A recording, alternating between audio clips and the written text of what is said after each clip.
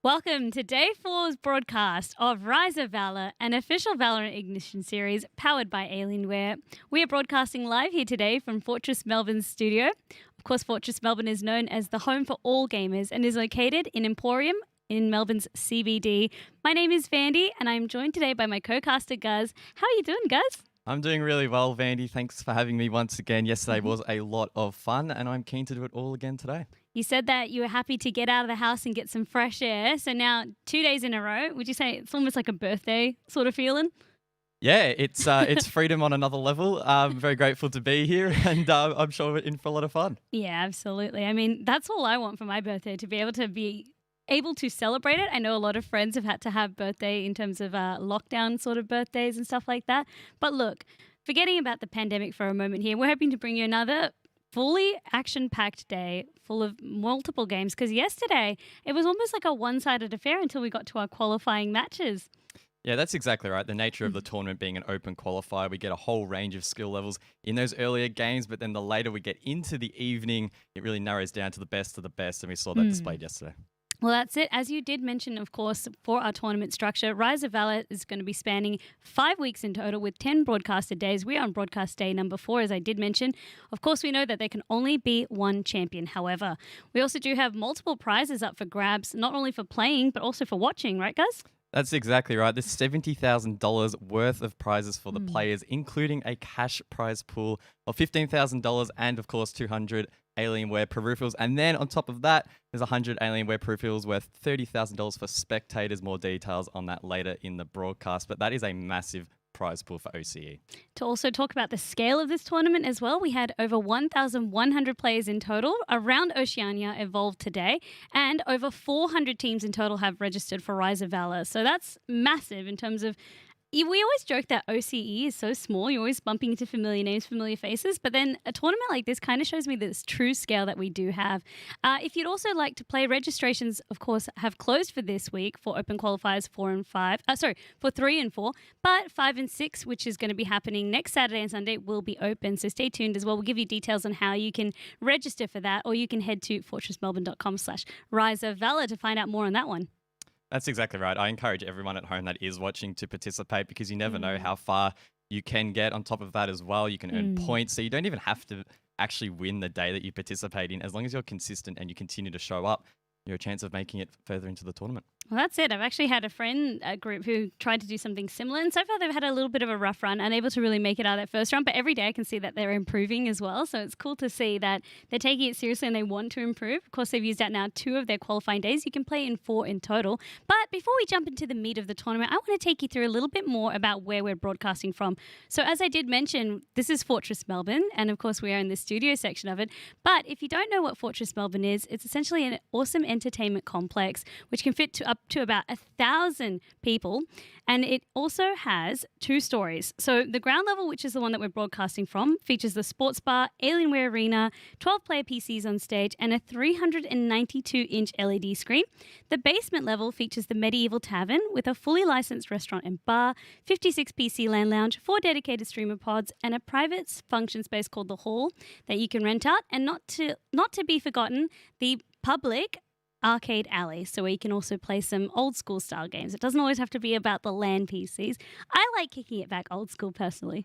Yeah, and I think the part that really interested me was the restaurant that you mentioned. We're fortunate enough to actually get some of the food here while we're working here. And I've got to say, once it reopens, make sure you check out the loaded fries. They're pretty damn good. Oh my goodness. I love the pizza personally. I had one of the pies today as well. Super delicious. I think myself and one of the observers, Gina, were sort of eating our way through the menu. Of course, we are currently closed. We're only open for this broadcast with just a skeleton staff here. But when we are open, we hope that you can join us.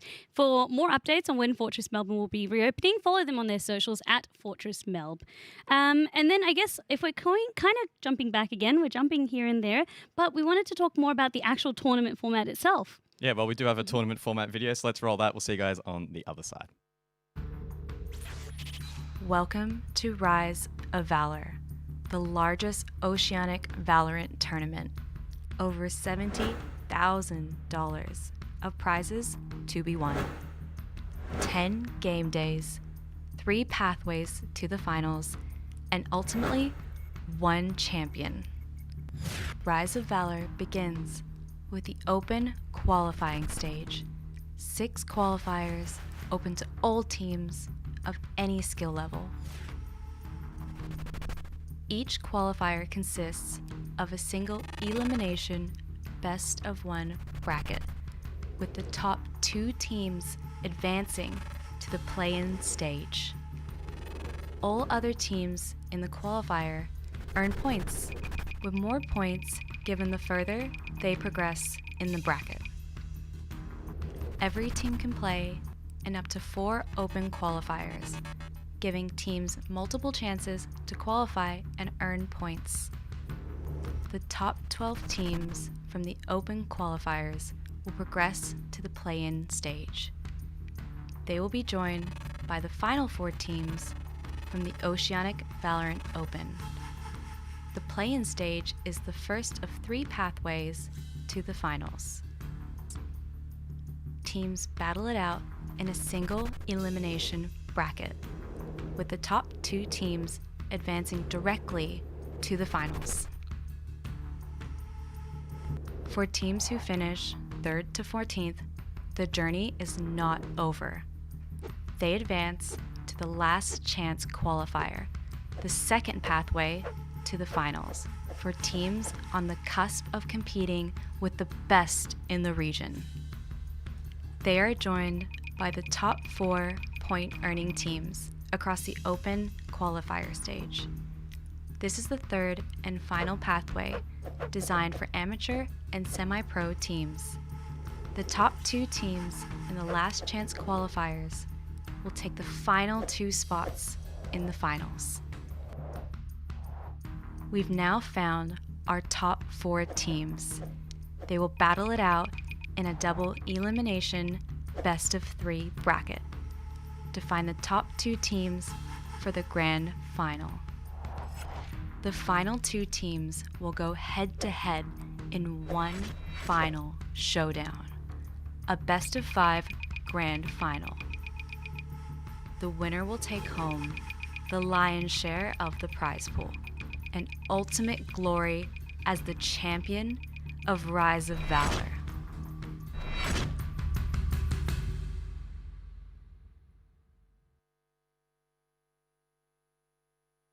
Quite an extensive tournament format there, and the biggest thing that we as casters like to see is the point system. It's so different from any other tournament we've seen, but also it gives teams a chance to be rewarded for consistency as we are playing the single elimination best of 1 format. Of course, if you don't have the best experience on the day, maybe you're feeling a little bit off, maybe you had nerves, right? It's not the easiest thing to compete from home. You can come back and play in a total of 4 qualifiers, and that was the thing that really stood out to us. Yeah, and I think when you look at the ability to only play 4 out of those 6 qualifiers, it actually has a bit of strategy behind it, right? We've seen teams such as Direwolves, for example, they've sat out of some of these qualifiers, and that's we're assuming to scope some of the competition, maybe let some of the other teams waste their own days, and then they're able to jump ahead of them later as the tournament progresses. I mean, keep in mind, this is the 4th of the open qualifiers, so some of the teams competing today, this could be their final opportunity to actually qualify and or earn points. That's really it, especially if you had been competing since Qualifier 1. But that takes us through, I guess, some notable teams. As you mentioned, Direwolves, who were previously knocked out in their first game in Open Qualifier day number 2, they're back today and they've managed to progress to at least round 3. So they're doing better than they had in the run previously. We've also seen Tech Tippers constantly pushing on through. Fury Esports, who, as you said, keep narrowly missing out. This, I believe, will be their final day that they're eligible to compete. Mystery Inc., Tilted, who we saw performing yesterday. Coffee, who we didn't actually get to see make it to the semis or the qualifying matches, trying to improve their run for today. So still lots of notable teams out there. But to also recap, the teams that did manage to make it through from yesterday's broadcast, we of course had Magic 5 through, they versed Tilted, and then Pants Down versus No Tick. So both of these teams, they secured their ticket to the play-ins, but there's still plenty more teams that we've seen them now week on week trying to vie for their chance at least qualifying through play-ins this way, or if not, collecting enough points so that you can make it through last chance qualifiers.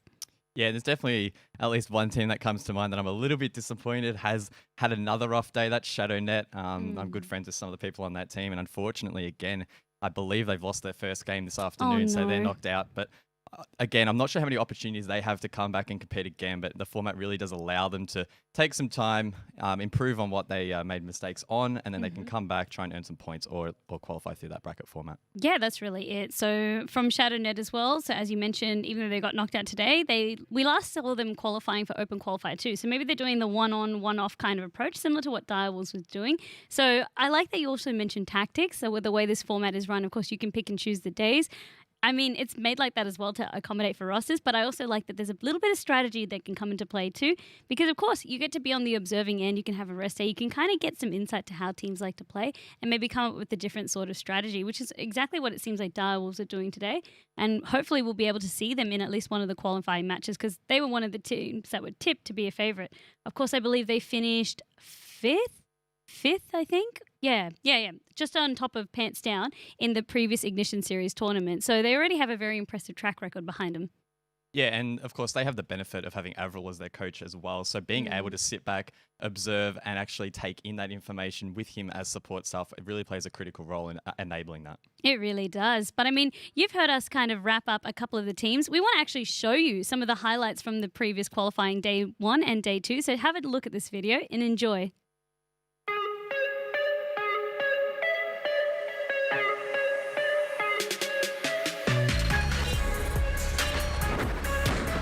B through mid. That's been the play. Reb is going to just watch from one side. Quick triple kill for Rebkrez with a Spectre. Spotted him, crossfire coming out, so had to take it. But of course, being pushed into that situation, it's very awkward. Oh, this could be a 3K composed. If they stay composed, it's a 3K indeed. Quick triple headshot. Then you start to see a lot more like utilities coming into play. Oh, Skits, that was just clean. Is out. Finally now, they're going to be pushing through Heaven on B side. 1-for-1 trade, and finally it is looking like 3 Kings Esports are going to win a few of these trades. Flag goes down. Tipsy Potato, the Cypher on B. What kind of is separating them from some of the other jets that we've seen that just stick to primarily operating? Yep, that's going to be Kana. And again, utilizing the dash from the jet with the shorty combined, immediately going to push over to Vents, where, of course, from this sort of position, the shorty is amazing. Look at 3K from Kaito. Cannot be stopped right now. We've got 50 seconds here in this round. They're only 3 rounds away from match point. They don't need much to really go their way. They just can't get anything to work. KZR. Look at KZR. Double kill with the operator on the back of A site. And it's all to the credit of McTeam, who have been playing superbly on their own defense. That's 3, that's 4. Oh my goodness.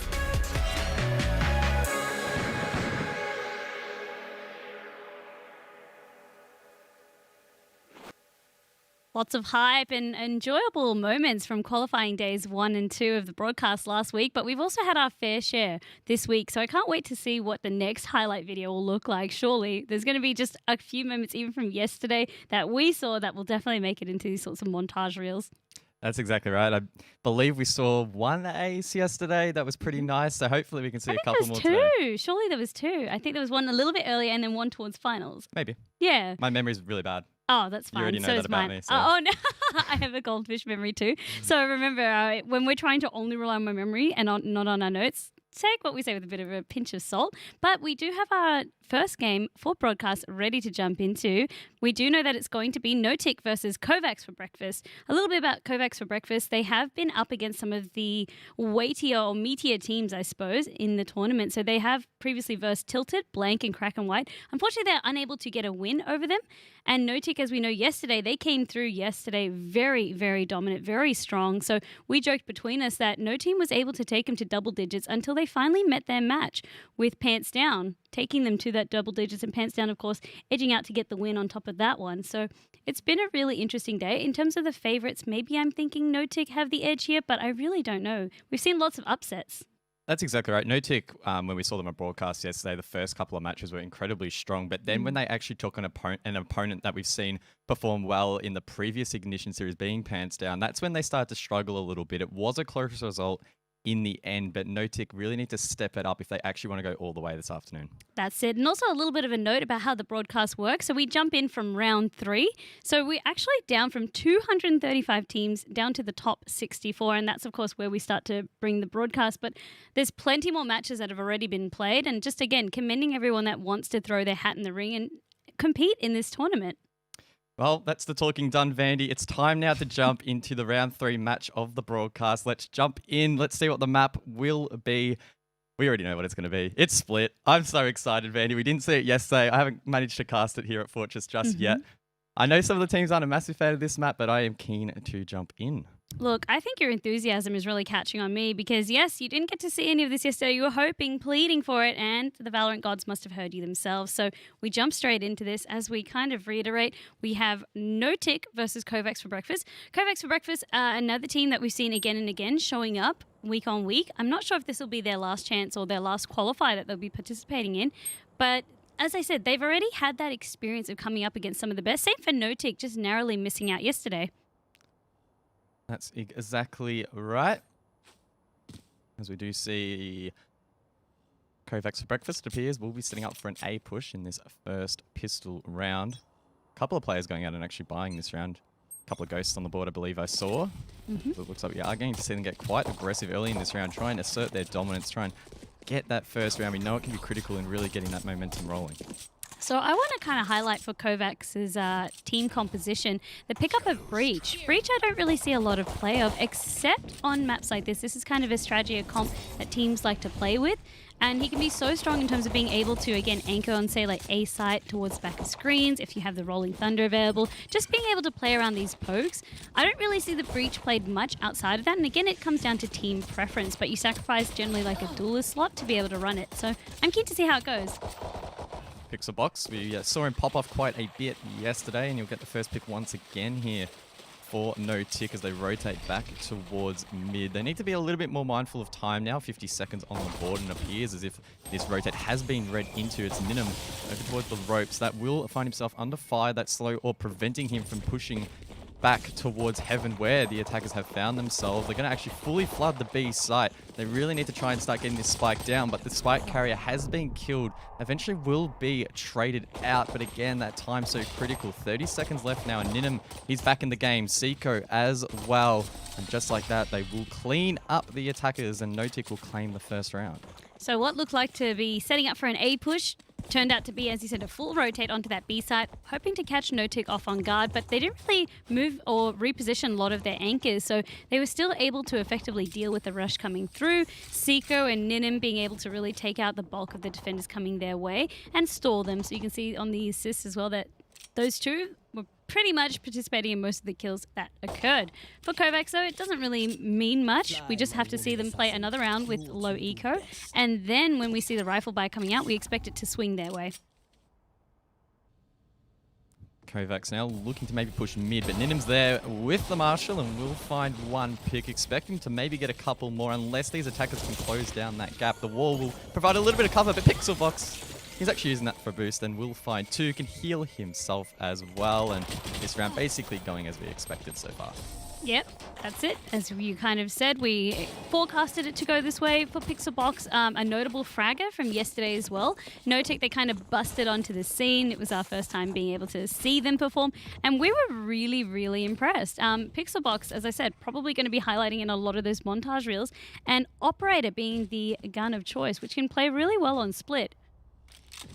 That's exactly right. Of course, Notic are bringing a couple of players to the board that have competed in some other esports titles as well, and that's a discussion we sort of had yesterday. How many of those skills are going to transition over, and it seems like they are feeling quite confident on Valorant. Pixel Box, Diggy Dog, both players that come to mind in that squad that have been performing really, really well. And I'm sure once those operators get on the board, it's going to be pretty dangerous for Kovacs, who are already on this back foot. Yeah, I'm glad that you mentioned that. So Digger Dog as well, the biggest thing was that they were able to have that international experience when they were playing Paladins.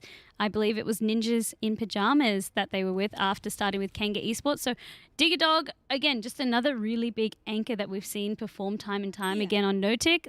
Agent of preference being Omen. So it's cool to see for Notic. They haven't really changed it up. Ninim, we saw a flex yesterday in terms of not being on the Raze. It was a Jet. and has kind of swapped interchangeably between the two.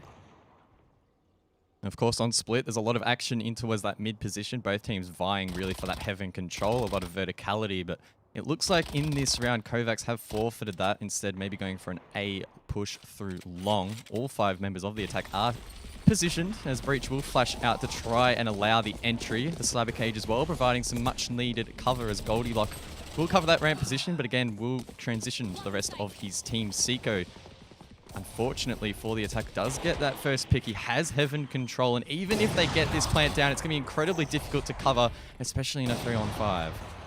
As I said, the numbers just aren't in their favor, so it's going so south for Kovacs. And you can see the last member, Seiko, trying to get that ace. Unfortunately, will fall short, but they do manage to walk away with the round. And this is kind of scary for Kovacs because we expected the balance to swing in their favor. Essentially, what they've done is feed a bunch of guns into no-tick and increase their economy. That's exactly right. It would have been nice to see an ace this early this afternoon. Just wasn't quite meant to be. I don't think no-tick will be too upset though. A 3-0 lead is quite strong. I think another thing to keep in mind though is that split historically is one of the more defender-sided maps, so we could well see it swing the other way when we switch halves. That said, Kovacs need to make sure they get at least something on the board to give them a little bit of confidence in that just a half. few rounds. I think that's something that you highlighted very well. The data shows that the split is defender-sided. I mean, narrowly, I think it's like 55%, but that's every other map having close to about a 50% win rate on either side. So for Kovacs, essentially, yeah, it's okay to drop a few rounds here and there, but we won't be wanting to see just like another kind of dominant performance from no-tick because they've had their fair share yesterday.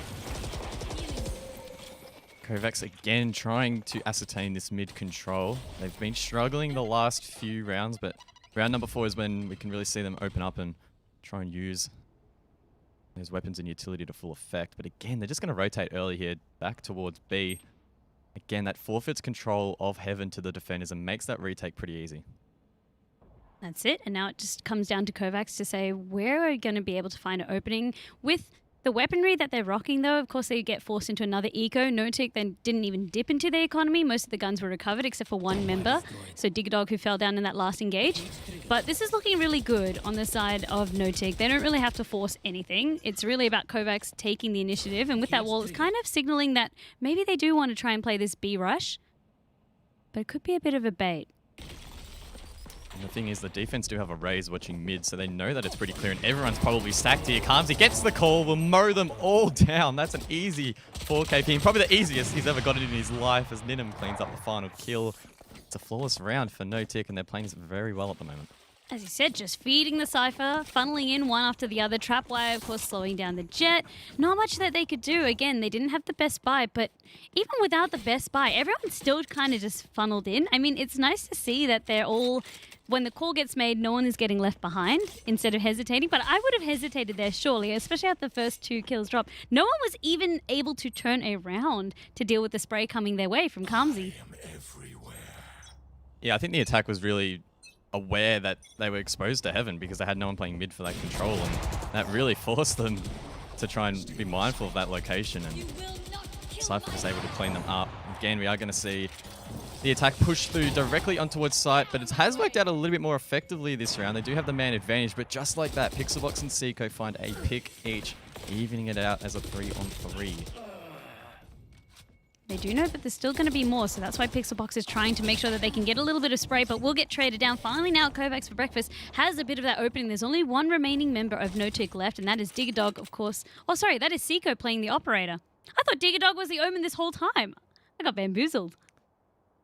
I mean, talking about bamboozled, I'm sure no-tick are feeling a little bit bamboozled this round. It's been the strongest round thus far by Kovacs, who finally will get the spike down as Goldilocks will find the pick. It's a 3K for him in the round. And this is now the turning point for the attack. That's it. no-tick, because they were able to save a few rounds before, and of course, as I said, economize really smart. It dents their economy, but they should still be able to afford a full buy. For Kovacs, though, it kind of shows them signs of life and maybe where the weak points are. As we saw, B didn't really work out well for them. There was no one to kind of come through from that mid to gain control to heaven. They had a much easier time pushing through A, sending 2 of their members down onto the short, and then, of course, another 3 members up into ramps to kind of claim that area. So they really did pinch no-tick in that situation. Again, a quick peek at the minimap will show Kovacs setting up for a B push, and no one in that mid position. So a little bit of an off-meta play coming out from this attack so far, and maybe they figure after the last they don't need to play this map as we have come to expect, and they can have their own flair. Calmsy, though, if he spots this, they could find themselves in a lot of trouble.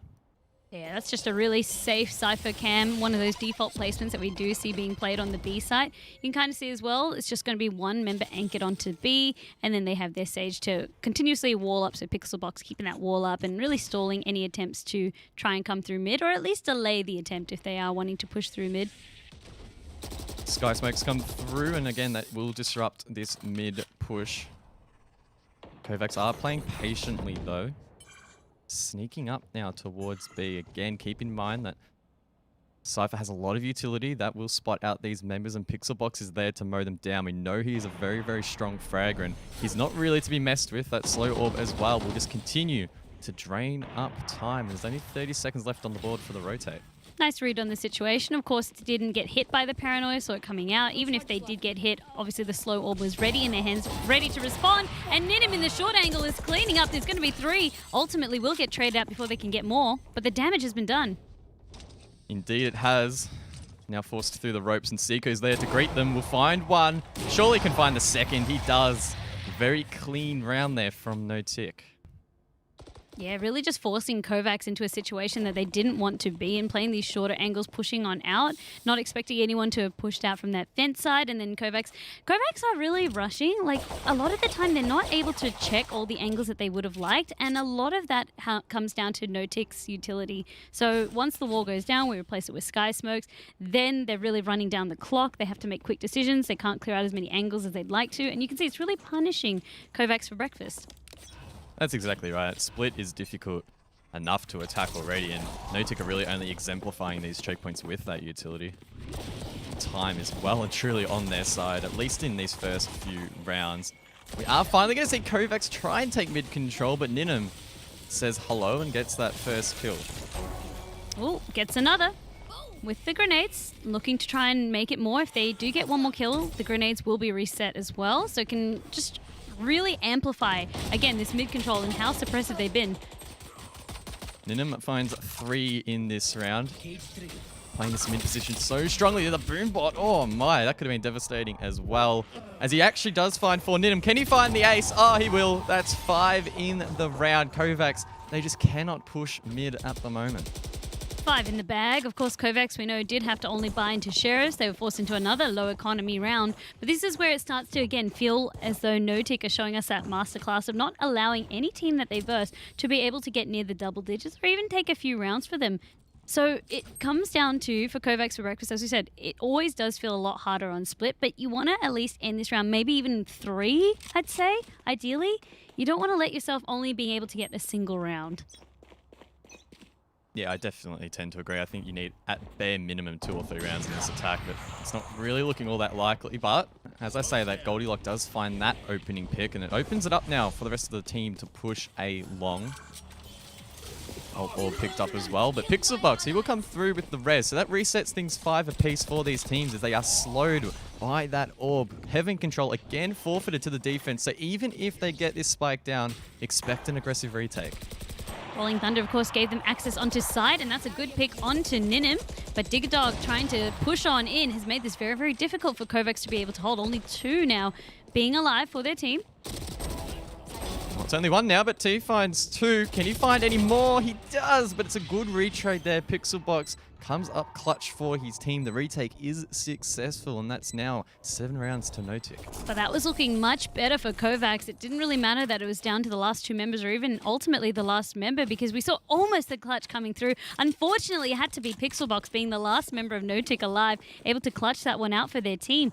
But again, these are signs of life for Kovacs, and it seems like they have a much better time pushing up on Tay. That's the second time now that they were able to gain access to site. Yes, they had to use Rolling Thunder in the process, but they could get the plant and then try to play against the retake coming out from No Tick.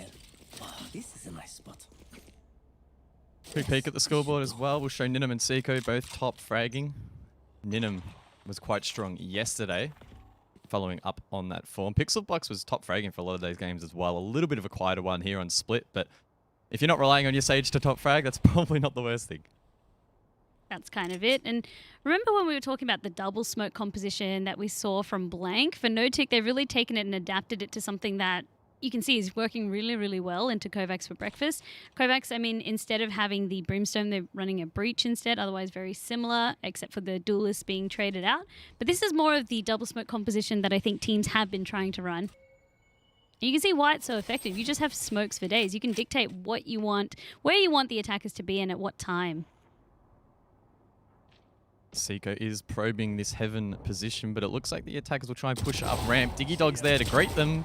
Finds 3. I thought it was only the 2, but great few kills from him as they just managed to keep cleaning them up. It's very one-dimensional from Kovacs for breakfast at the moment, and No-Tick just keep on building. They're just unable to trade, and the reason being as well, the way they're funneling into these points you can kind of see is very, very close together, so the spray transfer is very easy for Digger Dog to be able to do. It's not quite a wide swing. It's like the reaction time that you have is a lot lower when you're bunched up like that, right? So in terms of the way that they're peeking, this is obviously things that hopefully Kovacs, when they're reviewing this VOD, they can see, okay, when we're peeking around the corner, we either have to have someone swinging out wide or make sure that we're not kind of in similar angles. So we can at least get that trade, because at the moment, 3 of them are going down for nothing. And that's just the worst case scenario to find yourself in. It forces them into yet another economy round. It's just so tough for them. 8 ultimates on the board heading into this round 4 for either team. As the push comes through quite quickly from Kovacs, maybe trying to get that spike down early, but again, they just haven't cleared sight properly, and Ninham finds 3. Make it 4 for the round. It's another flawless one for No-Tick, and I mean, we didn't expect a whole lot from Kovacs in that round, but they were basically decimated once they got into sight. Again, it's just the same old story all together, and that's exactly where the showstopper excels at. Sort of pushes that come through like that, and you can see Ninham cleaning up 3 with the showstopper, then 1 with the gun afterwards. For Kovacs, it seems like they're a little bit disheartened. They're probably waiting for the round to swap. But as we said, we want them to be able to still push on through and get at least 1 or 2 rounds. Even if they can end at 9-3, we have seen reverse sweeps happen. It's just about giving yourselves a little bit of breathing space, because No-Tick, soon they're going to be in that double digits. Then, I mean, before you blink, it's going to be match point that they'll be threatening. Goldilocks again, trying to enter with the operator. Of course, Jet is synonymous with that weapon. The quick dashing around allows for that gunplay compared to some of the other agents that are a little bit more restricted in their movement. Goldilocks has now ulted, but thinks better of it. They're just, again, really struggling to find these opening picks. They need to try and get this heaven control. Still trying to look for the pick, and Digger Dog, of course, being as elusive as ever, replacing it now with a Sky Smoke, so delaying the push, and it was looking pretty good from Kovacs. At least they've spread out a little bit more, trying to really regain access to AA site. As I said, has been the site to work out for them. It's the only site where they attacked, where they managed to successfully win the round. I don't know, with that early pick from Ninham as well, it makes things a lot tougher, but that's the trade you like to see. Leaves it in a 4-on-3. Make it actually a 5-on-3 as T hits the res. Diggy Dog's in a very powerful position though, snuck in this corner. If he can spray a few down, they could well win the round. He finds 1, but he gets traded out. That's a great play there from Kovacs for breakfast, leaving it in this 1-on-3. It's Kamsi on the Cypher. He can actually use his ultimate now to try and spot their locations. This may well be winnable. The Sage is low, but the other 2 players are full HP, but he clears one of them. This could well be on. Yeah, as you said, Kamsi's feeling it, has the economy, doesn't really need to save, doesn't feel threatened to save, so got nothing left to lose and wants to try and see if they can pull out a clutch. As you said, the Sage is very, very low. But finally the heal is off cooldown, the slow up comes out, Snarky spots him, and that puts an end to that. And again, Kovacs now, they finally managed to get another round, and it seems like A-site is the way to go for them. But also, did you see the adjustment of the way that they were playing these angles and the way that they were peaking? You could see it even on Digger Dog, as you said, had that kind of control on the area. Only managed to get 1 though before getting traded out because of the 2 angles they were trying to spray on the ledger and then also down in hell, and couldn't quite get both. And that's exactly what I'm talking about. So Kovacs, we need to see more of that, for sure. They now find themselves in an okay position is probably the best way to describe it. 2 rounds on the attacking half so far, and there is an opening for a 3rd, which could position them in a nice place. Come that defensive half, we know again that split can be quite defender-sided. So if they can maybe get 3 rounds on the board, we said earlier that could be the magic number, and it's definitely plausible. That's exactly right. Sets them up for okay. I mean, ideally, we'd love to see something like, 5. That's best case scenario, even 4. But we'll take what we can get, and for Kovacs, hopefully, they'll be looking to repeat that. Oh, Pixelbox, he does find the first in this round. He has been holding this mid position in most, if not all, of the rounds so far in the half as he finds his second. He'll back off now likely. He has 30 seconds left on that heal and he doesn't want to overpeak this too much. That's it. They tried to get access to mid so that they could make a play on whether they wanted to go to A site, B site. Looks like they're going to maybe try and rotate out, see if there could be any picks there. From the shadows, scouting out. So knows where Goldilocks is, knows that someone is still going to be playing mid, trying to wait for these flanks. It's really critical that Goldie does get this pick here. But instead, we'll put down some smokes, rotate over to their teammates on A. Oh, that's an ill-advised pick there from T. Seiko with the operator shuts that down. Goldilocks is the only person that can really try and counter this as Fade does manage to find two towards Heaven. Oops, Seiko narrowly misses the retray, but it will eventually connect and he finds the final kill. It's a 10-2 in favor of Notic. Seiko just literally waiting for the rest of his team to shepherd them into him and just being very patient on the operator. I mean, it was a nice opening from Heaven, but no one was there to deal with the operator player. The smoke, of course, being so effective in terms of, again, funneling what they were able to do, especially when Goldilocks was trying to rotate out. And also making that huge audio cue. It was very, very obvious to where they were going to try and hit. Running down the clock, again, didn't really help Kovacs.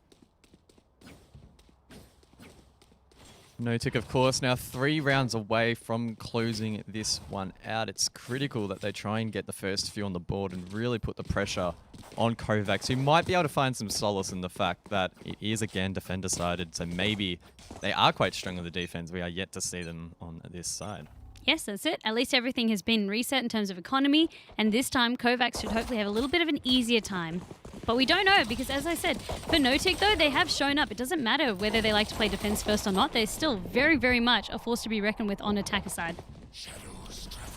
Diggy Dog popping off, Kamzi as well. So it's a 4-on-2, Notic looking to try and secure the plant. It's up to T alongside that sofa for Kovacs for breakfast to try and retake. But being a pistol round, this is going to be one tall effort. T only has a classic to work with and gets shut down. Fade also shut down in Heaven, and that is a devastating start for Kovacs for breakfast. It is. It didn't really work out the way they wanted to. Notic was waiting, funneling them all in, and then they pounced. So for Kovacs, they're still finding it very, very difficult, even though the sides have been flipped, to be able to try and hold against Notic's pressure. And again, it comes down to the smokes that they have available, the utility they have available. I mean, in a way, you can even say that Notic's composition is almost like having 3 smokes now, especially because Cypher has changed sides and is now playing attacker. The cages, the cyber cages, definitely act the same way as smoke would. So there's almost like triple smokes that Kovacs need to be able to deal with. Indeed, it looks like Kovacs for breakfast in this round have elected to purchase a couple of shorties, so maybe playing some off angles, but Snarky didn't. They've managed to pick up the first kill in this round. Keep in mind, Notic do have Spectres on the board, so they should be able to push through this location with some aggression. The cyber cage, as you mentioned, will provide some cover as Pixelbox gets the first peek. The retrade there doesn't quite connect, but the attackers also weren't really aware of that position, but just like that, the spike's already going down. The wall as well coming up means that we do have the Marshal being completely blocked out of play for at least a few moments, and Ninim utilizing the utility to take out Systematic, who was playing very, very aggressively. Aggressive indeed. The remaining defenders now inside of this Heaven position, and Ninim is in a great position to shut down this rotate. There's not a whole lot Kovacs can do here. There is a retrade, but unfortunately T's left in a 1-on-3. They can't clutch up, and Notic find themselves on match point. Alrighty, so as you said, Notic, now they're threatening that match point. This is worst case scenario for Kovacs. They just don't really have the tools, but finally now they should be able to afford a full buy. Oh, this is a nice spot. And that's exactly what we have to see trying to come out. You can see, yep, Goldilocks, everyone's trying to use everything that they've got, because you absolutely have to. You're up against the threat of Notic. They want to end this game. They want to make sure, again, that they continue their dominant performance, but just on a different day. That's exactly right. Kovacs for breakfast, of course, now need to win 10 rounds straight to head this one to sudden death. That's looking increasingly unlikely if the first couple of rounds are any indication. Again, they will be able to buy this round, so we could see them maybe pinch a round or two or snatch a round or two, but I mean, It's rough. Notic have already got some decent control of mid. As you said, a lot of that utility means that they can at least edge up a little bit further and block out that player who's situated around that vents area. So their jet for Kovacs makes it a little bit harder. And of course, after making a big ruckus, now they've done a small rotate over to garage. So they'll be trying to clear this one out, look for a cam. Yep, they've spotted it. So at least Fade knows that there is going to be an attempted push now. Pixel Box gets the first. Systematic caught off guard in heaven. This is critical control given to the attack. But T, they're on site. Can't find a pick though as Seiko gets the double entry. Unfortunately, Kovacs for breakfast well and truly on the back foot. They need to clutch up massively in this round, and it's left all up to Goldilocks, the operator in hand. Needs to try and find 4. Misses the no-scope. The Sage is going for the BM knife. Oh no. Please don't do it. Goldilocks, please clutch it. Surely. Oh, finds 1. Oh, just narrowly misses the second. That's 4 in the round. And Kamzi puts an end to that. GG over to Notic. What a threatening last round that they did perform to us. I mean, they did give them a little bit of that hope, I suppose. I don't know if it was hope or literally just crap your pants kind of moment. I don't even know how to describe the last 15 seconds of that round. I thought there was a small opportunity for Goldilocks to actually win that round. But Kamzi was there. Kamzi always had the plan, right? To be able, if things went south, they were there waiting with the Phantom. At least GG for Kovacs. I mean, they put up a valiant effort. Some of those rounds, I mean, didn't quite go to plan, but I'm hoping with the VOD review and with the experience that they've gained, as we said, they've also versed some of the other heavyweights, so Tilted, Blank, Kraken White. So with all of this experience that they've gained, I mean, hopefully just makes them a better team overall. And that's what it's all about. Yeah, I think in the end, it wasn't necessarily an unexpected result for Notic. We saw them quite dominant in the first couple of rounds of broadcast yesterday. I think if we see them later this afternoon, that's going to be the real test because that's where they start to struggle a little bit. Well, that's it. We have to wait and see. Hopefully they can make it to qualifying matches again. But we have plenty more matches to bring you before then. We'll be jumping to a quick break, but don't go anywhere. As I said, match number 4 is right around the corner.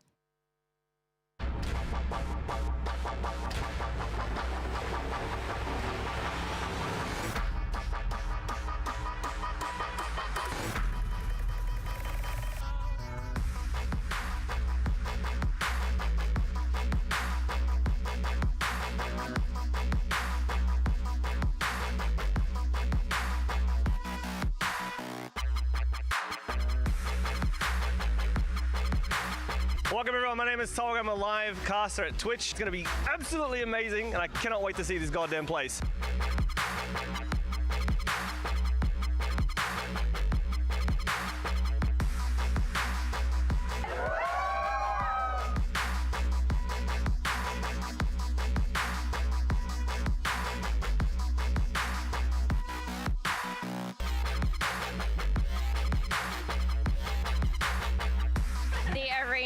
Is insane. The colors, the colors the huge LED screen. Every esports stream, honestly, the PCs here are amazing.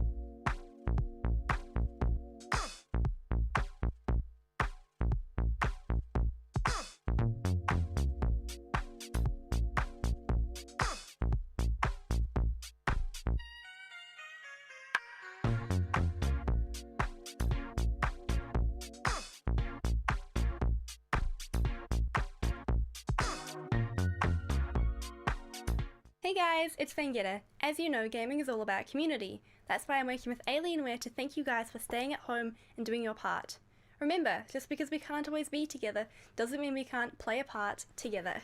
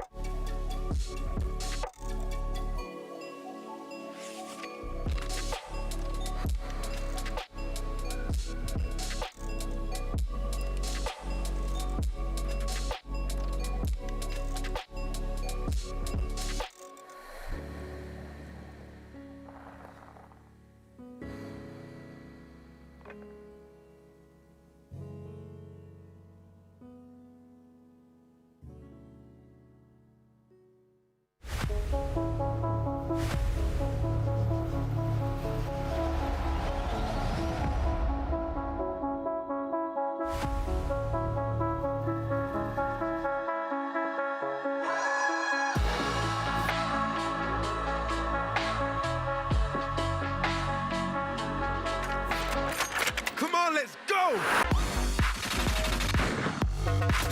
One enemy remaining.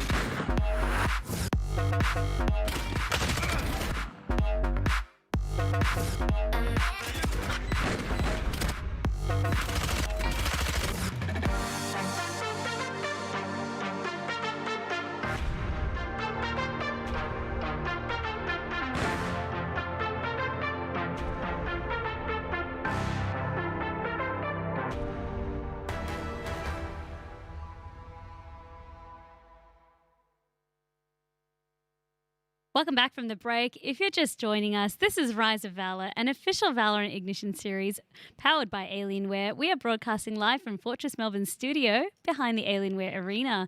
What an amazing first game that was to kind of kickstart it, because no tick, they've shown us again that if you are going to take them on early, it is very hard to get them into double digits. That's exactly right. It was a dominant performance on Split. The final scoreline in the end, I believe, was 13-2. 13-2. Yeah, if you're versing no tick in maybe one of the other qualifiers in the early stages, I'd be a little bit afraid. I would be, just as you said, just a little bit afraid. Of course, if you want to play, you can sign up now for our Open Qualifiers next week. That's going to be Open Qualifiers 5 and 6. Just head to fortressmelb.com/riseofvalor. But in terms of rising stars and rising to valor, we also have this awesome competition taking place called OCE Rising Plays. And what this entails essentially is just being able to submit your fun, weird, wacky pog moments of the tournament. We have the winners actually from last week that we showed yesterday, but take a look.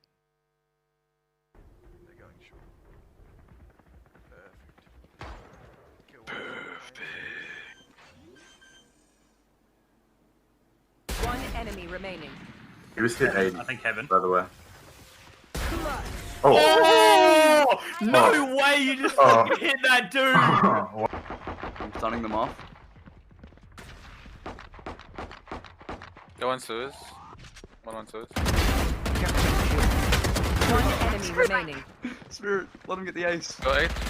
I'm not gonna kill him. I didn't kill him. I'm jumping in first. I'm jumping in first. Nice.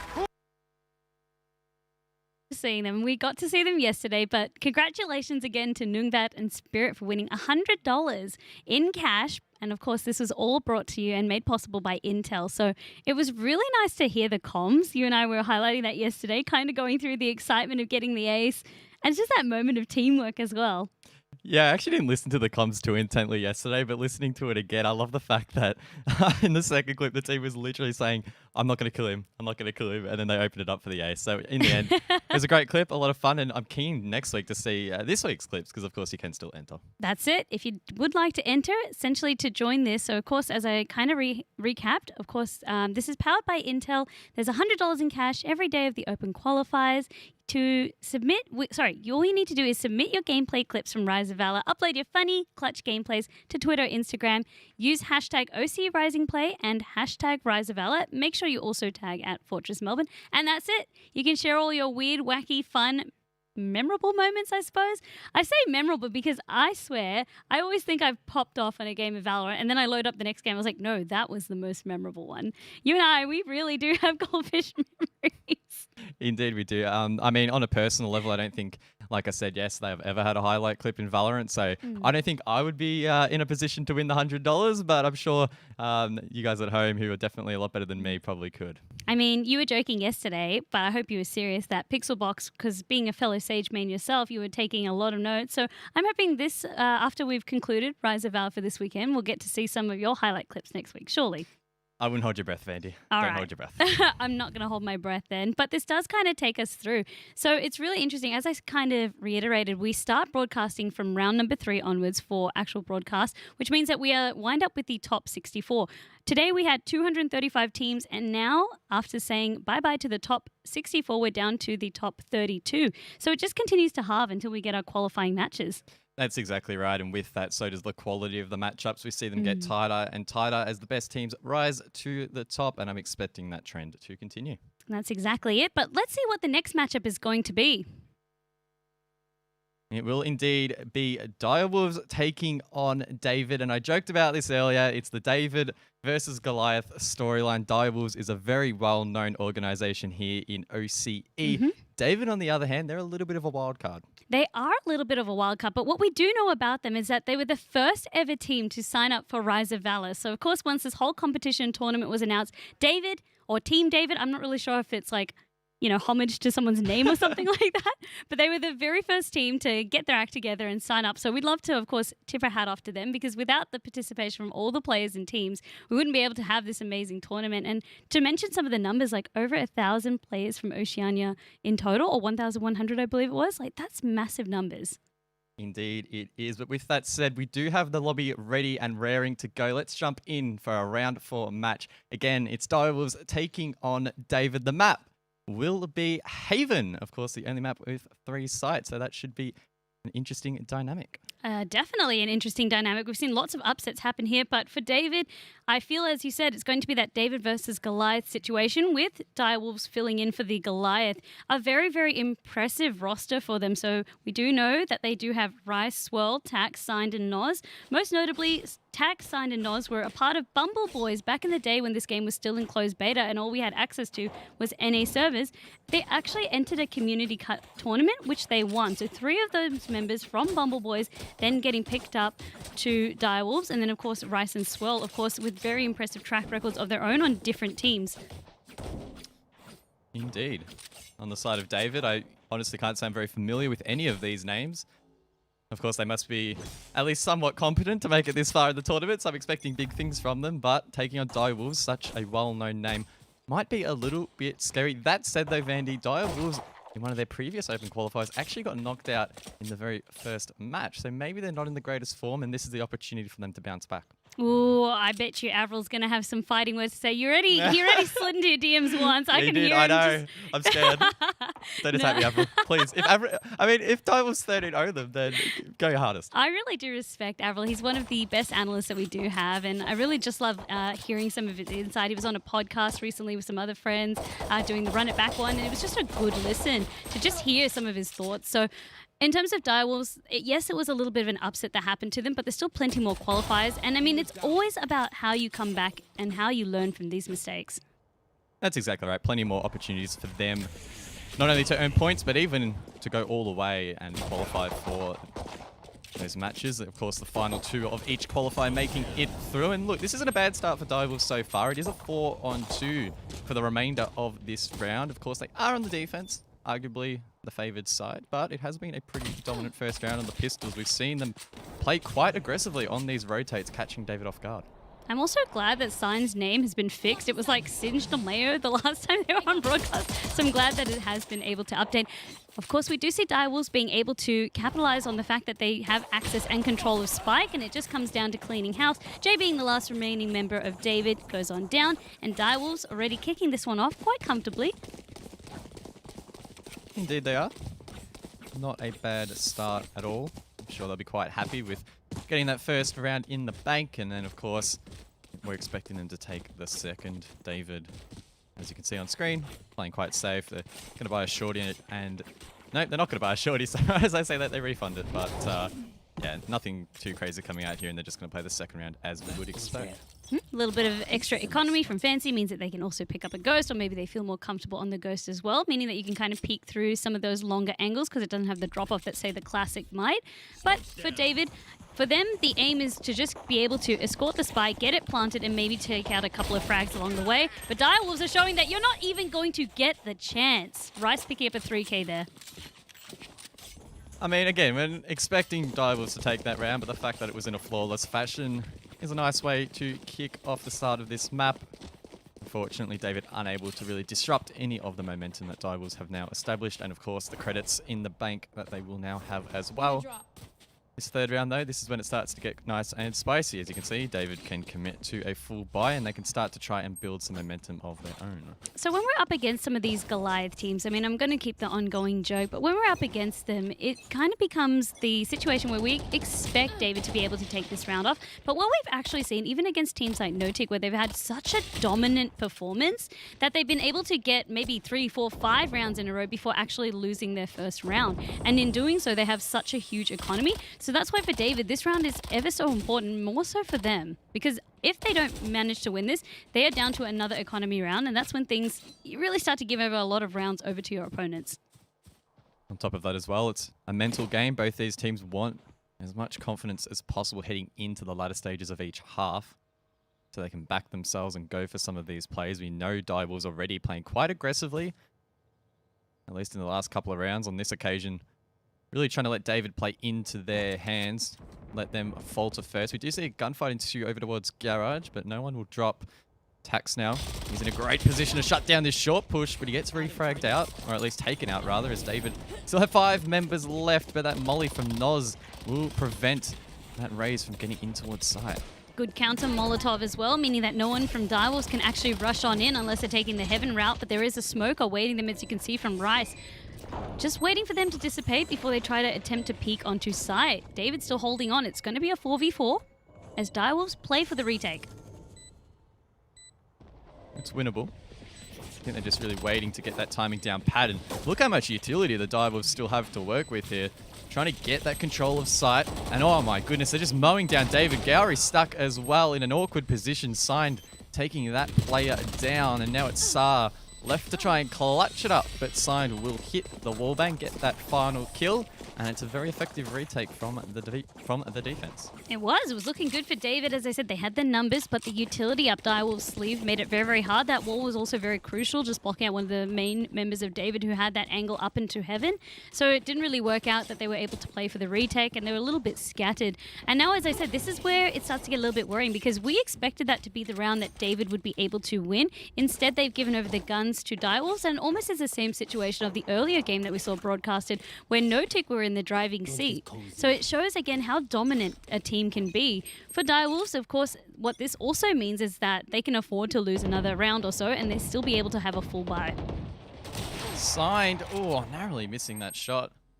Almost a free kill, you could say, but just missing the mark. As David, in fact, do get the opening pick. It's a full push through Garage, likely in towards C, but in fact they will rotate quite late here back towards mid. They could be greeted by the Sage playing this window position. That's Tax ready and waiting for this potential rotate. Finds the first there onto the Jet, but it is a decent retrade in return. Yeah, really good retrade coming through, and that was, I guess, what we saw the previous team also struggle with on broadcast against Notic. If you're going to be able to lose a teammate, you need to be able to use that intel to not only anticipate where that member is, or in best case situation, be able to trade. And that's exactly what we saw happening from David there, as they're also just making sure that they're utilizing the time that they've got. That gun has been retrieved as well, so it's looking a little bit better for them, but they're still not out of the woods just yet. The Wolves are ready to pounce. Rice, of course, trying to get first onto site and be able to try and deny this plant. Rice did have the intel that the push was coming through, finding 2 with that intel. Again, another decent trade from David leaves it. A 2-on-2, actually make that a 2-on-1. A great shot from Noz, shutting down the Cypher. Oh, that was close. Raze trying to pick up a weapon, I believe, exposing themselves, and surely it's only a matter of time until Direwolves can collect this round, but there we go. The Raze manages to find one. Time, though, can be played into the hands of Direwolves. I'm guessing the Jet is going to wait for that spike to go down, and there we go. Will be committed to. It's up to the Jet to retake. It really is. Operator's still there, gets a couple of tags there. Getting the Jet down low, so 48 health versus 70 health. Oh, it's close, but there we go. What a clutch there from the Raze. Great play there from David to secure their first round. Signed. Just unable to get the edge in that firefight. Not a bad way to get themselves back in this one. Absolutely not. David aren't going to go down without a fight. The first rock has been slung across to Direwolves, and it's up to them to respond now. As I said, though, for Direwolves, because they were able to win that third round and pick up and recover a lot of the guns, you can see their economy is still very, very healthy, especially for Swirl, able to buy for their teammates. So Signed, again, will have the operator to play with. But for David, this is looking good now. They're kind of understanding how Direwolves like to play, and they're also making sure that they're not rushing into any situations that might be unfavorable for them. Joke's over. You're dead. You're a runner back going out. That's Swirl who gets aggressive and manages to actually find 2 picks. And of course, will keep their life. So that's a great play from the Phoenix, and now that leaves it, unfortunately, for the attackers in a 3-on-5, a pretty dire scenario. It's very, very unfortunate for them as well, because they couldn't back away. Generally, when you hear that audio cue, when you hear the Phoenix run it back being procced, you just want to run away, or at most just shoot it and give no intel over. This was best case scenario where they're able to get 2, never mind 3. Aya, though, at least holding up a little bit of a fight, hadn't locked the showstopper this time, but doesn't know where the rest of the Wolves are. Keep an eye on that rocket fuse. Can't hold the showstopper forever, and unfortunately it will be used preemptively, but it doesn't matter. Managing to net the kill in the end. It is a 1-on-3. Clutchable, but definitely be challenging. That's it. Also knows that there is at least one defender, so the Sage, who will be playing that A site for the rest of the Wolf Pack. They're making sure that they hold their position, so nice to see as well from Sign, holding that long angle with the Operator. But with the push as well, with the audio cues, you can start to see the Wolves were already starting to move to bolster up Sage. In case Tax was able to fall, they would be there to try and play for retake. But they also didn't really anticipate maybe a full push coming across from Aya, maybe thinking that Aya could double back to B site or even C site. So they didn't really rotate until they had the confirmation that it was going to be that A site push. Indeed, and now, unfortunately for David, their credit bank is looking a little bit dry. I do see a Spectre and actually a Vandal on the board, so a wide array of weaponry is being utilized here. Saab, quite risky, not bringing armor this round on the Jet. Yep, Signed also changing position, so playing more on that A site now, A long, and that's where they got the pick.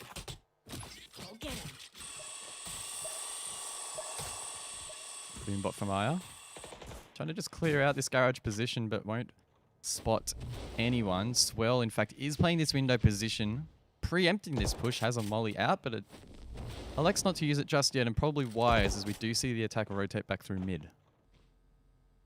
As you said, even though they lost that teammate, they're still going for the push and anticipating to try and peek out through the smoke. Very nicely done by Jade to make sure Noz is down, but the Molotov, unfortunately, will not get the spike, so trades their life out, but doesn't get anything in return. So close. David now left in a 2-on-4. Direwolves know that the spike has been dropped and can play off its side with a very clean shot on the Operator. Finds one, Tax with the final to close things out. It looked good for David for a moment there, but that Molotov was so detrimental to their battle plans. They needed that spike to stick. We also saw their Cypher giving up their life to try and do so. And for the Wolves, that was really nicely anticipated as well to get something out of that. I don't know, like, even if they were able to get bullet off site, if they were able to regroup, because so much of their battle plan, as I said, hinged on getting that spike onto site. Keep up. They were so close to getting that spike plant down. I feel like even in a scenario or an alternate timeline where they actually did get it down, Direwolves probably were in a great position to retake either way. So David needs to maybe try and work a little bit harder in setting up that post-plant position as Noz manages to mow down 3. Great play from them on this A-long position. And again, in the early stages of this round, David with such a big task ahead of them. Peeking on out, so Swirl pushing up very, very aggressively. Will use the hot hands to heal themselves up. For David, again, the push is looking pretty dire now. I wonder if they'll opt for a save, but of course Direwolves is not unheard of for them to want to try and hunt out these last few final kills. So there's still a minute on the clock. Maybe now they just have to play for picks. They're just holding their position now and trying to hold on to their weaponry. It looks like at this stage, Direwolves are pretty content in sitting on site, but as you mentioned, it could come a time where they do start hunting for these players. It's probably in their best interest to try and continually disrupt David's economy. We know Direwolves are in a great position, even if a couple of them drop. Trying to find these players, the net result will probably be better in their favor. Well, that's what happened here as well with the one member of Direwolves. So Tax went down, but Noz was there, ready to trade back. It was even the same idea from David as well. The way they cross-peeked the angle out of the smoke was really, really clever, but they didn't anticipate that there was going to be 2 that they need to contend with, and that's where Noz could really have capitalized. But both teams, you can see, they're using a lot of strategy to try and really just be one step ahead. But it seems for Direwolves, of course, they have the advantage here. Of course, top left of your screen, you can see the minimap. A lot of blue dots now moving towards that attacker spawn. Direwolves, with not much time, are trying to hunt down these remaining players. They only have 5 seconds, of course, once the round ends to do so. And Swirl could find himself in a position to maybe find one. Oh, that was so close. Cleans up Jay. Great play from him. And again, that's another hit to David's economy. Very nicely done by Swirl. Also noticing the trap while waiting till the last seconds. Of course, Jay would probably think the round was over, relaxed a little bit. No, doesn't even get the rifle. So that punishes them a little bit harder than David would have liked. And it also puts them on a bit of that back foot. I mean, we've often seen as well, especially coming from yesterday, where we have the more dominant team choosing to play defense first and really utilize the benefits that they can get from starting to win some rounds, pad that economy, and just start to snowball the game. It's been the story here from more of the dominant teams. Signed on this position again. Will find one towards mid. David, of course, electing to buy 4 Spectres in this round. Question is, how many picks can they find as Rice finds another for Dire Wolves? Can't quite find another, though. It's a good retrade there from David as they try and enter towards side. It's a 2-on-4 plant scenario, but they don't really have the confidence to attempt getting that spike down. Swell is still popping off. It's 3 in the round for them. And Dire Wolves are really starting to assert this dominance. You can see just holding off, kept trying to go for the plant, couldn't quite, and as you said, no confidence because they didn't have anyone anchoring to the points that Dire Wolves were funneling in from. And even if they did have someone anchored there, Dire Wolves were dispatching them with such ease. Dire Wolves also now rocking out 2 operators, so this kind of shows you just how rich they are. Again, like all of them are close to maxing out their economy, so I feel like this first half is almost done and dusted. For David, it's going to be very, very difficult. Of course, they can still put up a fight. They managed to get an operator of their own, but unless they are able to adjust their battle plans, like you can see for Dire Wolves, the biggest thing that you highlight was even if a member goes down, they're still holding on to their anchoring very, very well and patching up the gaps in their defense. Of course, there's 9 ults on the board for this round. Make that 10 as Aya picks up that ultimate orb. So this is a great opportunity for David to maybe try and use that utility. Try and use it in a succinct manner to try and get in towards site, which has been quite a struggle for them. It could be as well, but you can see they're so scared as well because of the confidence that Dire Wolves have had. They just don't really know where they like to play. I mean, Swell's been playing in the garage, but on the side of David as well, there has been some mix-ups in terms of the positioning from Dire Wolves. So you can see Signed again back onto that C site, playing between C and A. They're not being predictable. Apart from their main anchors, which I'll kind of discuss a bit later, they're not playing predictable. Orbital Strike goes out. Aya with the showstopper manages to shut down Rice. Decent control obtained by the attack here on this B side, but the spike is still a long way away coming through garage. Now Aya creating a lot of distraction, but unfortunately will be taken out in the end. C control has been forfeited by Dire Wolves, so they should be able to get this spike down. They need to try and defend it though. They've given up access to the site as well, which is good because it gives them some time now on the side of David to be able to set up. What doesn't, though, is Tax being able to resurrect Sign. So now the numbers advantage is in Dire Wolves' court. Of course, Fancy has a res of their own, but no corpses to be able to use it on or safely rotate to. Swell with 3 in the round, and the retake is looking more and more likely here for Dire Wolves as it's left in a 2-on-4. Defuse, I believe, is trying to be stuck, but a big orbital strike coming through will delay that. It's really up to Dire Wolves to just hold on for a little bit longer. They only have 1 more member of David to deal with. It will, of course, be the Jet, who can't really do a whole lot down C long, and Dire Wolves will claim the round. Also do have Sign hungry for 1 more kill. Luckily, though, the operator is safe. I mean, that's the only silver lining for David, but not much else is. So this has been, I guess, the 3rd time that we've seen them being able to get onto site. Sorry, 2nd time, because they didn't count when they rushed B site and they were able to plant. But they can't seem to be able to hold, and a lot of that as well is Dire Wolves and how quick they are at making sure that they're clustered as a unit and then go for the retake. But they're also covering such good angles, so they're systematically sweeping out the site from back of site towards long. And they also have the utility. It doesn't matter if the spike's planted for long. We'll make sure that we smoke you out so you have to come back to us. Oops, Sign narrowly misses that shot, but follows it up with a pretty nice one. It's a wallbang there onto Aya, one of the key players for David on the raise. So unfortunately, one of their fraggers will go missing for the rest of this round. Question is, can they hit the res? We didn't unfortunately see the Sage hit it in the last round. No, that's exactly right. Wondering if it's going to be something that they can retrieve. I mean, the body has been kind of smoked off. And waiting to see. But of course, just watching, waiting, making sure it's safe. This is a pick, though. It's equal now, and that's 1 big operator down on the side of Dire Wolves. Site control has been given to the attack, but again, Dire Wolves are just able to shut this down. Every time David gets their nose in, Dire Wolves are there to try and counter it. You see the Cypher using their ultimate as well, trying to gain some additional intel on these remaining members of the attack. It's a 2-on-4. Dire Wolves should be able to close this one out, but Sar finds a really nice pick there on the operator. 2nd pick now for Sar, utilising that operator and doing really well. But the thing is, when it comes down to trying to push onto site, it's still going to be very, very difficult for David. They need to at least get one more pick to feel confident and comfortable for it. At least a neural theft kind of gave them an idea of where they could be, and that's why you did have Rice kind of anchoring there. So unfortunately, Fancy goes on down, and it does leave the last remaining member of David trying to snipe him out. A little bit of that wallbang, but no kill. Close, but no cigar, and Rice will punish Sar, who reattempts the peak. Gets a 9-1 lead now to the Dire Wolves. And unfortunately, David, they're getting so close in some of these rounds to actually getting site control, but on almost every occasion, Dire Wolves are in a great position to counter that. We always did say it was going to be that David and Goliath story, and this is kind of the reason why. Every time, as you said, they start to see the glimmers of sunlight coming through, Direwolves quick to just shut that out and stop it completely. I'm wondering though, of course, there's only going to be 2 more rounds left until we swap sides. If David can at least give themselves 1 more round, then when we start to see them play defense, we've seen teams have a much better time, but I think when you're this far gone as well, your mental Swell kind of suffers a bit, but Swell actually whiffed that. Could have maybe picked up a few more kills.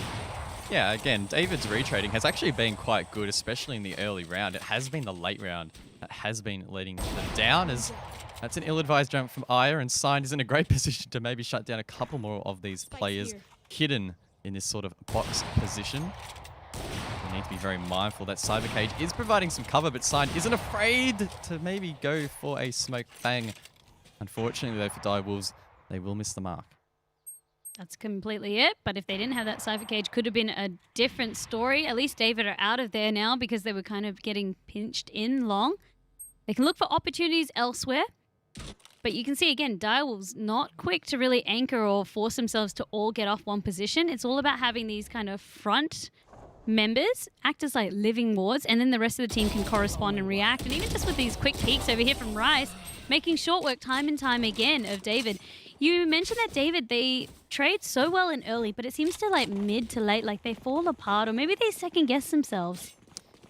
Yeah, potentially. And we have mentioned, again, the David and Goliath storyline probably playing into the backs of the minds of David a little bit. They see the name Direwolves. We know they are quite strong. And in those late round scenarios where the pressure's on, maybe they're just falting a little bit. They do still have an opportunity the last round of the half to salvage something. But as we've seen in some of the earlier games here on broadcast, it could be a case of too little too late. Potentially. Also just noting that Swirl is leading the leaderboard for frags. Just being so dominant. Anytime the run it back has been available, it's at least been able to net 1. And of course, there was an opportunity where I think they got 2 to 3 kills with it. So great ultimate utilization, especially on the defender side, where often we're very quick to say, you know, you want to try and hold it more for retake or for intel, stuff like that. No, it's just been used for open frags like that. And a lot of that has to do with where David's trying to hit as well. They know, like, with the operators, we can't really peek these for the most part, or even if we do, it's just going to be hard to try and outright trade. So at least Signed has been pushed off the top side of B site, but still holds a similar sort of angle. It's a good res there from Fancy on the Sage as Rice finds 1 in Garage, 2 in Garage, make it 3. It's the same story. Just can't shut the Cypher down, as well as that. Will of course be able to use the ultimate to gather intel on this final player, and it will be the Cypher on the side of David, forced to retreat back towards the attacker spawn, and this half is looking like it will be over pretty quickly. Swirl gets aggressive, Jay shuts that player down, but again, Jay is just stuck in this position. That's it, and because this is last round as well, might as well use everything that we've got. Rice actually going in for the classic kill onto Jay. Unfortunately, with the last few bullets. So very dominant performance from Direwolves in this first half. But David, there were definitely glimmers of hope. Even when they were able to get the spike onto site, though, it was a very tough job to be able to defend against the retake coming out from Direwolves. Yeah, the best sentence I can really find to describe their performance in the first half was, it was so close yet so far. A couple of the rounds we saw, again, those glimpses of promise where they had some site control, and even on some occasions actually managing to get that spike down. But I think the pedigree for Direwolves is just at another level. They brought, you know, that strategy to the board and the discipline that is required for the defense, and I'm expecting that to probably transition over pretty nicely towards the attack. And as we kind of also mentioned as well, the roster that Direwolves have, so 3 of them were already teammates playing together for some time. Then you added the other 2 members, so Rice and Swirl coming in a little bit later to finish off the roster or to just finalize and firm up what we now have. So it's cool to see as well, like the teamwork from Direwolves. I assume it's just going to go from strength to strength here. And their playstyle as well, the way that they like to play, their aggression, it doesn't matter if they're on the defender side. They're more than happy to peek out, take these trades. Well, Jake's got so overrun. They do have the spy cam on site. David will now need to rotate, but look at that, Direwolves with full control, and already they're setting up really nicely for that post plant. We didn't really see that on the side of David, and Direwolves, with that in the backs of their minds, will now actually try and get aggressive and shut this down quite quickly. Fancy they will find one back, make it to there. The second, of course, on to Noz. Fancy actually managing to find 3, so this could well be winnable. Finding 4, it's just the Cypher left in this 1-on-2. It's Rice hidden in the smoke, finds the first. The ace will need to be found here. Fancy maybe trying to stick the spike, falls off it and finds the ace in the round. Fancy! What a fantastic play, hits the defuse. And David can at least take something from what has been a pretty unfortunate map so far. Absolutely can. At least it gives them the glimmers of life, because now they have access to the economy buy. They can, sorry, not the economy buy, to the good buy, not the peasant buy, like we were joking yesterday. Direwolves, of course, they're so far ahead. They don't really feel threatened just yet. You can see they were also playing very, very aggressively, so trying to maybe showboat a little bit, but that was all David needed to be able to take the round. I assume to see them really fall back into more of that structured routine that you see, even feeling so confident as to force buy this time for Direwolves. So they're not giving David that full advantage that you usually see. A slightly risky play that could backfire, of course. It could work out for them. If they win this round, they head towards match point, and then it is very much David on the back foot. I mean, if they're not already on the back foot.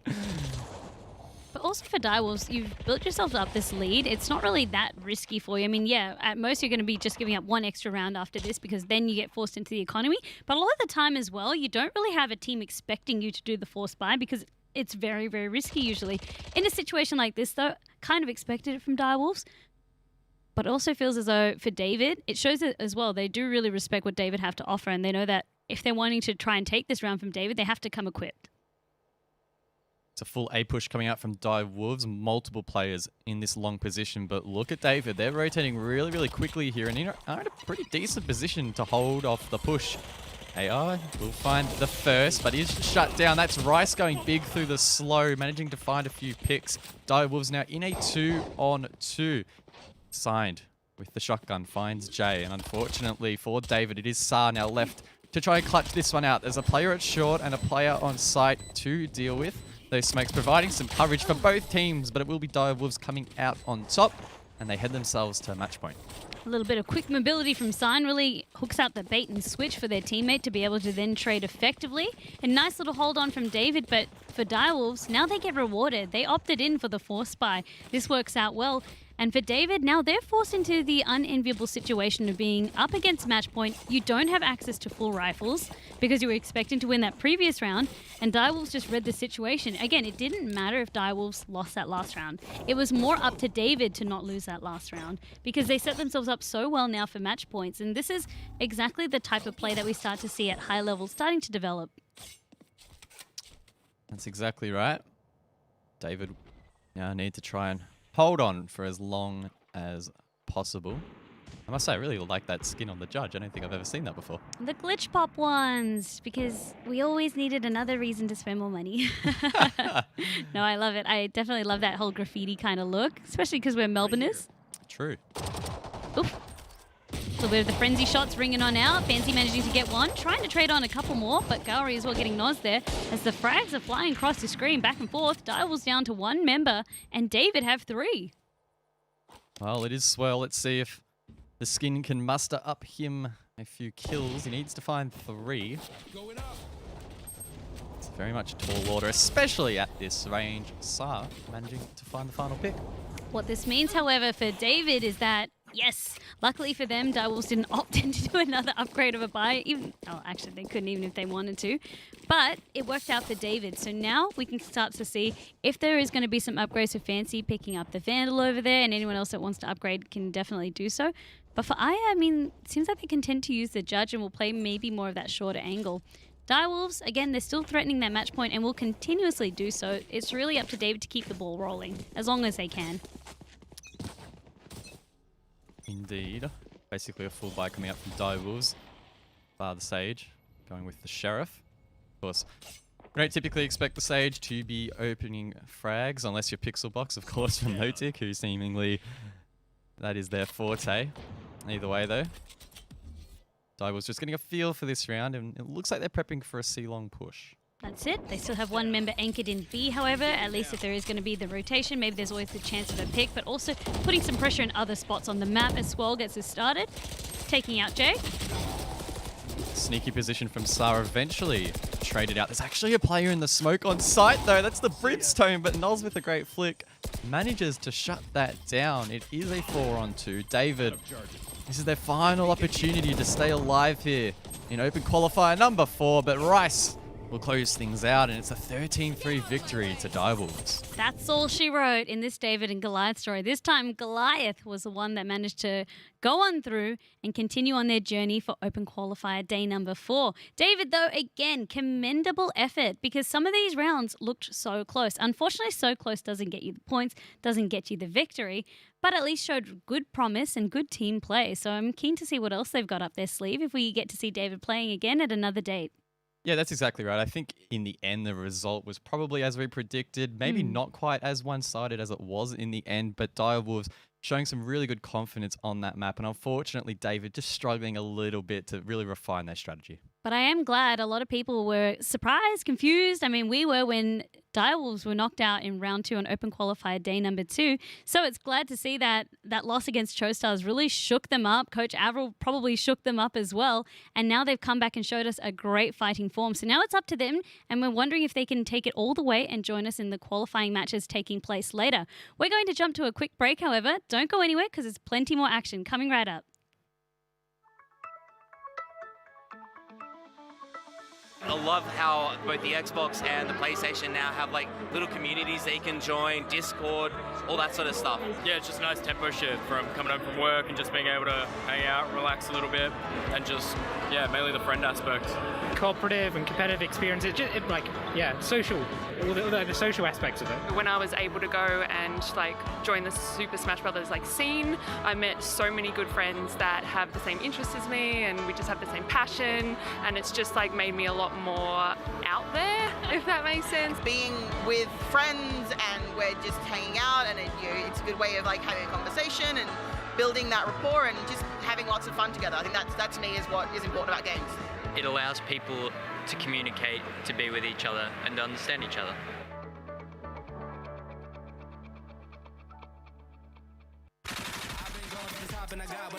Watch this.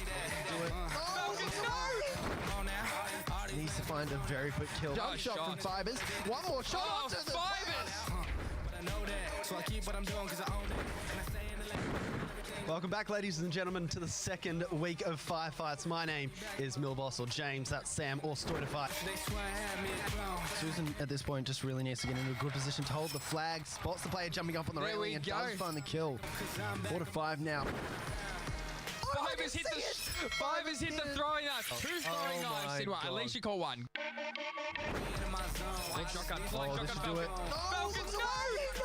It's away the wrong Fish does it again. Fish! Oh, watch this. This is... Oh, that is just... Oh, my... No. Wow. The range of Fish. the 725. Needs to find a very quick kill. They want anything to go right here. Nice jump shot from Fibers. One more shot onto the Fibers! Fibers gets the second on a tire and a snappy shots there. Great little That's jump a shot. dirty kill cam. Very dirty, a little jump shot over the box and just a little wall bang right there. Ash, they're going to win the first map in the lower bracket final. Look at the C4, almost gets C4 himself and jumps down and finds the spray. Looking at the other side of things, Astro Flap 7-4, not too bad himself. Oh, the jumping headshot there with Dark Winter. It's only going to take one shot for Tyron to go down. It's a draw. It's a draw. Wait, what? They killed each trade? other. Oh, they traded. No. Oh, Lord. You don't see that one. This gun has been in a lot of Call of Duties. There's also been a lot of other FPS titles or similar variants of the weapon. Yeah, it's nice to see it come back because it's been a while since we've had a good vector. Yeah, it's been one of my favourite weapons in previous Call of Duty. It's always fun to use. It's fun. 10 health on Wolfie, only 28 on Falcon. So if they can land the shots, it's going to be an easy one. Finds the first and the second. Fish! Stop it, Fish! Stop it! Jesus. Stop it! My goodness! Look at these shots here. Oh my, Fish! Call him Snapper because his aim's about as snappy. He's reeling in the kills. Noble's gonna have to pull out something big. Yeah, needs a huge 1 versus 2. 47 health, 46 health. Oh, almost gets the second, but Ash. What? Excuse me? I think it was a little jumping shot. It was a little jump shot there. Look at that. Back in my zone now.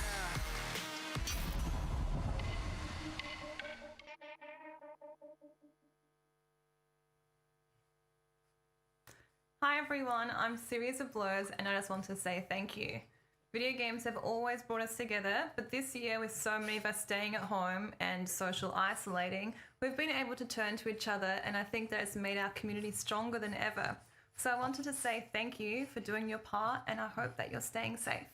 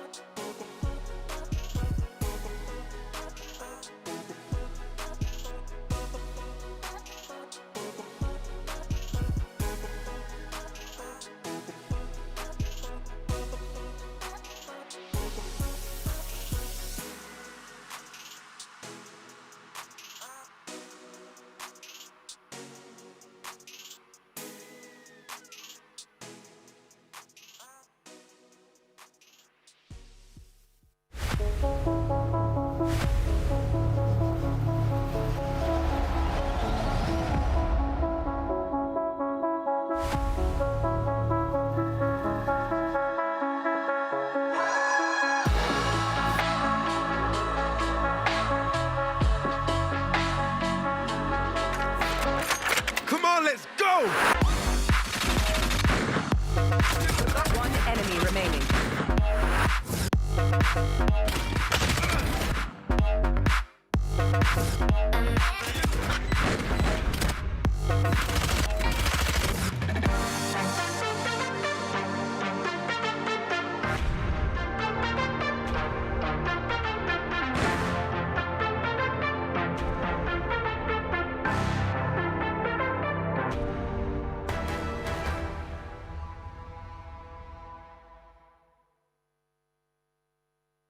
Welcome back to Rise of Valour, an official Valorant Ignition series powered by Alienware. We are broadcasting live here today from Fortress Melbourne studio, located behind the Alienware Arena.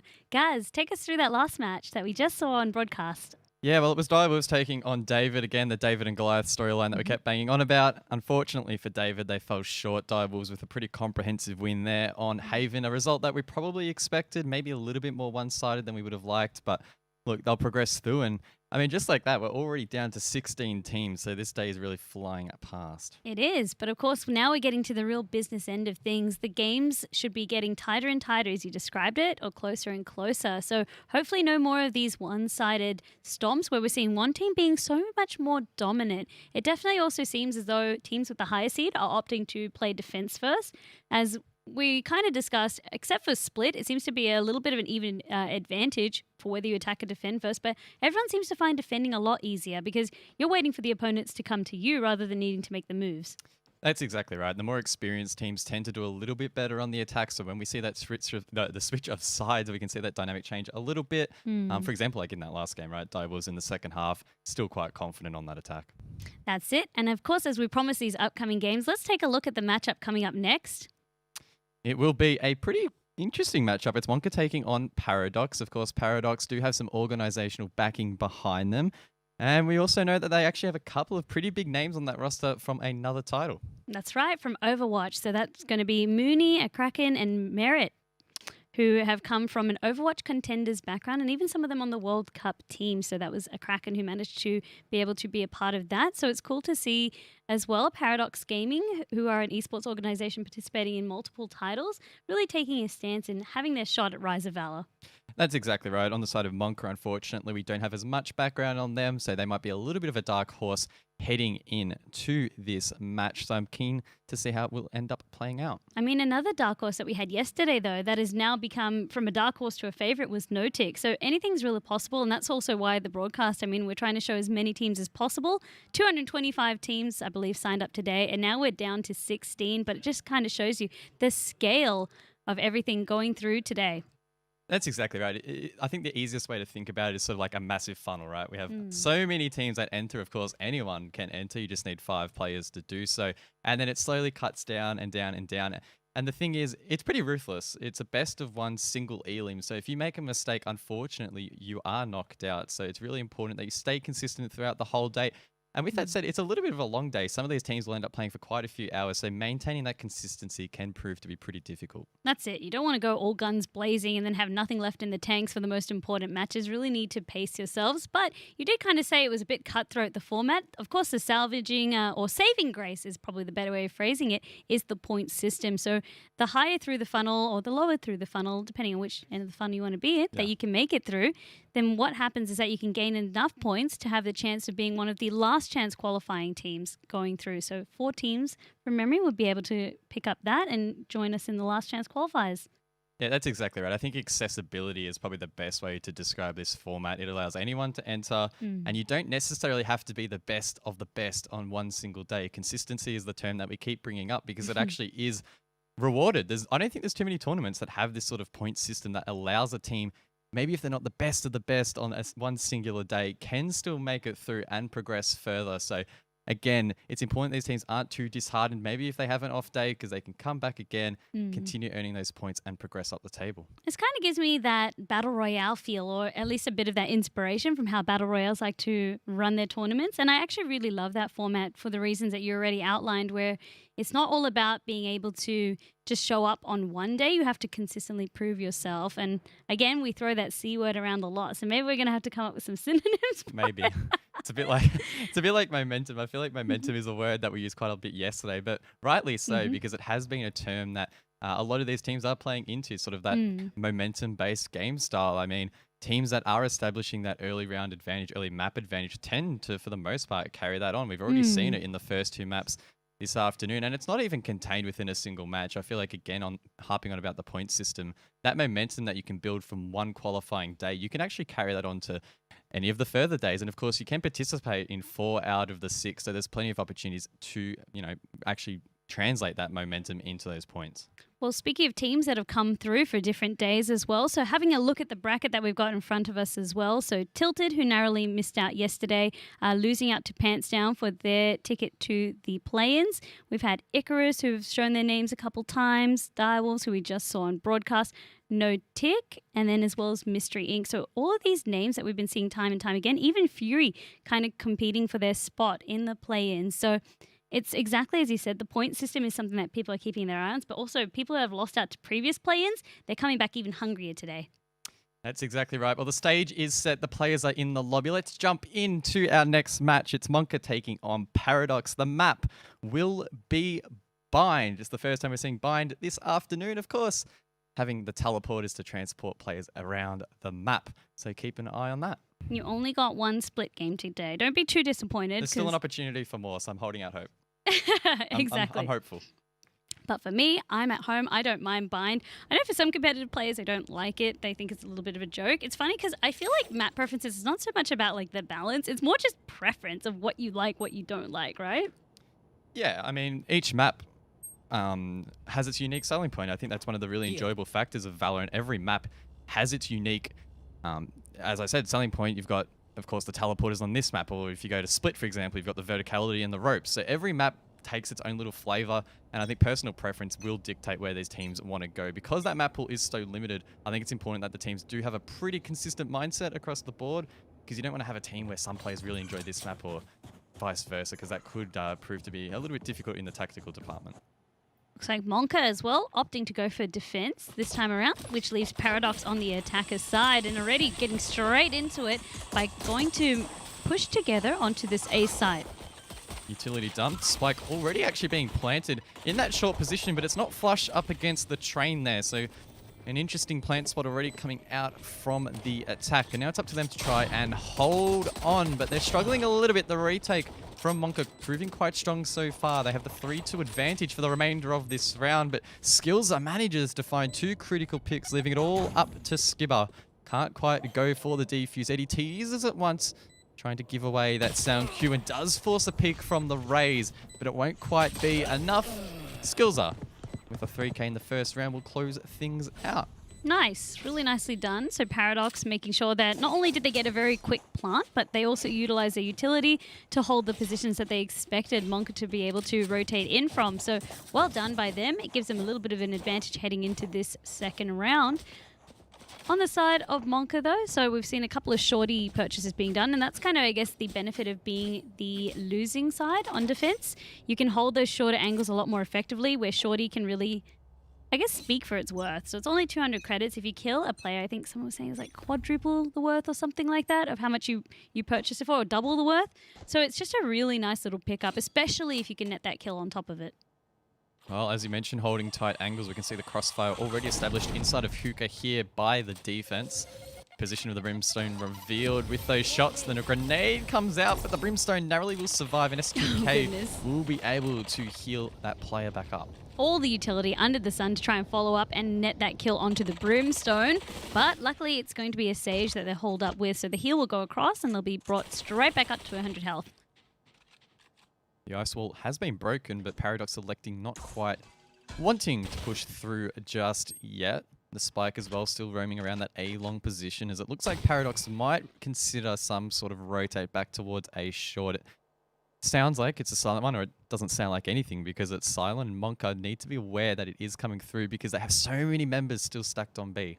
Yeah, exactly right. Still holding those short angles with the shorty. So Gloom sensing the smoke. Obviously the comms should be coming across, and correspondingly, you can see the rotate start to come through from Monka. But the thing is for Gloom as well, they're going to try and bully off or at least buy a little bit of time, but they have to wait for reinforcements before they can really make any opportunity, or wait for Paradox to come to them. Because again, shorty only really good at these closer angles.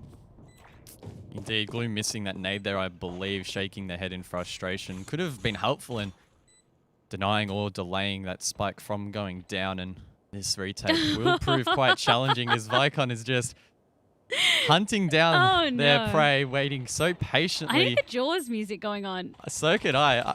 Don't get turned on, Vicon. Oh no, the tie is just so bad. The rest of his team has already been dropped, and he still hasn't been revealed. Manages to find one pick, and That's not the worst result on the exit, but we'll probably be taken out, and there we go. That will be the case. A Kraken also actually got picked up by the spike, so not the worst case situation. Got their quarry with the help of the spike, but that was a little bit of a comedic moment for us. Of course, as I said, with the shorty, trying to get as close as possible because there's no way it would have been able to get the kill.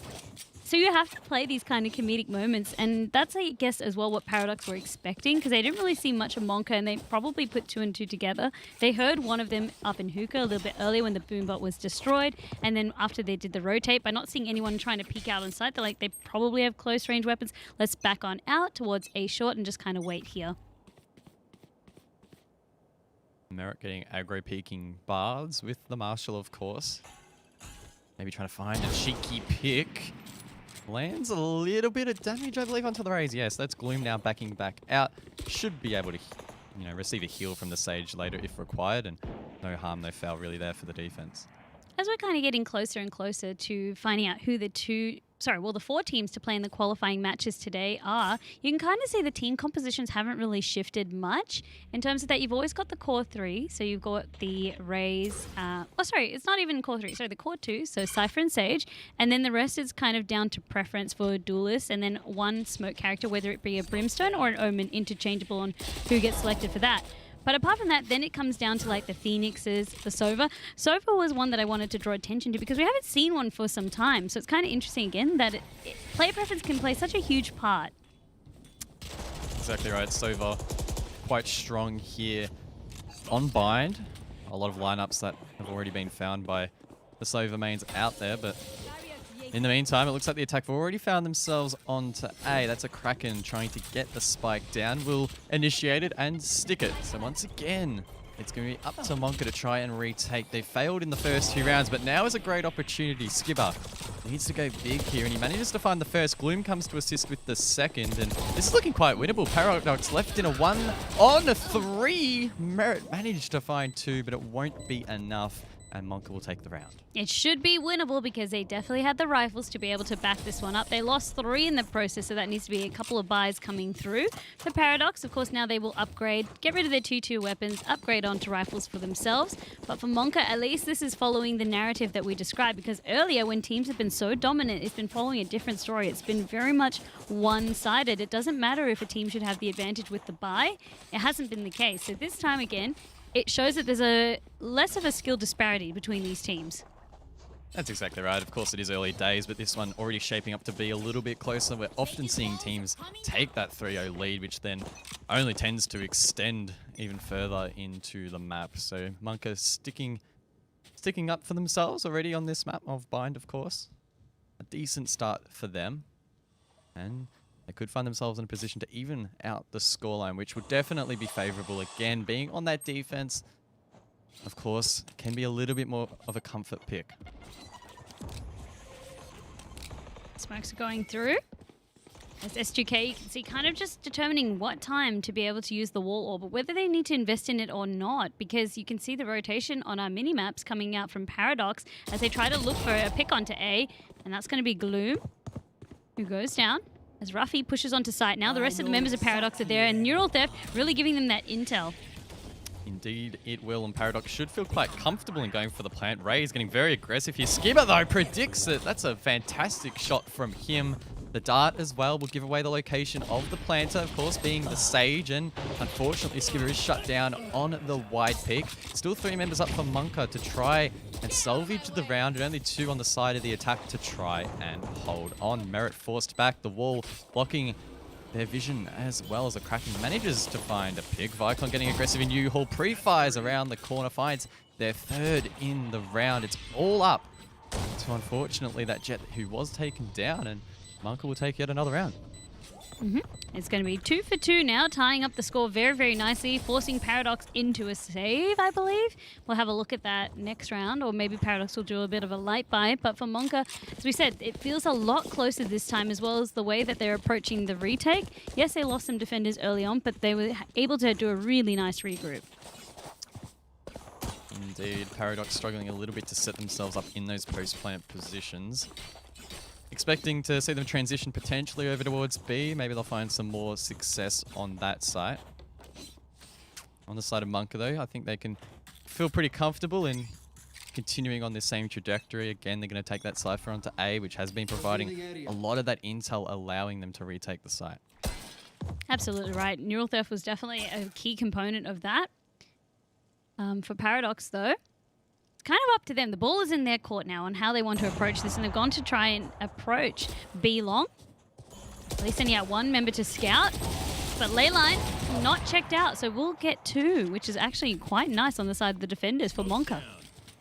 Leaves it in a 4-on-2. Again, Monka with the advantage. Vicon potentially missed that Sage jumping through to that garden position, but doesn't really matter. Both players will rotate through the teleporter, of course, giving that sound cue to Monka, who we can see already rotating quickly through their spawn.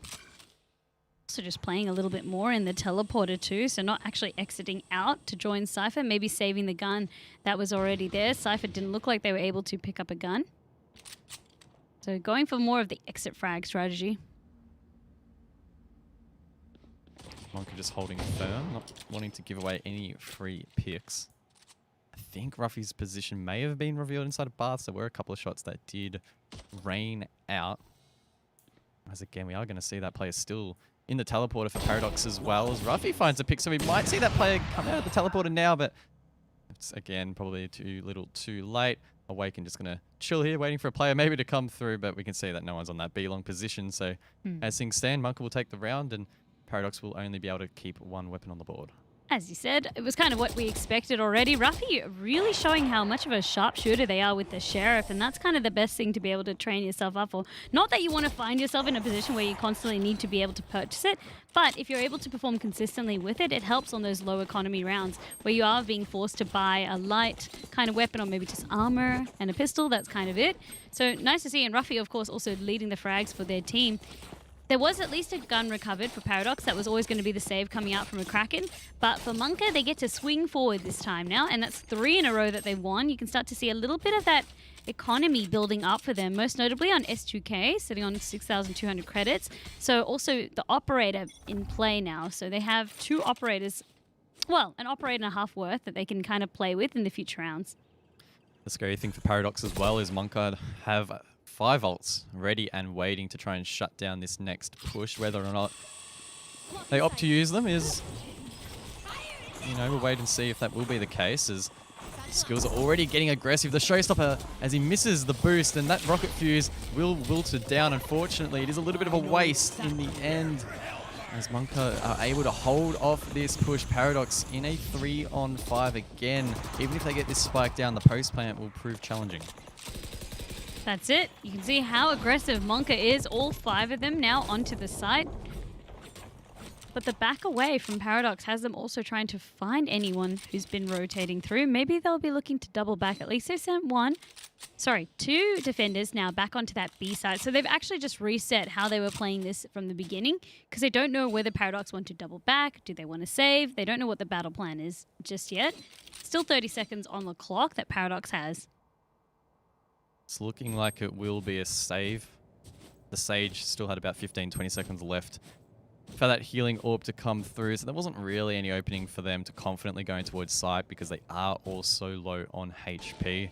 It appears as if Monka haven't really read into this save just yet, and we could see them move late round, but it does take quite a lot of time to get from the sites towards spawn, so expect Paradox to really keep these guns on the board, and at least that will help in their economy, which is looking a little bit fractured at the moment. A little bit of pre-firing from Gloom in case anyone was going to try and make a last-ditch effort, but Monka being able to stall another push coming through, and this is looking really nice. They've really found their groove and have halted Paradox's momentum. That's exactly right. Paradox committing to a full buy in this round. They have the means to do so. We're going to see 2 operators on the board as well, 1 for each team.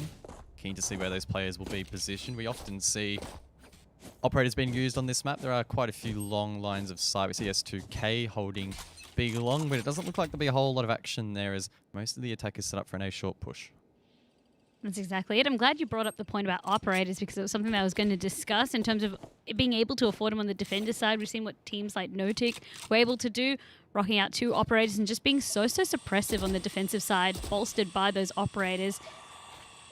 So even though we've got one on either side, it comes down to almost like the sniper wars as well at the end of the day. Gloom jumping to see what he can see over towards A short, narrowly missing the players that actually are positioned there. There's two inside of baths as well, so it's a full commit onto the A site, but Monko doing a pretty good job in holding out this initial push. Gloom with the showstopper gets super aggressive. It comes out, but just misses the mark. Ruffy helping to shut that raise down, but with that wall up, Paradox should be able to now commit to the plan. That's it. They still haven't really dealt with operator players, so S2K has managed to rotate from long back onto this heaven site and looking to try and see if there's going to be any picks, but the smokes, or at least that Cypher Cage, will be able to stall them from getting the intel that they so desire and the sight lines that they desire. S2K was in a great position, but those smokes really hampering his ability to find any of these key picks, putting his team in a compromised position. Paradox holding strong, just trying to shut down all of these players now rotating through, but they find themselves on the back foot. Some nice picks there from the defense. Position themselves nicely for the defuse, but another great pick from Paradox will deny the defuse. The skills are now will send out a satchel, finds a pick, and now it is a one-on-one. He has a grenade as well to use. Will it find its mark, though? It forces the Sova out, but Leyline can still find the kill. Question is, does this player have time for the defuse? The answer is probably no. Unfortunately, there was a second left on the fuse, or he needed to be on the defuse a second earlier, and Paradox will take the round.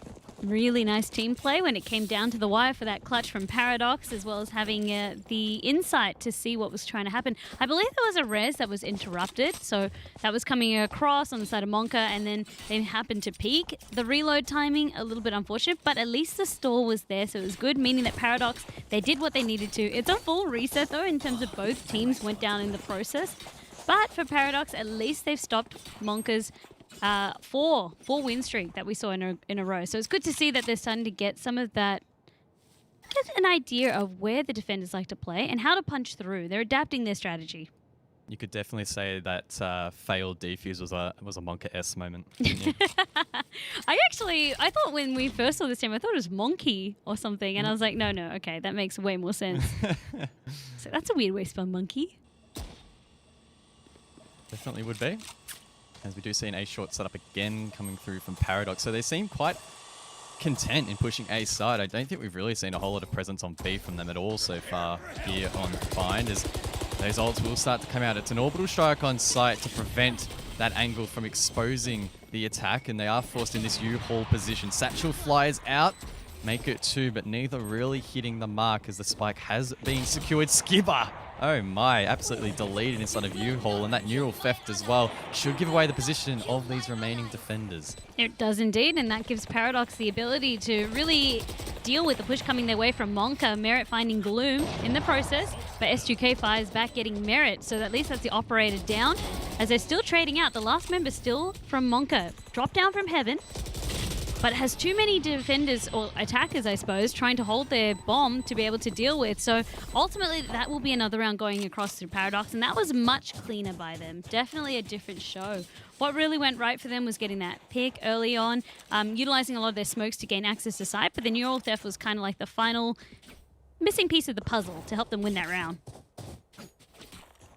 We alluded to this earlier after the third round when Monka managed to get that third round, in fact, that this was setting up to maybe be a close one. And look, that was early days back then, but as we stand, it's 4-4, and that storyline seems to be continuing or transitioning into that phase where it will be close for the remainder of this map. S2K narrowly missing that shot over towards short. They're struggling a little bit, Monka, to hold this A bomb, and Paradox seem to keep trying to abuse that. Yeah, that's exactly it. And it's kind of strange as well because you do have the Sage and Cypher kind of playing it. Traditionally, you'd see maybe just one of them holding. It actually looks from Paradox, as you said, it's been A that's been successful for them, but now they're turning their attention onto B side. And I find this an interesting setup because traditionally you always see the Cyphers playing B side, especially on the defender's side. Your ability to really lay down those trap wires in that hookah area or even in the garden make the access to the actual point very, very difficult. And then you have your team rotating across. So it's a different setup that that Monka are using for their Cypher. Well, as I keep saying, Paradox push A, they'll push B on this occasion. Ruffy finding 2 on the entry, and only skills will fall on this push. Site control basically already forfeited to the attack by Monka, leaving themselves in a 3-on-4 post plan as the spike will be secured. More Sky Smokes coming through as well, delaying any sort of retake that could come through. Leyline is in a position to maybe hit a wallbang, but doesn't really consider that option. Instead, trying to sneak through U-Hall and maybe catch a couple of these players off guard, but it does look like Paradox have this locked down. As you said, Paradox, they've got a couple of angles there, but at least Skibber managing to take one out and looking for more. Will actually, in fact, get it. So, Caster's Curse again because Monka swung around. It started off with those opening picks from Skibber, rejoined by the rest of their teammate by S2K, and now they have turned the tables again in their favor. Pretty close round once again, only 3.58 seconds left on the defuse for Monka to collect the round. So well played in the end, unfortunately for Paradox again, struggling in the post plan. And this is a thing that I think, or a trend that's been continuing across many teams across many maps where the attackers are getting that spike down, but the post plan is proving to be quite a struggle. It is, and we were even commenting that Paradox seemed to have this one in the bag in terms of how their positioning was. Like, they had somebody covering out the defender side spawn. They were even checking their flanks and things like that. But they really just allowed Skibber to go through unchecked, and that's what really ended up hurting them. No one was holding their cross angles effectively. And that's all it really took for Monka to take advantage of and push it back onto Paradox. That's exactly right. Both teams getting a feel for this round, of course. Being round number 10, we are edging closer to the end of the half. Paradox on this occasion looking like they might go for a push in towards A, but S2K will shut down that player in baths. And in doing so, shutting down that initial push, but this push through short could follow quite quickly. That's it. Of course, the cyber cage goes on up, acting like a smoke, so at least now we can just kind of wait and see if the push is actually going to come through, have the camera there. No need to put ourselves in danger. Exactly right, as we are going to see a silent rotate, I believe, coming back through towards short. Two players already set up quite close to maybe helping get this plant down. Gloom as well, ready for a rotate. So it feels as if Monka are prepared for an A plan as we just wait for this utility to come through. 30 seconds left, that will trigger the attack to pursue these kills as Ruffy pushes up. He gets started though, so that's unfortunate for him. He needs to take some time to pull that out. It doesn't really matter a whole lot in the context of this round as the spike has gone down.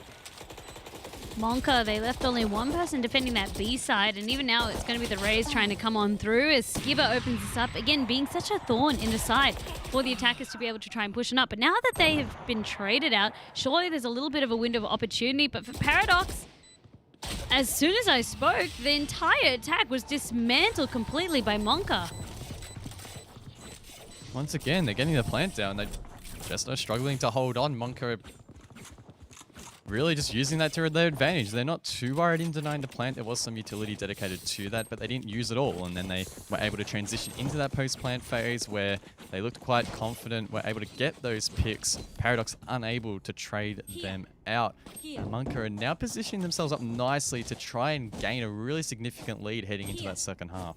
Two operators on the side of Monka, and you can see the flip side for Paradox is just being forced into a buy that they maybe don't want to be able to take. Merit rocking the Judge over here, a couple of Frenzies coming out, and Ghosts. So they have been forced into a situation now where they've utilized a lot of their economy. They have to go into a save now. This is going to be round number 11. So as you already kind of said, that they're going to be swapping halves very, very soon. And what that means, of course, is that they get a chance. But Paradox wants to be able to try and take a couple more rounds before this happens. Merit really forcing themselves onto the side. Util being dumped, Spike being planted. The orbital strike will follow though and might be able to deny it. I think it has. That's a Kraken who is forced to fall off and now needs to re-attempt the plant. Once again, Monk quite content in letting that happen, instead playing for this post plant. But Merit kicks things off nicely, finding a pick, but S2K will find one in return. Of course, there are two operators on the board here for Monka to utilize as a player to the hard left. Are they aware of this? No, they're not. Mooney finds that pick, manages to find two, gets caught reloading though and is taken off the board as this round continues to progress. It's Gloom left all alone. It's a thrifty round in the end for Paradox, who managed to hold on. absolutely well done by Paradox. And this is something that I actually wanted to highlight, especially because of the way they were holding. Everyone was kind of centered in that lamps position except for Mooney. And that was really what turned the tables for them. You had an idea. You could really see a Gloom just kind of being like, I think someone's in there.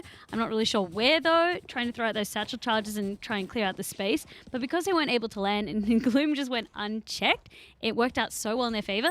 For Paradox as well, it's about holding those cross angles. You can see once they're able to hold those cross angles, it's a totally different situation for those post-plant situations. It's an interesting rotate coming up from the Jet for Paradox. Heading back towards spawn, but we'll now recuperate with the rest of the team. Looking to prep for a B push, it looks like, as the spike has been left towards long. Couple of players, though, still probing. Maybe to bait out an A rotate, and that may well be the play. We can already see 3 positioned on Monka, so this push will be quite difficult for the attack. Totally different shift in battle plan from Paradox. It's usually been about 4 members committed to a site, with maybe 1 playing the flanking angle. This time it's been a lot more different. As you said, trying to... I mean, they were trying to bait out B. Instead, they bit off more than they could chew, because Leyline with the Hunter's Fury has taken out this edge. Gloom, of course, picking out Ruffy. So the people who were trying to create a decoy B are now completely gone. This makes attacking a whole lot more harder for Paradox, and they either have to commit to A or rotate back across. Well, what's interesting is the spike is still, in fact, at that B-long position. So even if Paradox get control, someone needs to go pick up that spike. It looks like it will be the Rays, as the other 2 members will commit to this A push. Merit narrowly missing that player rotating back towards the defender spawn, so unfortunate for them.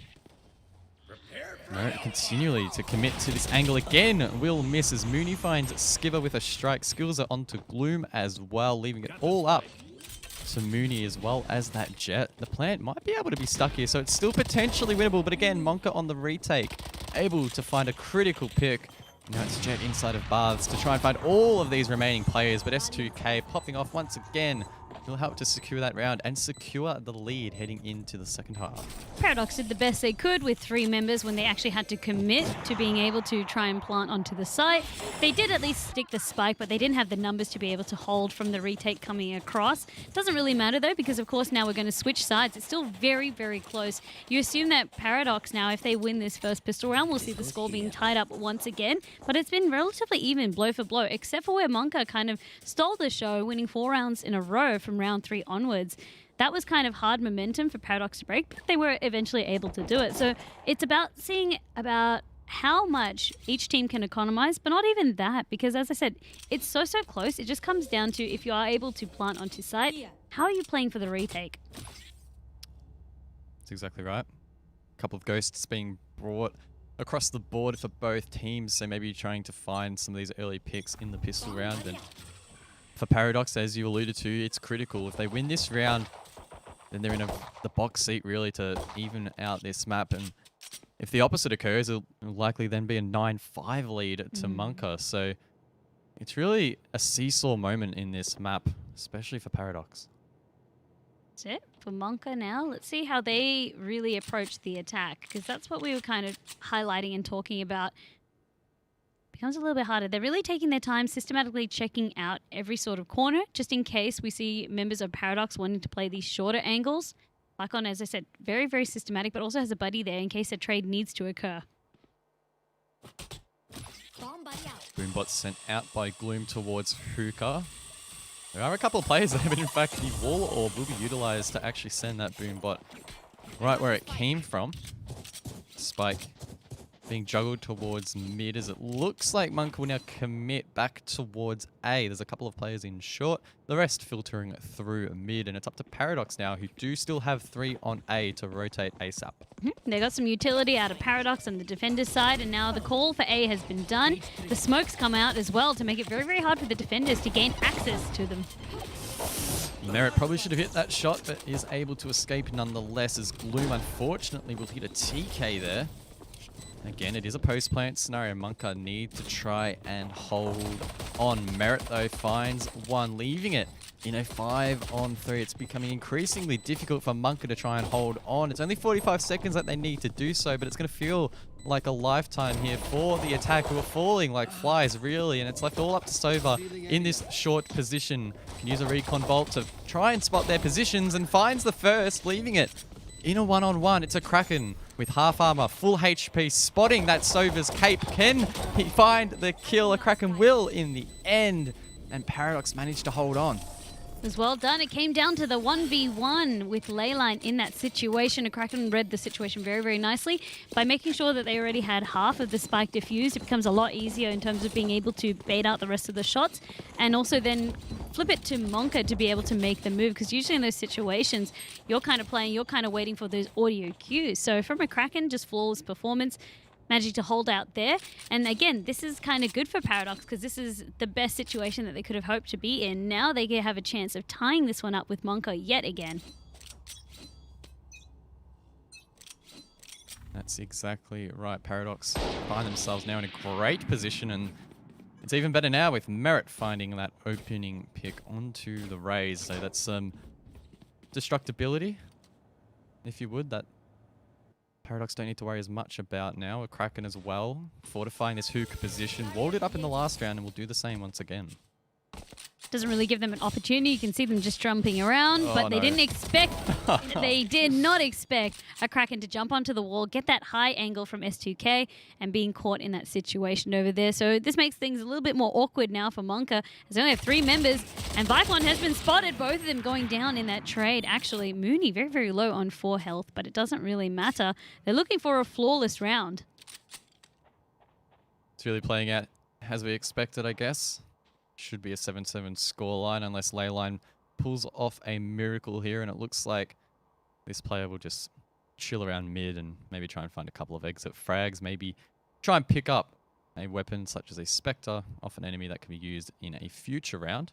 Might be able to find a player to the right, but unfortunately will be timed. Ruffy collecting that final kill, and it's flawless for Paradox. They did a quick peek, maybe just saw just the tip of the hands poking on through, but it wasn't enough. They will fall on down. This is now where we have a game on our hands. We've got a series on our hands, it feels like, because with the full access to the buy, Monka should be able to try and punch back through this one. But the last situation we saw was Monka running away with the lead. You kind of give them one, and they were able to create a nice lead out of it. Paradox are just really utilizing most of the guns that they have from that previous round, except for Merit, who's dropped the Marshal and opting for an Operator, the upgraded version of it, with much, much more bite.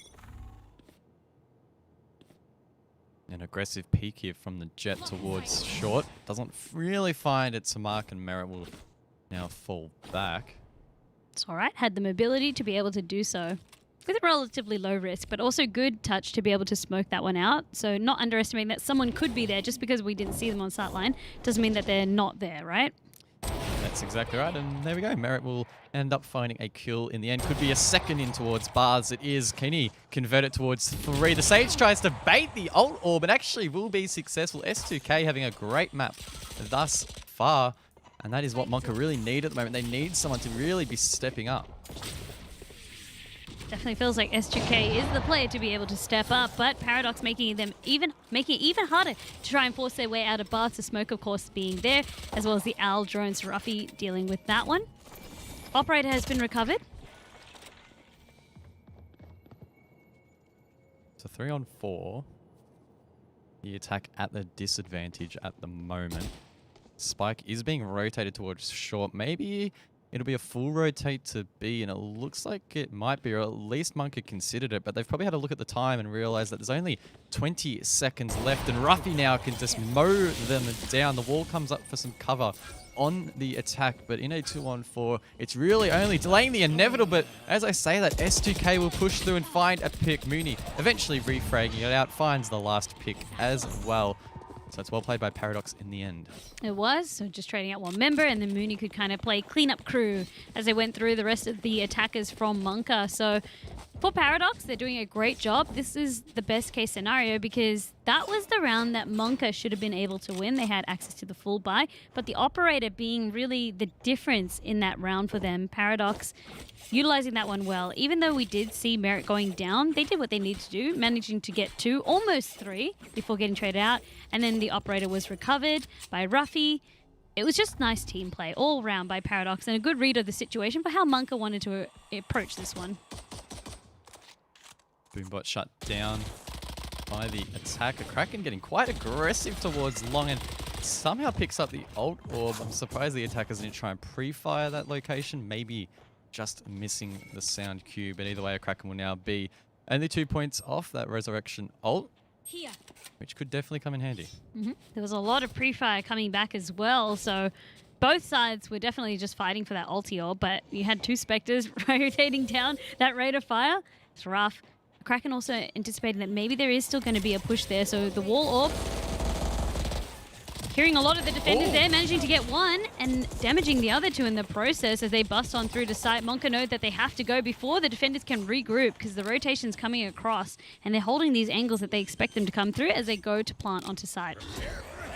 Spike being planted for long, but S2K can't commit. The orbital strike will unfortunately disrupt that. Now both teams will stand off a little bit. Ruffy finds a very key pick, leaving it in a 3-3. That's a fantastic wide swing there to shut down both Mooney and Merritt, trying to find themselves on side. It's now Ruffy to try and deny the plant. Manages to still find two despite that spike going down. Will need to find a 4K in this round though, but can't quite finish the job. It's 50 in the end for Monka. Monka seemed to be able to pull rabbits out of these hats time and time again. That was the thrifty round. Did not expect them to be able to take that one, but they did. And a lot of that was through clearing out garden, gaining access to the site, but also a good read on the situation. They couldn't clear out the rest of the defenders after the orbital strike. Instead of planting, they waited to try and gain some more intel on where the rotate came across. And after they had access to that, then the play kind of came through. But I have to put it, I mean, the spray control from Ruffy as well, almost enough to kind of play it clutch. Luckily, Leyline was there to be the final member to clutch that moment, but it could have been a different story for sure. It came down to the wire. Down to the wire for that round, and I guess the map so far as well is really quite close. If you are just joining, it is 8-8. Paradox fighting back after a first half that slipped away a little bit. That said, though, Monka aren't really going down without a fight at any stage. They are in the attack now and have that spike prepped for an A-short push. Hunter's Fury coming out as well to try and clear this U-Haul position. That player jumping around ferociously, trying to miss that ult, but unfortunately, Ruffy will be taken down. That's it. Merritt trying to wait for some of the smokes to dissipate. Gets the updraft, gets the kill, so that will deny the plant. So S2K falling on down. Gloom was able to at least trade that one. So it stalls the plant only for a few more seconds. They do get it down, however. Luckily, the res is here from a Kraken, so Merritt will be back into the fight. That's exactly right. Leaves it in a 4-on-4. Some utility still to be used for either team. Merritt as well with the knives on the ult. Might be able to find a couple of picks. Well Gloom done. with an ill-advised boost taken down, but the trades are coming out from Monka thick and fast, and it is now just this Jet left with it all to do. Narrowly missing yet another shot with the ult, wasting all of those knives, and Vicon can clean that one up. The Blade Storm at least denying the showstopper was a huge play over there. Unfortunately, it wasn't going to be enough, but it was still very, very impressive to see. Numbers ultimately being the name of the game here. So finally, Monka managed to swing ahead of Paradox, and that's 2 rounds in a row that they managed to win, and it actually does seem to force Paradox into a bit of an economy buy of their own. No more operators this time around. So for Merritt, it was really nice to see, again, the play that came through. Not able to just get 1, but 2. But really for the side of Monka, when they're able to now gain access to the site, it really is a good read of how Paradox like to respond. And something that I kind of wanted to point out as well was both Cyphers have chosen this time around to play on A site. As I said, normally on Bind, they traditionally like to play B site, but they're mixing it up, and it's also been working pretty well for them because you're really denying a lot of that access into lamps through the trap wires being laid out. And I mean, for the most part, both teams have been dedicating most of their manpower in towards that A site. As I say that, of course, they're going to push B. Try something and different. throw me under the bus, but the majority of those rounds have been playing out on A. And I mean, I wouldn't be surprised if even in this round we see a rotate come through. But as I say that, they will just dedicate towards the site. Mooney unable to really do a whole lot his vision obscured by this Sky Smoke as the spike goes down. Mooney's going to try and get aggressive, but now he'll be greeted by a wall. He does hear a boost to his right. That, of course, will be the Raze. And now it's up to Paradox to quickly hit a rotate. That's it. Constantly trying to peek on out, see if they can catch sight of the Raze as Mooney bullies their way on through. It is only just a ghost that they have. So waiting for the rest of the team to try and bully through. Unfortunately, that doesn't connect for Merit. Always so close, but unable to actually make the judge be utilized. I heard a new theft pop off as well, providing some much needed intel. Paradox, unfortunately, on the back foot in the man count. S2K, unfortunately, can't hit that shot, but their teammates will do the rest of the job, and Monka will now extend that lead 10-8. S2K also has Operator, nicely saved, so didn't want to peek that one out, knowing that it could very well go on down. For Paradox, it's a little bit of trouble now because Monka was the first to really hit that double digits. Now they can start to play on. Yes, they have full access to their funds now on the side of Paradox, so Merit has refreshed themselves. Instead of rocking out with the Judge, we see them replaced with an Operator. Ruffy needing to buy a Spectre for this round. If they lose this round, they're forced into another economy buy, and then Monka gets another round on top of that. So the B-side push was very, very successful, but I also believe the reason why Monka went there was they knew that their opponents would have to have an economy buy, and it worked out so well for them to have a good read on that situation like that. That's exactly right, as we wait patiently for one of these teams to make a move. Really just a standoff as Monka trying to decide where they want to push or where they want to dedicate this push to. Again, keep in mind that spike, in fact, has been dropped. Someone will need to go back to collect that as Merit gets aggressive and shuts down a ley line to open up the round. As you said, Merit very, very happy to play these closer angles and also push on up, knowing that they have the mobility, the dash, and the smoke if they need to. But it has been paying off for them, and then now they can just kind of reset and see what's going to be happening here. The wall comes across, as it'll either be a rotate. I don't believe the res is there. No, sorry, the res is there. A little bit of intel. Unfortunately, breaks their legs in the process. A little bit of damage taken there. Didn't use the glide, but needed to get out of harm's way. Had the intel, though. Saw that the res was out. Saw a few members kind of positioning there. And with that read, there's no way that A could be the site that they push. It definitely has to be onto B site. Kraken's seen better days, taken down quite easily. Scuba finding a couple as well. So Paradox are really going to struggle in this round. It's all up to the Cypher to try and retake this B box. Look at how blocked out he is, though. There's Smokes for days. Couple of guns trained on his location as well. So for Ruffy, they do fall on down, unfortunately, with the Cypher trying to be that last remaining member. Monka threatened. This is, again, Paradox are forced into that economy situation. If Monka get this, it's going to be match point that they threaten. This is not the position that Paradox would want to find themselves in. Paradox was a team as well that we thought would be favored going into this matchup. But, of course, what we saw unfolding was a much closer match. For us, Monka, really the first time that we've seen them on broadcast and being impressed by this stuff, especially in the second half, where now, again, another 4 rounds that have gone up to them in a row. As we understand, Paradox do have a couple of members on their team that have come across from Overwatch with some pretty decent pedigree. Maybe things just not quite clicking into place here on Bind. Get out of my way! Still plenty of opportunities for them to find themselves back into this matchup, and Merit with the ult could well assist in that, as we do see Hunter's Fury coming out from Monka. Skills are playing so patiently in the corner. Fantastic flick from Vicon, and that should really kick things off for the attack. That's it. That's giving them access onto that site as they teleport away. Quick rotate coming across, and good read on the situation because A site is completely undefended. Paradox was thinking it would be a B push. Wall goes up. That'll provide some protection for the plan as Merit continues to roam around with those throwing knives. Look at so much intel as well. It doesn't matter if it's coming from the Cypher cam. We also do have the recon bolt from Sova. So there's so much intel now coming Monka's way as Paradox have to try and play for the retake, have to try and play post-plant. Yep. Merit takes a little bit of damage in that encounter. Still yet to find a pick, as they will be healed up. Actually hitting a knife there onto a player in paths, but there's not much time left. Merit shut down on that boost. Mooney as well, leaving it all up to a Kraken on the Sage. We know she is a powerful agent, but at this stage of the round, there's nothing they can do. It's a flawless round for Monka. 12-8 the scoreline as they are on match point.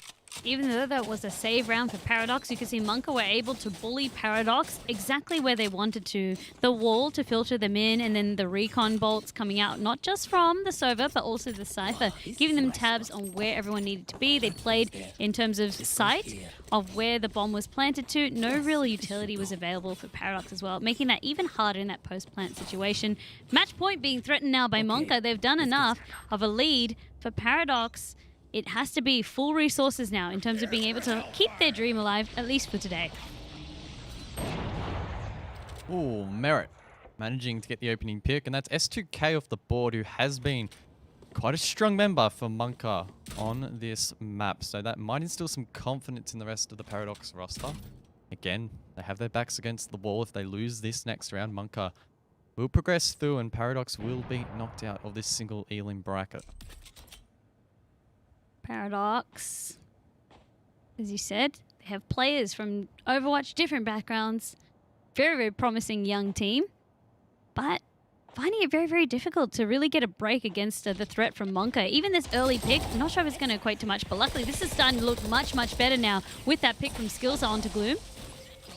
Boombot to follow up as well as a grenade, but neither I don't think will do a whole lot of damage. Satchel to follow, and Skills will now boost on this position, so Monka probably need to consider a rotate. They are positioned over towards the teleport and might be trying to time it with the Cypher, also rotating through mid, but Paradox should be able to close this one out. Mooney switched positions as well, filling the void of where Skillsa once was, and Vicon actually peaked, managing to get Skillsa. That's actually a big ultimate that won't be able to be used in play, so the showstopper gone. Merit just biding their time, heard the teleporter Q, going for another, and gets it. That's some nice picks there from, of course, the Jet. Skibber now left in a 1-on-4 to win the map. Looking more and more unlikely. Is being lit up, is taken off the board. Paradox just hanging on.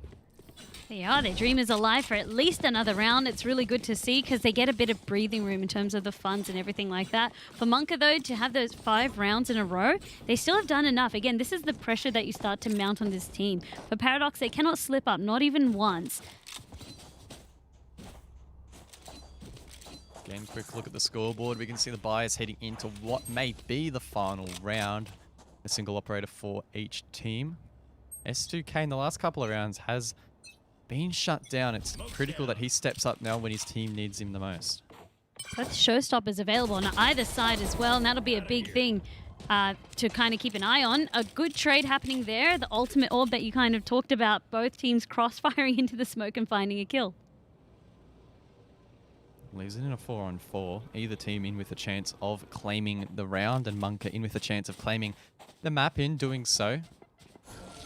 The job is far from complete. Ultimate Orb picked up by Leyline as Gloom manages to find another pick for Monka. The boost coming through, the showstopper to follow, but it won't find its mark. Boombot as well does go out as Ruffy will shut down that player. Spike has been planted. It's a 3-on-3 post-plant. Paradox desperately need to try and filter in towards site, but S2K is just shutting them down. Ruffy did manage to get a pick at the right time, so the showstopper was not effective, but now they have the unenviable position of trying to bully themselves onto the site. Luckily, Neural Theft is now unlocked, and it gives them that much-needed intelligence.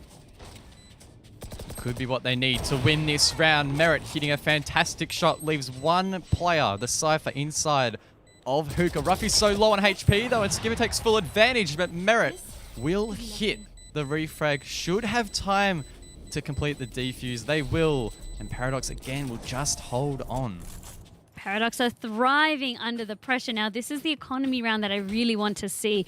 This one, especially because Paradox have now won 2 in a row, I have to see what the buy is and what the response is from Monka, because that should have been theirs. Surely 2 rounds ago, we thought that this was done and dusted. That's all she wrote. It wasn't going to be the case. So Monka really have enough now for one more buy. Next round, if they don't get this, that's going to be the save coming out for them. And Paradox have found their rhythm. Again, something about this situation is forcing them to really thrive under these conditions. It was a very intelligent trade as well by Ruffy and Merit. They had the intel, the neural theft being a huge component of why they were able to successfully win that round. But also the team play, both of them pushing at the same time but from different angles, meaning it would be very, very hard for that single member of Monka to be able to hold on. The pressure now really starting to mount for both of these teams. Monka don't want to choke it, and Paradox, they don't want to be knocked out of the bracket. It appears as if Monka now will commit to a short push. Brimstone prepping those sky smokes, and it could pop off quite quickly here. That's it, but only 2 members choosing to be anchored from Paradox's side onto that B site. So changing things around a little bit more. They don't have the comms yet, but with this smoke, so wondering if one member will. Yeah, that's the rotate coming across. So as soon as some utilities there, they'll always have one anchoring until Spike is down or until it's a full push committed to. His explosive, some skills are really helping in delaying that spike, but the inevitable does occur. It is planted for short. Skillser pre-fires that box, but there's no one playing there. Everyone from Monka has fallen quite far back, and Paradox might need to even rotate through bars. Merit will try and initiate that push, but that will miss the mark as well. An orbital strike as well in the background. Merit again missing a shot. Those could prove critical as Monka are just holding on at the moment, but eventually they will come through. S2K steps up and finds one, but he needs to go massive here. I don't think it will be enough. Surely Paradox will be able to take the round. Oh, that Molotov does force the player off, and time is going to be against them. Skillser is forced on to the spike, but there's nothing they can do to secure it, and Monka will manage to take the map. What a nail-biting finish. It came down to that Molotov, and you could see the stress, the pressure kind of coming out. Skillser trying their best to get the defuse, even while the Molotov was ticking down. But finally, Monka get that win that they were looking for, so they can take the round and advance in the series. But from Paradox, what promise they showed us, almost managing to take it back to a sudden death type of situation. Really well played by him. That's exactly right. There were multiple times during that map where it felt like, you know, the job was going to be completed by Monka, but Paradox really dug their heels in, gave it all they had. Unfortunately, in the end, it wasn't quite enough, but it was a really entertaining game nonetheless. It really was. It came down, as I said, to just that Molotov, to have that utility there. And that's a situation where Brimstone can be so, so clutch. And I guess why teams also like to opt for the Brimstone as opposed to the Omen. Omen has that great blind, as we know, through the paranoia, being able to hit multiple enemies at once. But when you opt in for something like the Brimstone or the Phoenix, you can have the hot hands or the Molotov to really deny post-plant situations like that and force teams to maybe make these quick decisions that didn't pay out in the end.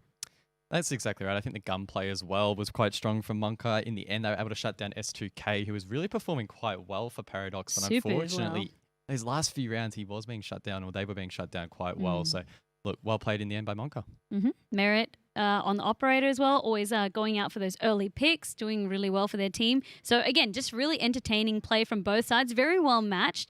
But of course, we have a couple more matches coming up, and then we get into the best and most entertaining part of the day, the qualifying matches, where we see which 2 teams can make it through to play-ins. However, we'll be just jumping to a short break. Please don't go anywhere. We'll be right back.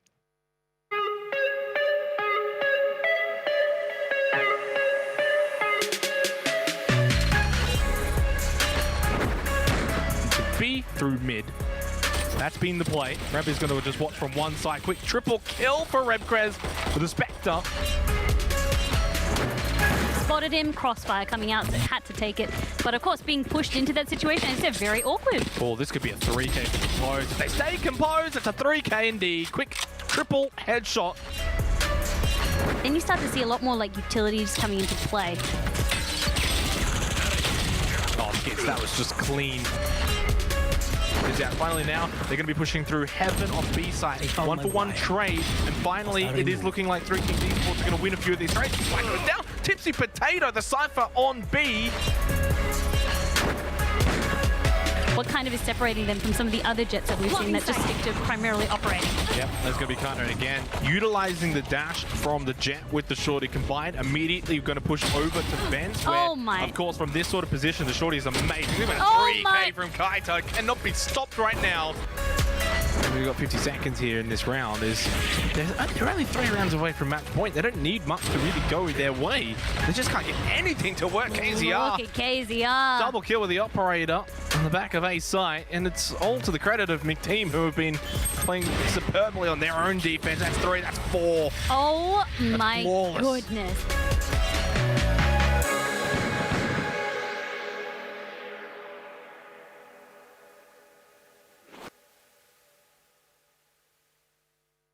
The arena is insane. The colors, the colours the huge LED screen.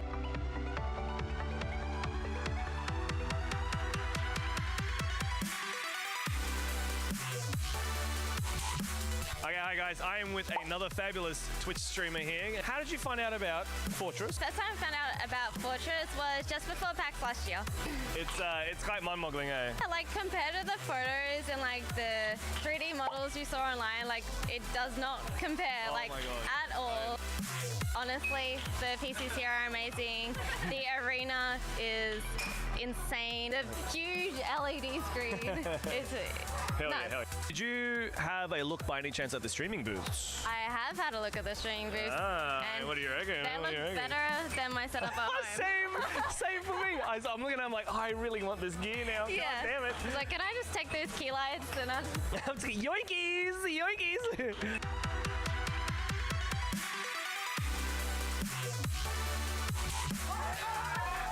I want to have my birthday here, so that'll be a lot of fun. We're all invited. There you go. You heard it here first. We're invited!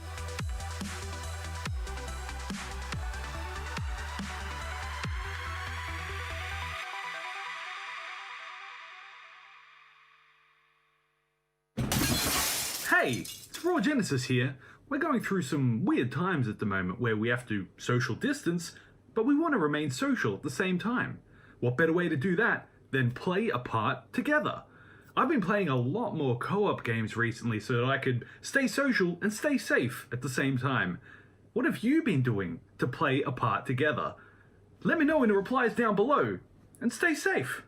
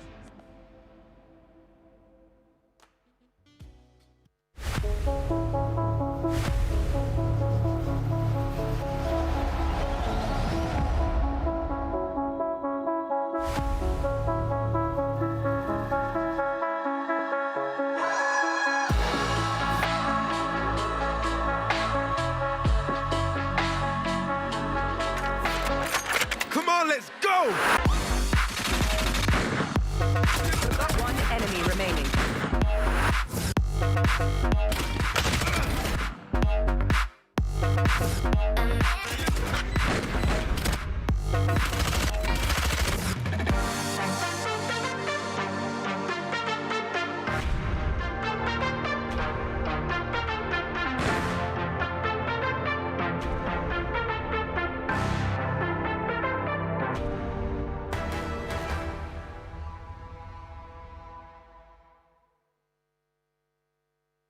Welcome back to Rise of Valor, an official Valorant Ignition series powered by Alienware. We are broadcasting live here today from Fortress Melbourne studio behind the Alienware Arena. If you are just joining us and you'd like to participate in Rise of Valor, of course you can sign up to play in the next 2 weeks of open qualifiers. But guys, we kind of alluded to this a little bit earlier. If you are watching at home and say you don't have the opportunity to participate, there's another way that you can get involved. We have our Watch and Win competition coming right up. So I'm going to take you through the details. If you would like to win some of these spectator prizes, of course, there's $30,000 worth of prizes dropping on every single broadcast. All you need to do is hit !Watch and Win in your Twitch chat and follow the Gleam link where then enter a code that comes up. Today's code is Fanatic. That's how I felt when I just tried to eat my words. That's me. That's my brain every time I play Valorant. It actually makes that noise? Yes, it does. Absolutely. So for your chance, as I said, to get involved in terms of winning one of these prizes, !Watch and Win, enter code Fanatic on the Gleam URL that you can see in your Twitch chat. And maybe don't make the crazy sound that I just made, as I said, swallowing my words, or the noise that goes through your head when you're playing Valorant. That's exactly right. And I mean, look, I can't be upset at you for muddling your words, right? That last map we had was pretty intense, so we're still sort of winding down Reeling from that one, from right? it. Because it was definitely the closest one we've had this afternoon. Absolutely. It really just came down to the wire, and I really did think that we would be taken to sudden death yet again. But of course, we might need to wait for the rest of these matches coming right up. So as we've kind of started the day with 225 teams, we've now whittled it down to the final 8. So let's take a look at the bracket and how it's shaped up today. That's exactly right. As we mentioned earlier this afternoon, it's a little bit of a funnel. The longer we go into the day, the less teams remain. So as we can see, Tilted, Icarus, Direwolves, No ID, That Cool Team, Monka, and Mystery Inc. are the 7 of 8 teams that we are confirmed to make it into the quarterfinals. And this is really the pointy end of the day. So a lot of these teams, we've seen them compete in other days. Tilted, Icarus, Direwolves, No ID, no real idea about these couple ones. So No ID and That Cool Team, a little bit unknown to me. Mystery Inc., of course, we've seen them go all the way through to try and play in qualifiers. And Monka we just had previously on broadcast. So again, it's going to be really down to the business end as all of these teams are vying for that final couple of positions that we've got going on for today. So qualifying games 1 and 2 coming right up in the semi-finals. Direwolves to me seems like the favourite to beat, as well as maybe Mystery Inc. or Tilted. They've been consistently able to kind of make it through to the semi-finals into the qualifying matches themselves. But our upcoming game will be Direwolves versus No ID. That's exactly right. Vandy, you mentioned No ID, a little bit of an unknown. I can't say that I know them personally either. So again, a little bit of a dark horse storyline here. Direwolves, as you mentioned, likely the favourites heading into this one. But that doesn't mean it's a guaranteed win by any stretch. Again, as we mentioned, these matches tend to get closer and closer. So it's going to be up to Direwolves to make sure that they don't fold under the pressure. I don't really think they will. From what I saw from Direwolves a little bit earlier when they went up against David, 13-3'd them. In fact, they were putting their best foot forward. A little bit of intel in terms of how No ID went in their previous round. They were able to beat Kraken White, another team that we saw broadcasted yesterday. They beat them very comfortably. 13-4 was the final score. So just going off their previous scorelines and how they've had a run through the bracket today, they should be evenly matched. But again, it seems like Direwolves are the team to beat. They're a favourite for a reason. And the players, as I said, come from a very, very impressive background. That's exactly right. Well, we do have 10 players waiting and ready in the lobby, so it's time to jump into the match. The map will be Ascent. It's been a little while since we've seen this map on broadcast, so I'm keen to jump in and see what these teams can bring to the table. Yep, we've had a little bit of Haven, Split, Bind. We're kind of going through all of the map choices here. Of course, there's only 4 at the moment. Hopefully there'll be more added in future by the development team. But Ascent, one of the newest maps to join the roster, and what makes this one so unique is how important mid-control is. Otherwise, you really have tight choke points to be able to lead into A site and B site. And this is a team that this is a map that I know lots of teams prefer to play on due to it being very, very competitive in this nature, and that the best team should end up winning. It's not down to map so much, but how you play as a team. Because if you're a weak team, this is why you and I hate this map on solo queue. If you have a team that is uncoordinated, you will struggle on a map like this. Indeed, you will, as the players set themselves up for what could be quite a marathon. Of course, Valorant matches, if they go all the way, can go even upwards of an hour. And these players have been playing for the majority of the afternoon as well. So it's important that they maintain that consistency across the whole afternoon. These teams now are in contention for points as well. So all of these matches are still very, very critical in the standings, as we do see the push coming through by No ID, but Direwolves are there to greet them. But Orange Pearl manages to find 2 on site, should be able to stick the spike, and No ID might be able to take this round.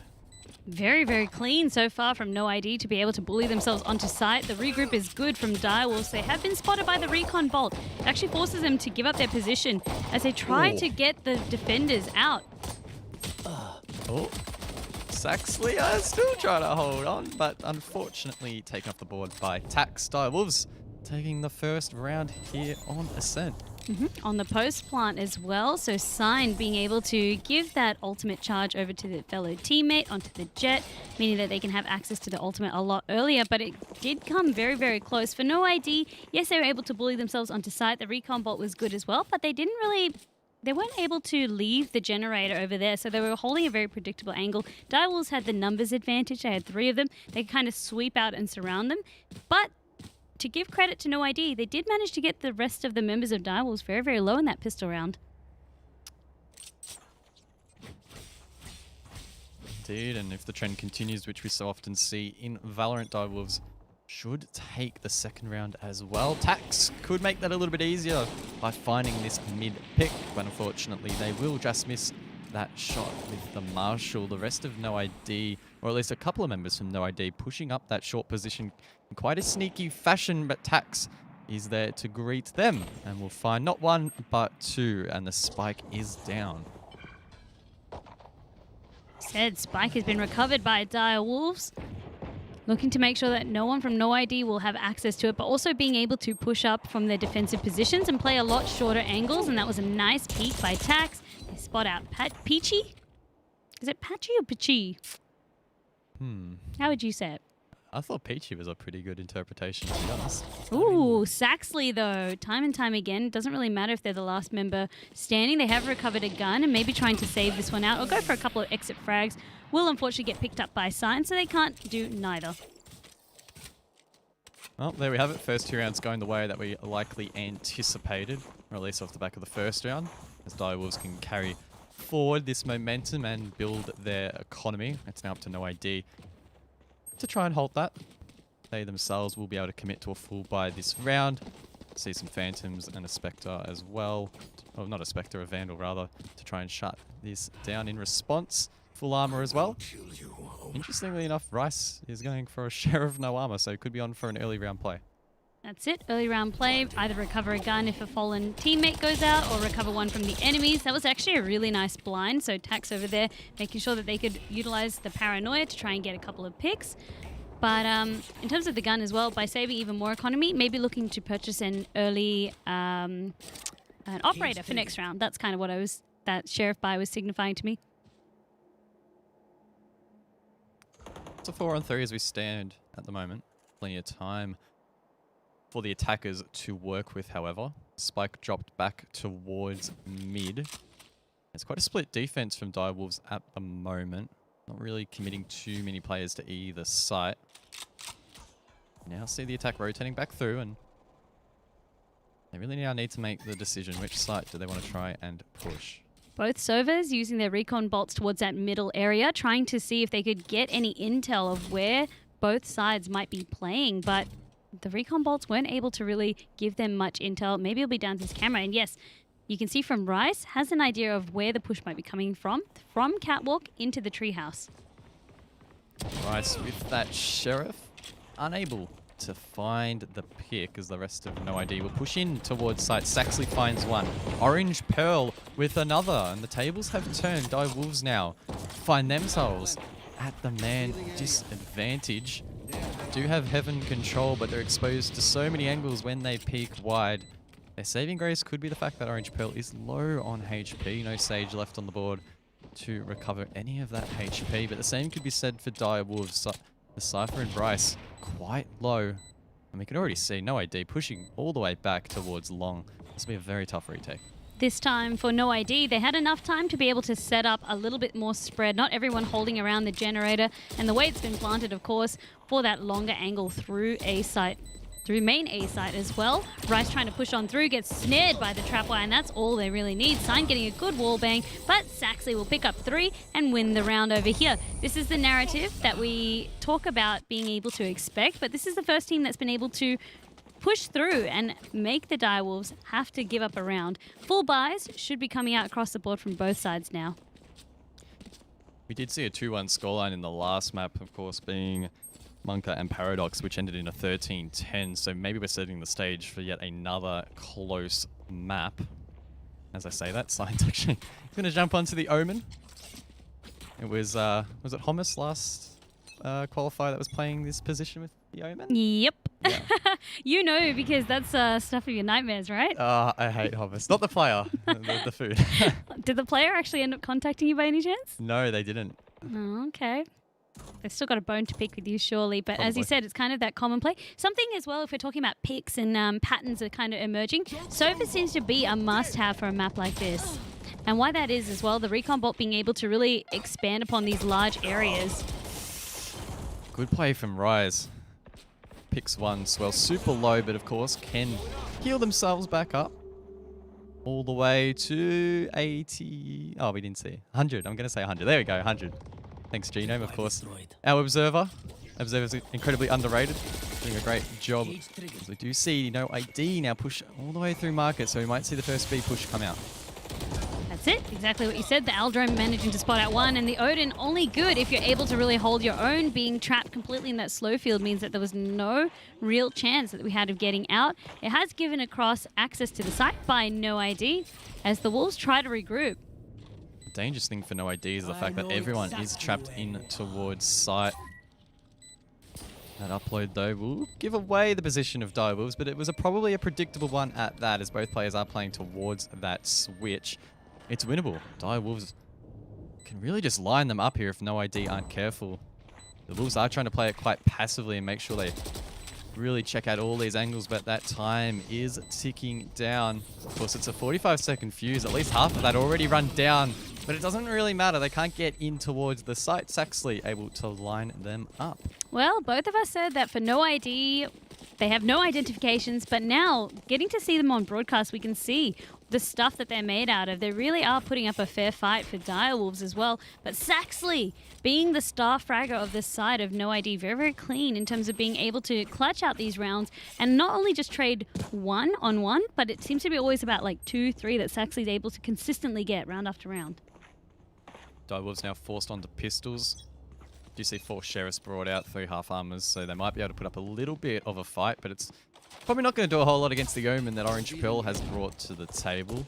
We'll up to fall back a little bit here as Direwolves try and find themselves in some unpredictable positions to catch this attack off guard. Signed is one of those, but that Owl drone might give away his position, and it does.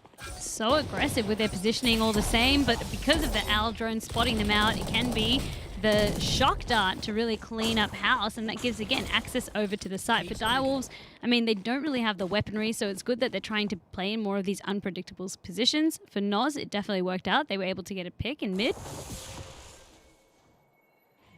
Site control given to the attack, and despite B being a site that the defense can try and retake with some pretty decent success, there's only 2 members on the board here, and Direwolves are likely going to save. You would imagine they might be able to find an exit pick or 2, but the round win definitely off the cards at this stage. Interesting. So that ping from Sova just signified to me that they're expecting a defender-sided push coming out from the Direwolves, or maybe even market. No one's really checking B main.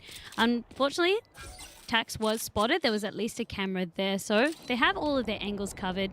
Tax only has 3 health and a dream, unable to really recover much of a weapon, but perhaps playing for an exit frag if someone wants to be a little bit more courageous and exit out this way. If I'm Tax, I may have gone for maybe a more aggressive player, considering they only had a Ghost to work with there, so it wouldn't have been a massive loss had that Jet have died, but wouldn't have found a pick anyway, as No ID were able to just... Oh, yeah, No ID were just able to retreat back to that attacker spawn. Actually, no. Yeah, no ID retreated to the defender spawn. That's So I got my sides mixed up. But I mean, it's confusing because they always end up swapping sides, right? Yes. Because Direwolf started in defense, but then No ID ended up there, right? correct. It's funny how access to the site allows kind of plays like that. You kind of swap sides from where you start from sometimes. So definitely why you can get confused or mixed up at times like this. But Direwolves won't be confused about this because for No ID, they've actually managed to edge out. It's only one round, but they've at least given themselves that lead. And we kind of talked a little bit about when you're coming up against a renowned team or a team with a little bit of a name or more to prove, right? You want to be able to put your best foot forward and not crack under the pressure. Ooh. Very nice pick by Tax. And as I kind of mentioned, Saxley has been a big thorn in the side of Direwolf. So to be able to dispatch them so early on, it sets this round up really nicely on the side of the defenders for Direwolves. Tax playing patiently, potentially for a second. That could be Sash, who is still holding this short position. Of course, keep in mind the spike is in the hands of the player towards B short, or the B link. He's being rotated back through mid now. The rest of No ID trying to group up here and maybe go for a push. In fact, it will be a resurrection onto Saxley, so that key player is back on the board. Bit of utility being used to do that, but if it gives them a better chance of being able to win this round, that's good to see. Tax is still holding on to this angle. Of course, they have pushed back a little bit. They're not wanting to peek out as well. They know that someone will most likely be guarding it, expecting to peek on out. But with that trap wire, maybe they'll start to reposition. Very, very aggressive play still here from No ID. I mean, Peachley completely blinded, but didn't really stop him from breaking down that market door, and now they gain access onto site. Sign trying to spray through. Keep an eye on that timer though. No ID. They can't take any time at all. It will cost a couple of them their lives. In fact, all of them. Swell to finish things off, and that's a very solid round from the Wolves. It really was. That early pick being the key portion of why that was able to happen with the operator, forcing out the resurrection as well. And then even though Saxley was back into everything, you could see they didn't really get much of a chance to be able to join their team. It came into a little bit of that rush. Direwolves knew exactly where they were, especially because you're all funneling through market. And this is why it's so important to be able to kind of clear out your angles and sides, because if you're all stacking into a scent like that or onto a side on a scent like that, you can see for Direwolves, having all those different angles, it was very, very easy to defend against. 3-3 the score line, so it is again shaping up to be quite close. We are just joining the broadcast, of course. We are in the final 8 teams now. Definitely the pointy end, and both of these teams are looking to, again, just continue to progress further here in Open Qualifier number 4 out of the 6. At this stage, I'm actually finding it really difficult to even pick a team that could win this map, because heading into this, we're probably thinking Direwolves, but at the moment, it's really 50-50. Yeah, it is. I mean, No ID, they've completely impressed us off the bat, and even if it is going to go on down to the Wolves, they're definitely going to put up their best fight for it. Smart teleport there from Sash, avoiding that molly. That's a great pick as well. On to Swell, who's had a decent map themselves so far. Again, No ID will recruit in towards mid. We saw them do this on the last round and then head through the B market. This time, it might be a slightly different push onto that same site. Direwolves were anticipating maybe they'd want to push up a little bit further into A site, because of course that pick signifies that you could either push into A site, you could go through mid, and that's exactly what we've seen kind of funnel out through. But Direwolves had a good read on that situation, stacking a few more members onto B site. 4-on-3 as we stand. Noz, though, will collect yet another for Direwolves, who can hear the spike going down to Saxley. Will at least be able to achieve that in this round, but holding on from this point will surely be very difficult as Tax gets one. Saxley left all alone. Unfortunately, cannot find a pick for themselves, and Direwolves will claim the round. Yeah, that's it. When you're the last member left, there's too many members. You were also already injured for Saxley. I mean, I think it was like about 20, 30 health on their name. It was always going to be a very, very hard feat. Definitely needed VSash to be able to hold on, to be able to at least trade one-on-one or something like that, but wasn't the case to be. They managed to bully their way onto site, sure, but Direwolves were there waiting. They relinquished access to site and played for the retake instead. Very, very controlled from Direwolves. Not really too many players standing out for either team at the moment. Tax, I guess, has been playing quite well, going 8-2. That Jet and Operator combo working out. And that's in comparison, I guess, to No ID, who have elected actually not to bring a Jet, an agent rather, that we have seen used quite extensively across a lot of these maps. Opting instead to go for the raise. So again, it comes down to a little bit of player preference, but also what you might need. But when you do have that duelist slot, it's either generally going to be a Jet, a raise, or it's that last one, Phoenix. Almost forgot his name. Swirl finds one, make it two. In fact, it is at three, so it's a great spray down for him to kick off this round, and Noz will assist, getting the fourth. That leaves it all up to Sash. Nothing that Omen can do, and that is a flawless round for Dire Wolves. Didn't really matter that No ID had the wall to try and stop them, because you could see the Molotov coming out, or the hot hands coming out, meant that they couldn't really push on through. Then they kind of got choked as well. Even if they wanted to back off site, they'd committed so much into it. Yes, it was just an eco round. So for No ID, this is where they need to start pulling up their socks and getting a couple rounds back off Dire Wolves, because if they lose this one, they go back into another economy round, and then Dire Wolves start to push even further ahead in this first half. Dire Wolves as well with 5 ults ready to go in this round. So I can definitely envision a scenario where they do double the scoreline of their opponents, but Saxty manages to shut down the Jet. That's Tax, one of the top fraggers, taken off the board. That neural link comes through though. Swell needs to be very mindful of that. It was a run it back, so he can afford to play aggressive. I also like that it was a wall bang to get rid of the run it back, not really putting yourself in a position where you could get traded out. So nice little counterplay. Indeed it was. Swell traded out off the board finally by No ID. Finding themselves now with that man advantage. Spike in the hands of the Omen, setting up again for an A push. And in fact, they've been given sight essentially for free. The Spike will go down. Oh, no, it won't. Sign manages to deny it. The Hunter's Fury from so far away having an impact. But now Signed is left all alone in a 1-on-2. Has 2 shock darts to work with, and that could be the difference in this round. Spike hasn't been recovered yet by No ID. They want to get a little bit more intelligence on where Sign could possibly be. Doesn't check their corner though. Didn't think that Peachy would still be holding this tree angle after that long. And of course, goes on down. So it was unfortunate, but had to be more on the proactive as opposed to reactive, because otherwise then you got a cross angle situation. Just needed to go for it. But this is good for No ID. As we said, they needed to catch a break from Dire Wolves, because otherwise they start to lag a little bit too far behind in this first half. This at least resets the momentum, and now it's back to being even on both sides. Looks like No ID are going to attempt the boost here. Of course, with the teammate and then the wall to get this angle towards short, and it works out perfectly. That is a fantastic pick by Saxley, and unfortunately for Tax, they have been shut down once again early into the round. No ID really learning where the top fragger likes to play, kind of their behavior, and modifying it accordingly. So Saxley going head-to-head with that, a great use of the wall. Spike recovered. With that pick as well, it kind of opens up a couple more opportunities. Where do you want to kind of go? You can see they've opted to send a few members through mid, at least one to scout out where the rest of the members of Dire Wolves have chosen to anchor, but there's one less defender in that middle sort of area of ascent. Swell's been having a good map so far, but they need to find a couple of players here. That's two very big kills at that. The Spike carrier killed, leaving that Spike on the ground. Can they find 3 though? That's the question. The flash comes out. The timing was almost off, but it works out in the end. That's 3 in the round. Can self-heal as well. No ID. Really struggling to shut down this Phoenix. Absolutely match-breaking play by Swirl there to at least give them this round. They have recovered Spike.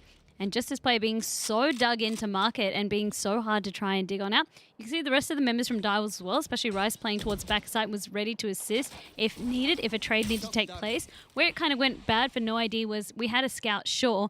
Everyone who tried to swing in couldn't trade as well. The rest of the members were so far behind because they hadn't yet committed to this mid push. So when Spike went down, it kind of leaves them in that awkward situation, as you can kind of see Orange Pearl trying to do their best to save. Only really has a Guardian there, or also trying to look to extra frag. Even the same from the Wolves as well. Not willing to kind of peek on out and get traded this far in. I really like the crossfire that was established by Dire Wolves there. They recognized that they had the advantage and elected to play quite smart, quite passively, as to not throw that advantage away. They whittled down the time and get the round win in the end. So they've extended that lead again to that margin of 2 rounds. The largest margin I believe we've seen so far. Yeah, so 2's 2 rounds is the biggest lead we've actually seen. Isn't that in weird this to map say? so far. Yeah. Because it's normally been like 8 rounds, 6 rounds, and you're like, 2. Matches, yeah. 2 is the biggest round we've ever seen. Tax, of course, being overtaken as well in terms of top frag. Still doing a great job for their team, but Swirl sharing the spotlight for Direwolves now and being able to be so aggressive for Phoenix. Generally played as more of that entry fragger kind of style, but also even on the defender side, being a very, very strong anchor for Direwolves, liking to play that market area or even that mid area. No ID again, as we often see on Ascent, with a strong mid presence and then taking their time to elect which site they want to go to. A B rotate could well work here. Direwolves have completely committed all of their agents to the A site, but it doesn't matter, as Swirl will be able to commit to 1. Can't quite hit the second, though. It was a run it back, fortunately enough, and can flash out short position to try and find some more. That's 2 for the round. Rice as well getting in on the action. And unfortunately for no ID, it's a 1-on-4 for Saxley. Saxley, of course, recovered the operator, trying to stay alive with this one, catches out Swirl, puts an end to that murdering rampage that Swirl was able to do 2 rounds in a row. So as we kind of said, Swirl has overtaken the top fragger. But for Saxley, it just comes down to being able to save this operator. Doesn't have access to Spike. The rest of the Wolfpack are guarding that one and not going to be giving that one over anytime soon. Does have a spy cam to help cover the flank.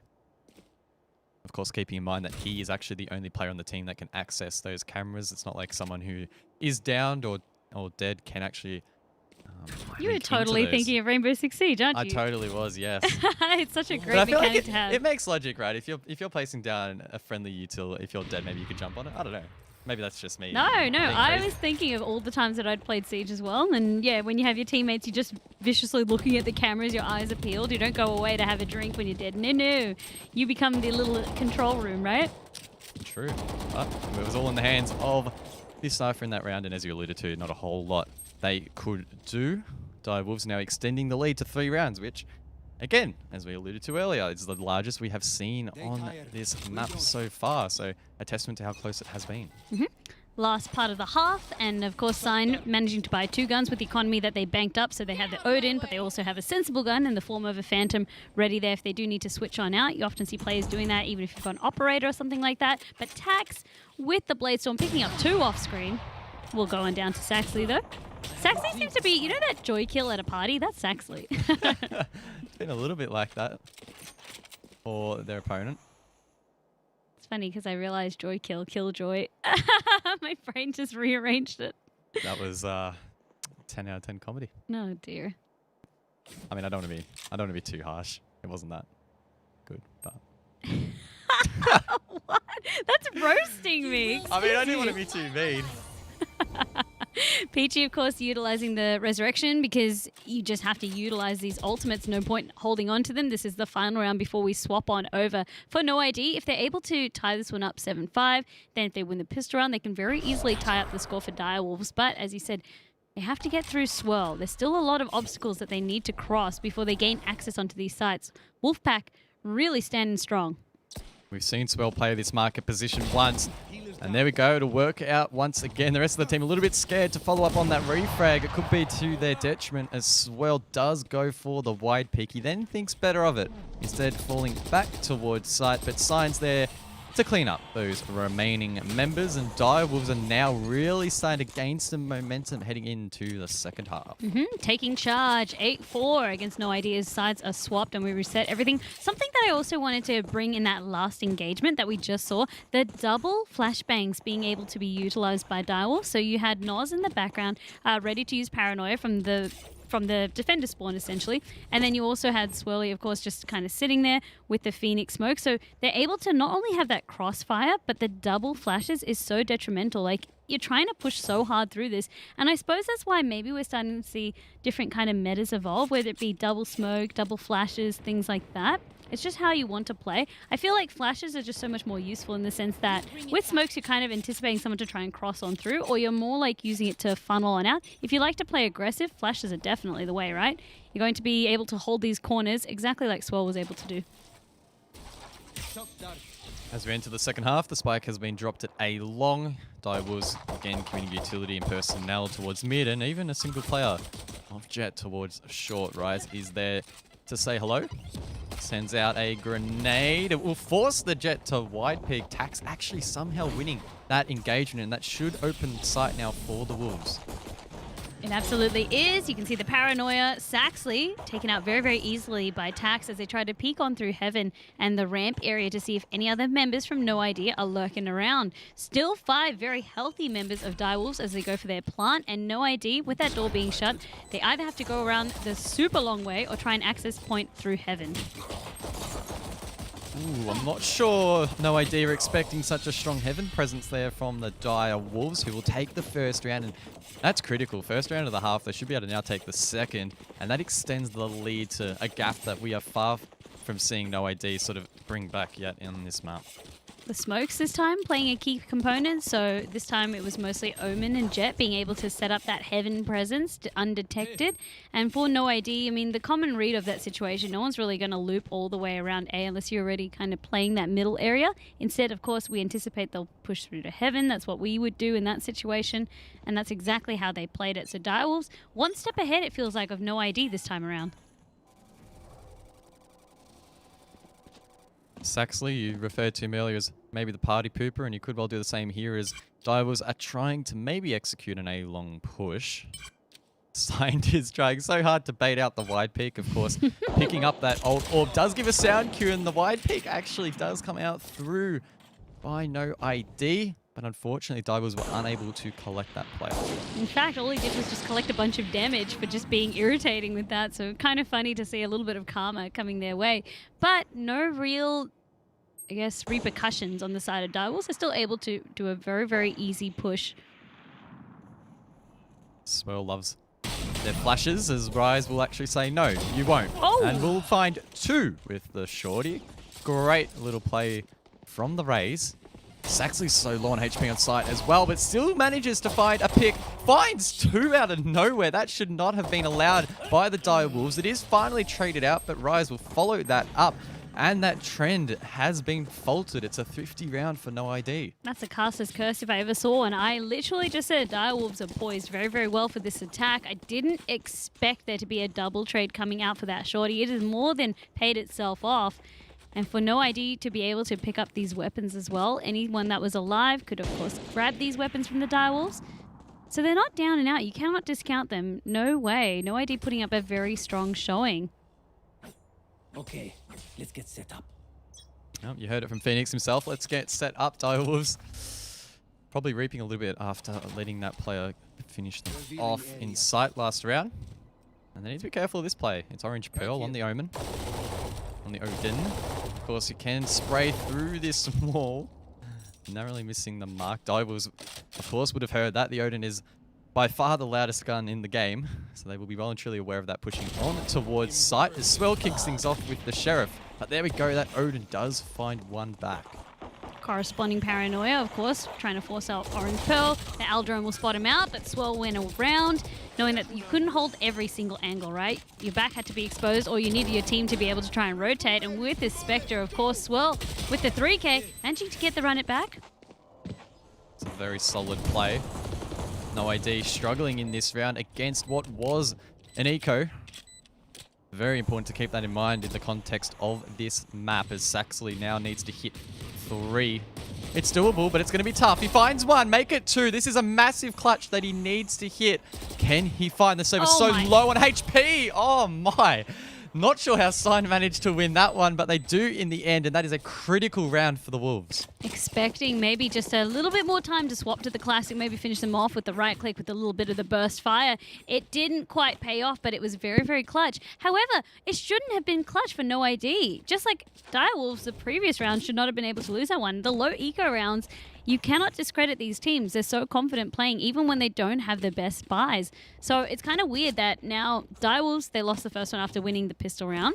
And then now No ID, after buying off the back of that, we're able to lose this one. So both teams are kind of playing ping pong at the moment.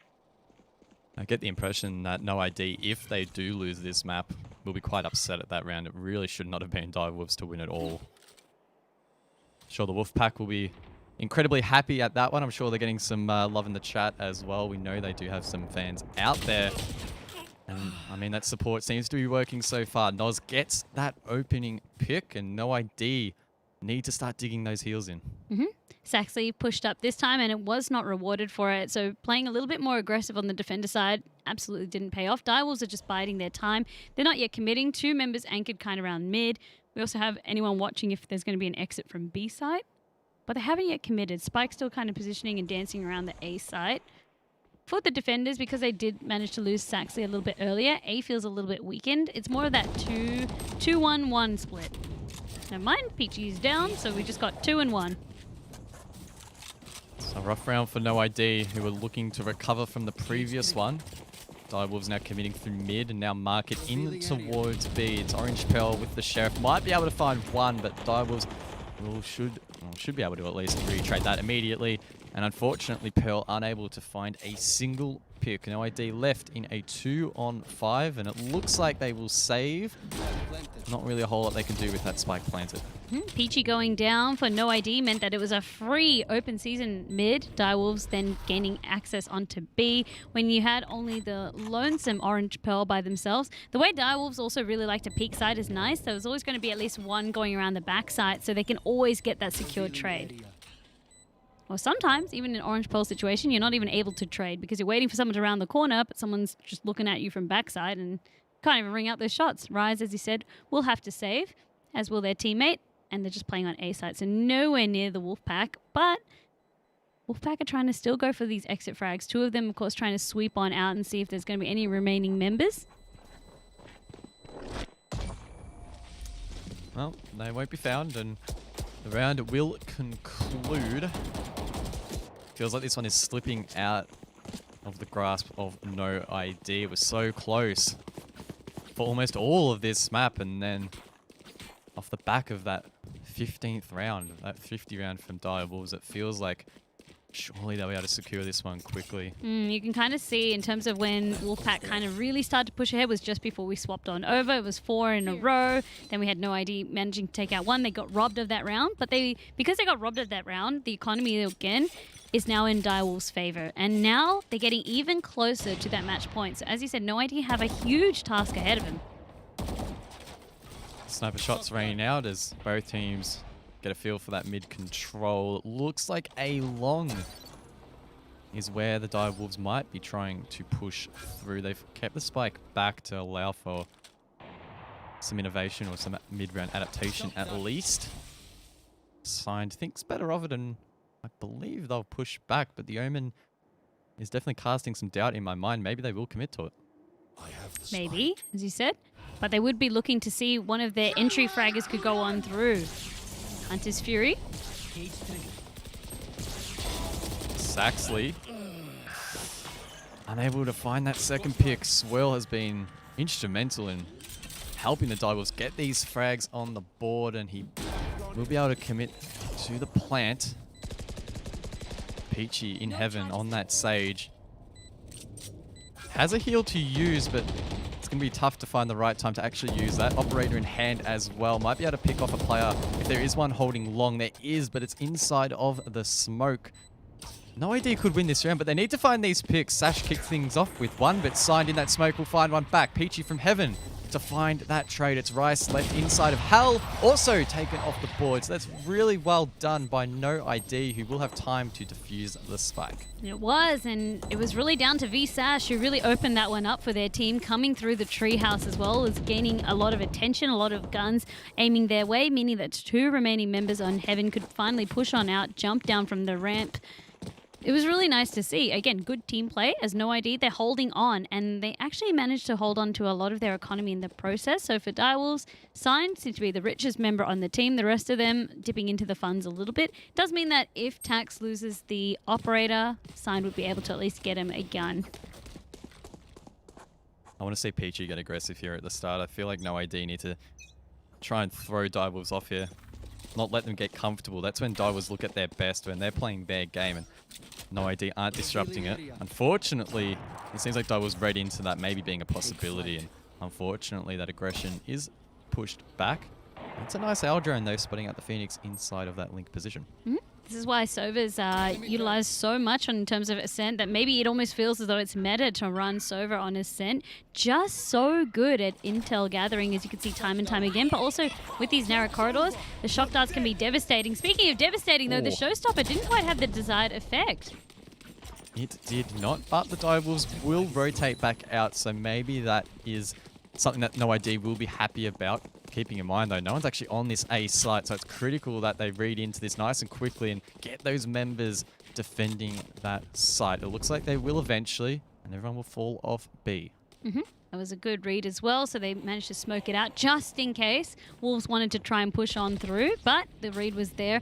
However, Direwolves have responded accordingly. Good smokes, meaning that Peachy can't really operate until these smokes clear the way.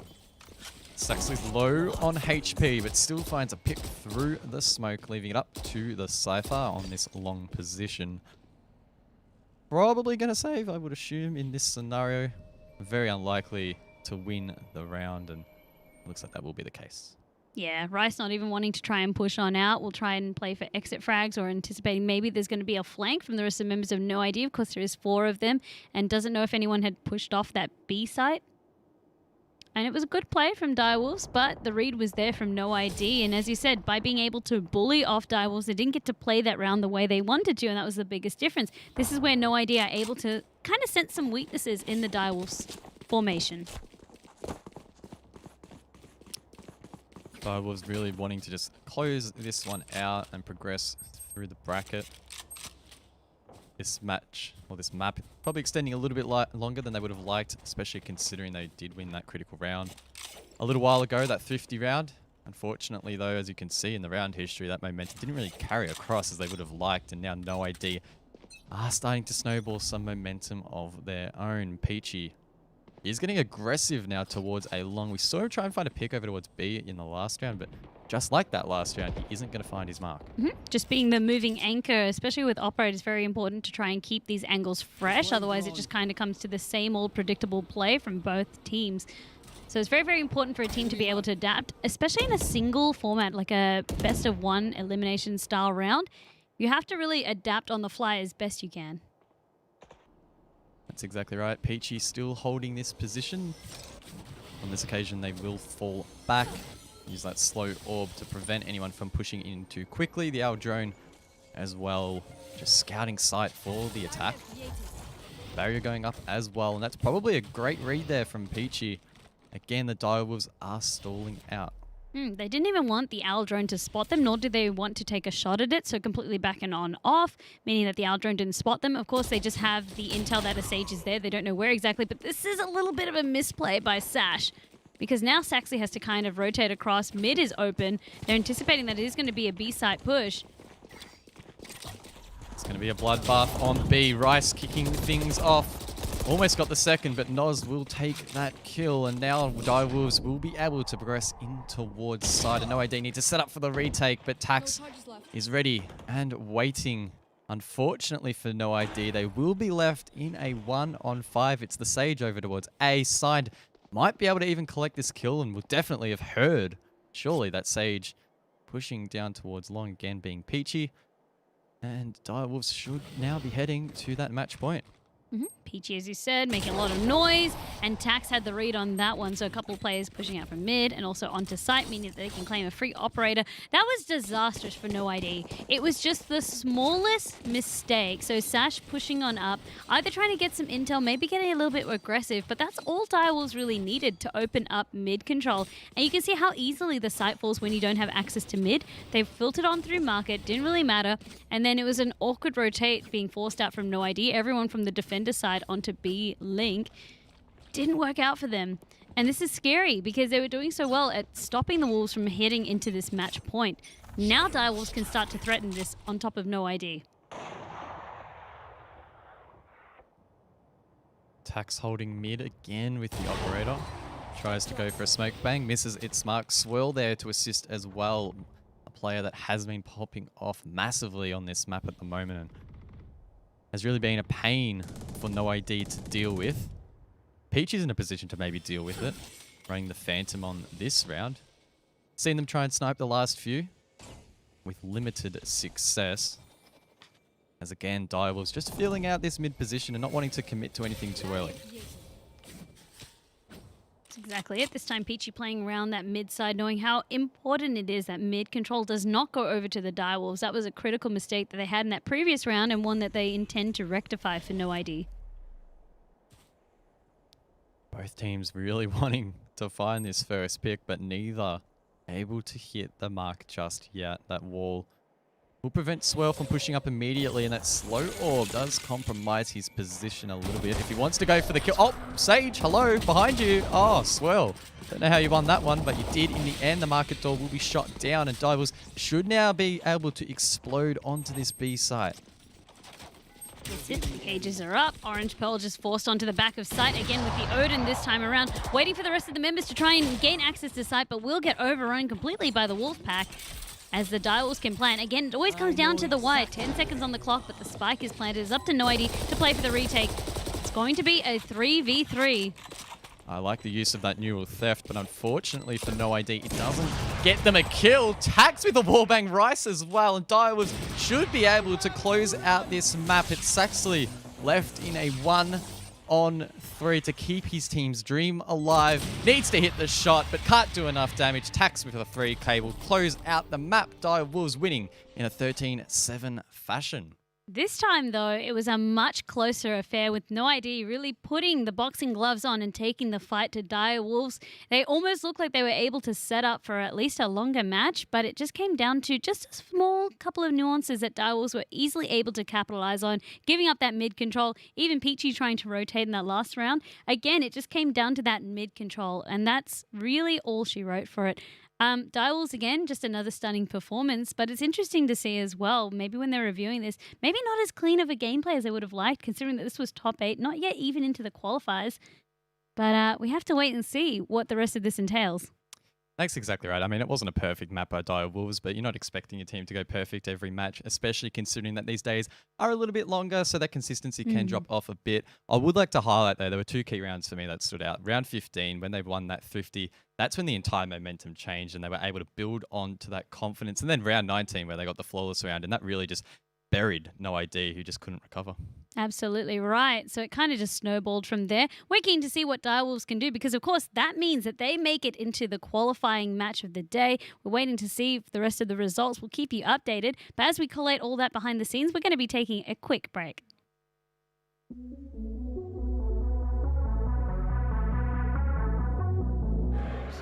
100%, yeah. Competitiveness and fun go hand in hand for me. I mean, even if you lose, it doesn't really matter. When you're in the middle of a game and when there's stuff at stake, you do get that feeling, and I guess that's unique in itself. I think it's just more fun. Then you can make new friends. I do, but then at the same time, I don't mind just smashing out co-op with some friends at home. Really satisfying beating them if they're good as well. I think it's a lot of fun to be like competitive with certain people. The whole point to be competitive? Am I missing something? Quote unquote, my friend says I can make a relaxing game such as Stardew Valley very stressful and competitive.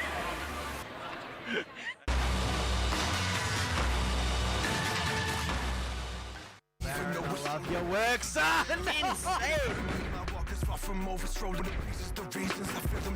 Hello everybody and welcome back to Firefights. Finally we are back live out of the Anywhere Arena here at Fortress Melbourne. Early pick to come out from Teehee there. Does spot the second. Trying to go for that engagement. They've put fire into the fray. Whoa, whoa. See that guy right there? Looks like he's hit rock bottom. Well, that guy's actually me. Now, I bet you're wondering how I got in this wacky situation. It all started in the summer of '86. Up into play. A bit further back. Oh, he might get it. Oh, that was so close as well. Picking up your options, but now the options are open as they move their way onto the CT side, and they get a nice little headshot to start it off. MP, oh my gosh! That double kill, insane! Looks like one of them is actually playing ever so close to them though.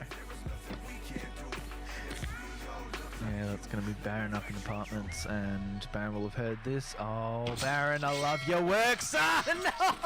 Baron with the double knife kill. Space Nut is going to be playing from decon. Now just trying to creep their way forward. Slowly moving. Oh, dancing with the devil there. This is getting too close for comfort. I'm feeling so uncomfortable just watching this play out. 25 seconds remaining, and Space Nut still needs to go and get the bomb, but there we go. Emmy flies on through. But in the meantime, Emmy, once again, opens us up really nicely. Maker will find one, runs out of bullets to go for the second one, but finds it as well. Oh, they're going to be able to pull it off this time around. Lots of utility comms on through. Phone Killer finds the first. Now Johnny Drama's going to know what's happening and sprays down both. Picks up the DAC as well. Timberwolves 6-0.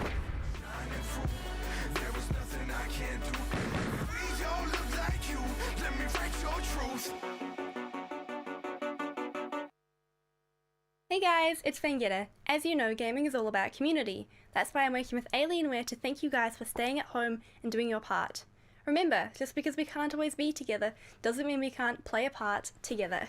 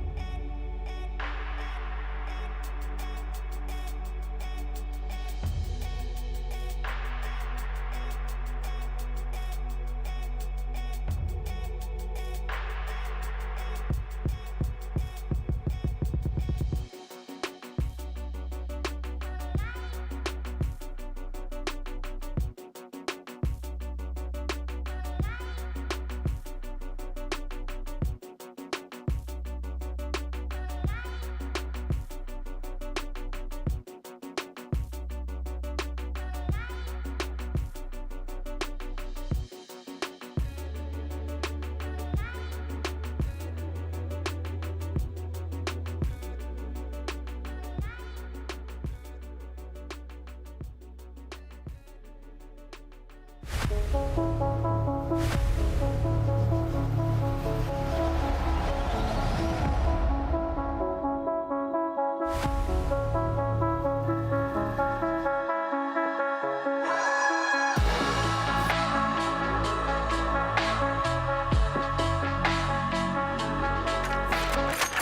on, let's go! One enemy remaining.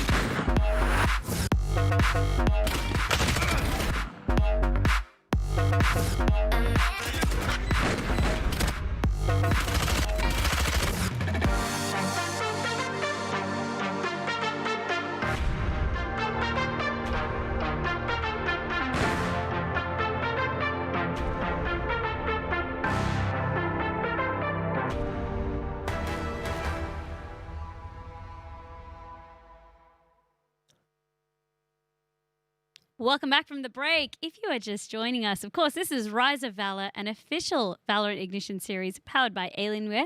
We are casting live from the studio here at Fortress Melbourne behind the Alienware Arena. And Gaz, what a great round we just had. That was, of course, Direwolves coming up against No ID. The final score was 13-7, but it could have read so much closer. No ID really putting up a fight.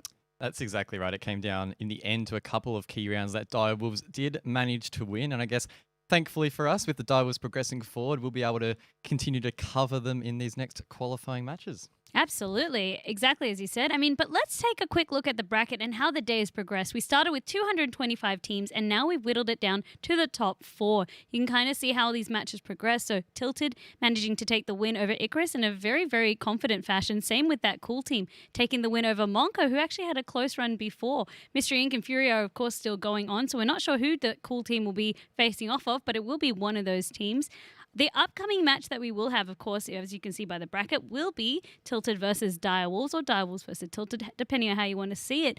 This is a really, really exciting matchup to me. Reason being that Direwolves, of course, one of the fan favorites, but Tilted, we've seen them consistently show up on the open qualifiers and really try to secure their spot in planes, but narrowly missing out.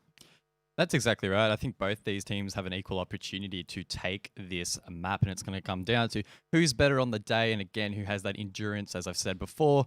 These are some pretty long days for these players to remain consistent, so hopefully they can bring their best to the match that really, really matters, right? Because if they win this, they're in. If they lose, unfortunately, they won't be. On top of that, they will gain the points, but if you're Direwolves, if you're Tilted, you just want to get the job done. And then you can just chill out for the next week and then come back for the next stage. That's it. You already had your ear chewed off by Coach Avril when you were saying maybe the tactics of Direwolves was to play one and then wait. And Avril was like, no. It's more just about scheduling for us. We're not afraid of anyone. We're ready to put our best foot forward. But for you and I mean, we'd be more than satisfied to kind of watch the games play out if we had secured our play-ins ticket.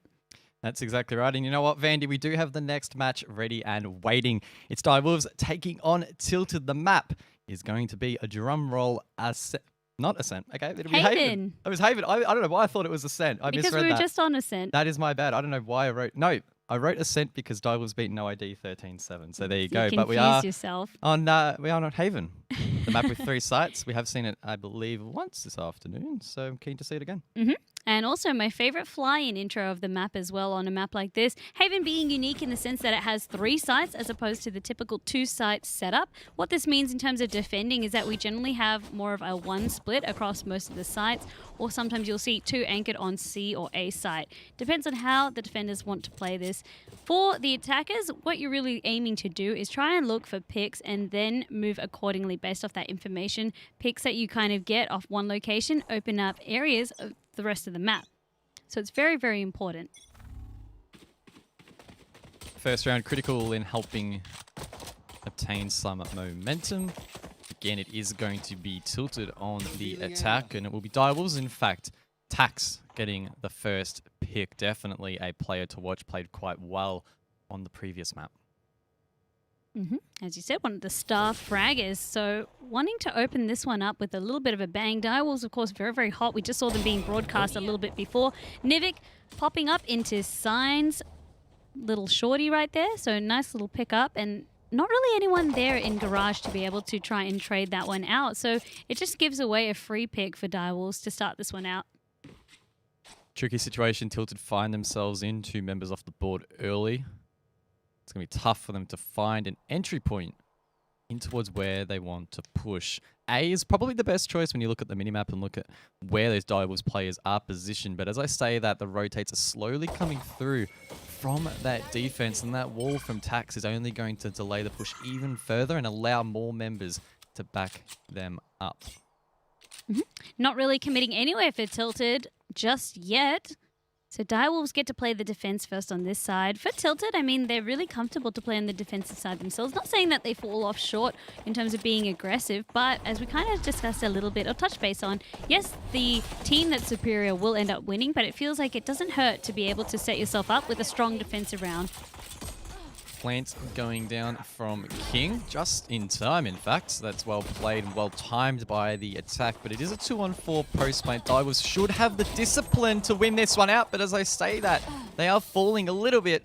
It took a little while for those trades to come through, but as we expected, the Wolves will take that round after the first 2 picks that they managed to obtain.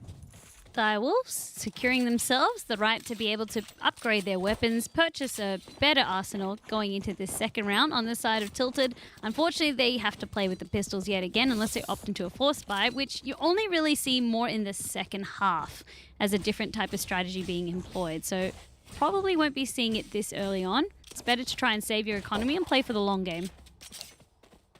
That's exactly right. So we're anticipating, of course, in this scenario, that the Divers will take this round before the match really starts to open up. Tilted, however, will be trying to find a couple of picks at least, maybe try and find some weaponry to pick up. But Tax again on a sniper, the Marshal on this occasion, able to find that pick. Doesn't quite see that player in short. It is the Sage quite close to the door. Maybe this player actually did. No, yeah, they actually did get ping it spotted. out. So that's actually really well played by Tax. That's it. Had the slow orb in their hand, so unfortunately unable to take the shot, but just pinging out, keeping tabs on where this Sage might be. And of course, for the opposing Sage, for King, you're just kind of trapped right now. You either have to take the peek or just get trapped there. So Tax able to get 2 down in that little A short side. Of course, with no armor being purchased, the Marshal can do a lot of damage. Tilted do manage to get a pick there onto the Phoenix. So, I mean, that's something, but there we go. It will be cleaned up in the end by the Wolves. And this is where the map really starts to stutter. Because I'm saying starts so many times. I was going to say it starts to flesh out. That's what I was going to say. Starts to stutter, starts to flesh out. I'm glad you got there in the end. What I wanted to draw attention to, however, was Rice being able to do a nice setup. You can see they're doing it right now. That trap wire in B. Normally you have maybe a Sage anchoring there. Instead, Rice is playing more of this garage or C side, but they're making sure that the rest of their team has been bolstered. There's going to be a couple of things to slow down or reveal where the push from Tilted might be coming across from. That's some aggressive defense. Coming out from Direwolves, and it will actually pay off. Again, getting those first 2 picks. Kings gets 1 back. Oh, that's a missed flash as well. So it was a good start to the round for Direwolves. I mean, they're still in a great position as is. Probably wouldn't have wanted that Cypher to fall so early, though. Tilted have the buy this time, but already so early on, 15 seconds into this round, they're already 2 members down. This is not really the start that you wanted to see. A lot of that came down to Direwolves as well, playing a little bit more aggressive on the defender side. And generally you don't see that, especially as I said, you have the buy. Generally teams will respect that and kind of play a little bit more onto actual site as opposed to pushing out more aggressively. The wall being used there to boost King and then pick up the ult orb. A little bit of a predictable play. I'm assuming Direwolves were expecting a boost, but they probably weren't expecting the res. That will even out the amount of players for each team, of course, 4 apiece. And Tilted might be able to find themselves into this round. They still have a lot of time to work with. That should be it. The reset button was hit and absolutely worth. Yes, it was a little bit costly, but Tax not wanting to be outdone says, if you can do it, so can I. Rice has been brought back. So the numbers, again, turn into Direwolves' favor. Time now of the essence. 20 seconds left. Denoz is in a great position to shut down this push. He hears one enter the smoke, but doesn't quite go for the pick. King will go for one and hits the mark, and the trades start to come through as the spike has been secured. Noz will eventually find his second for the round, and it's a great flank from Swirl. We know he can play so well. The run it back as well as the ultimate bait for Side to clean up that final pick. and Divers will be able to defuse the spike. Direwolves completely decimated Tilted post-plant, and you could see a lot of that came through, hitting them from multiple angles, flanking around. B-side is one of the hardest, I find, to try and defend post-plant. A-side probably being one of the easiest, and then C kind of falls in between. But it's just so hard because if you haven't really cleared out anyone from the other sites, you can get pinched so easily. There's literally 3 access points onto that site. And if you don't have members stationed there, or if you have a lot of utility blocking you out, it really read the way that Direwolves wanted it to. So before as well, No ID were able to kind of read the narrative that we said, where it goes 2-1 and then kind of swings back in favour. Tilted have kind of fallen into the trap that we saw against earlier teams to Direwolves, where they weren't able to win the rifle round. Ooh. Tax was able to win that gunfight. Wow, that was a really nice pick. Again, Direwolves seem to be getting on that front foot early round, getting in 1 or even 2 of those opening picks, and that is stalling out Tilted. And on this map in particular, being stalled out can be to your detriment. There's a lot of rotatability for the defense, and they are able to read into where that attack is coming from and retake a site. Does look like Tilted, though, are willing to take their time and hedge their bets on this A-long push. It's really interesting as well because up until now, Tilted were kind of in the driver's seat. I mean, in the previous round that they had to play to get into the open qualifiers, qualifying match, they actually versed Icarus and they went 13-4 against them. So Direwolves just kind of showing that they are on a different tier, it feels like. Utility comes through from both teams. Those smokes, though, again, will push back Tilted. Stim Beacon as well to follow, which will aid in the defense as Tilted now reconsider their options, but they haven't got a whole lot of time to work with. They can really only now commit to an A short push, and they're probably going to run into the same issue. There are so many members of Direwolves stacked onto this site. Yeah, exactly right, because you've managed to stall them out, and as you can see, the rest of the members are now actually onto the site. Doesn't really matter, though, because Miz is trying to bully their way through, only managing to get 1 pick, as ultimately Direwolves will take on another round from Tilted. That's exactly right. A little bit of a tilting, if you would start for Tilted on this map. I mean, probably not too tilting just yet, but a 4-0 lead in their opponent's favour of Direwolves is a little bit concerning. It's at this stage where you're expecting at least to get a round or 2 back. They do have another opportunity, though. They can full buy this round with full armor, but if they lose this one, then the struggle really starts to ensue. Yes, that's exactly it. The struggle really does begin. This needs to be the round that Tilted can pull across from Direwolves. They've sort of managed to adjust to the way Direwolves like to play as well, but what they haven't adjusted to is 2 operators now on the side of Direwolves. Noz also starting it off with a very early pick onto Mirza, and that happened mostly around that garage area. Smoke's being placed by Noz, as Stocks does find a pick. So it is 4 apiece. Again, though, Tilted are struggling, it feels a little bit, to completely commit to a side and actually get into said side, as Direwolves are very spread out across the map and seem to have their bases really well covered at the moment. Direwolves, I also like their roster. You can kind of see the picks across both. It's been kind of mirrored, but a little bit of adjustment. They're not really choosing to run the Sova on a map like this, saving that more for Ascent, so trading that one out for a Brimstone instead. Nevik pushing out through the garage. This is kind of good in terms of being able to pinch if there's going to be any more remaining defenders, or also catch anyone from rotate. There was a little bit of pre-fire there, but ultimately losing that trade. That was a pretty good refrag from Element, though, but unfortunately he's left in a 1-on-2. That orbital strike will delay that inevitable plant, and when it eventually goes down, he's not going to have a whole lot of time to work with. The shadows go out, and he can use that cover maybe to go for a plant, or even bait out the push, and it works with great success, but Side will come up clutch through the smoke, and that is a very nice pick. Dark cover able to just stall out a little bit longer, allowing them to make it a 1v1. But as you said, Sign had a good read on that situation and managed to snare Element through the dark cover indeed. So for Direwolves, a lot of communications really flying for them, and also you can kind of tell as well, like it seems to be a little bit slower for Tilted, because even when they're getting 1 or 2 picks, you can see the rest of the members, they're not really looking at the right sight lines yet. It takes them a little bit of time to turn to where the frag has occurred, unless they're bunched up next to each other, so maybe the communication just isn't quite as quick for them. Could definitely be the case, of course. Communication is key in Valorant. Not only for refragging, but also for timing utility and making sure it's all set up correctly. Teams like Direwolves, for example, seem to be quite competent in that regard, and when they're playing well, it all seems to just feel right. And in the first 5 rounds or anything to go by, it has been working quite well. And this round is starting off nicely with Swell getting that opening pick. Spraying on down as well for Rice, anticipating there is going to be more of a push, trying to keep them at bay. So 3 members also anchored onto that C site. You can really see for Direwolves as well, once they kind of get a feel or a good read for where the members of Tilted might be, they can adjust accordingly. But that was a nice pick by Nivik, at least allowing them to have some breathing room.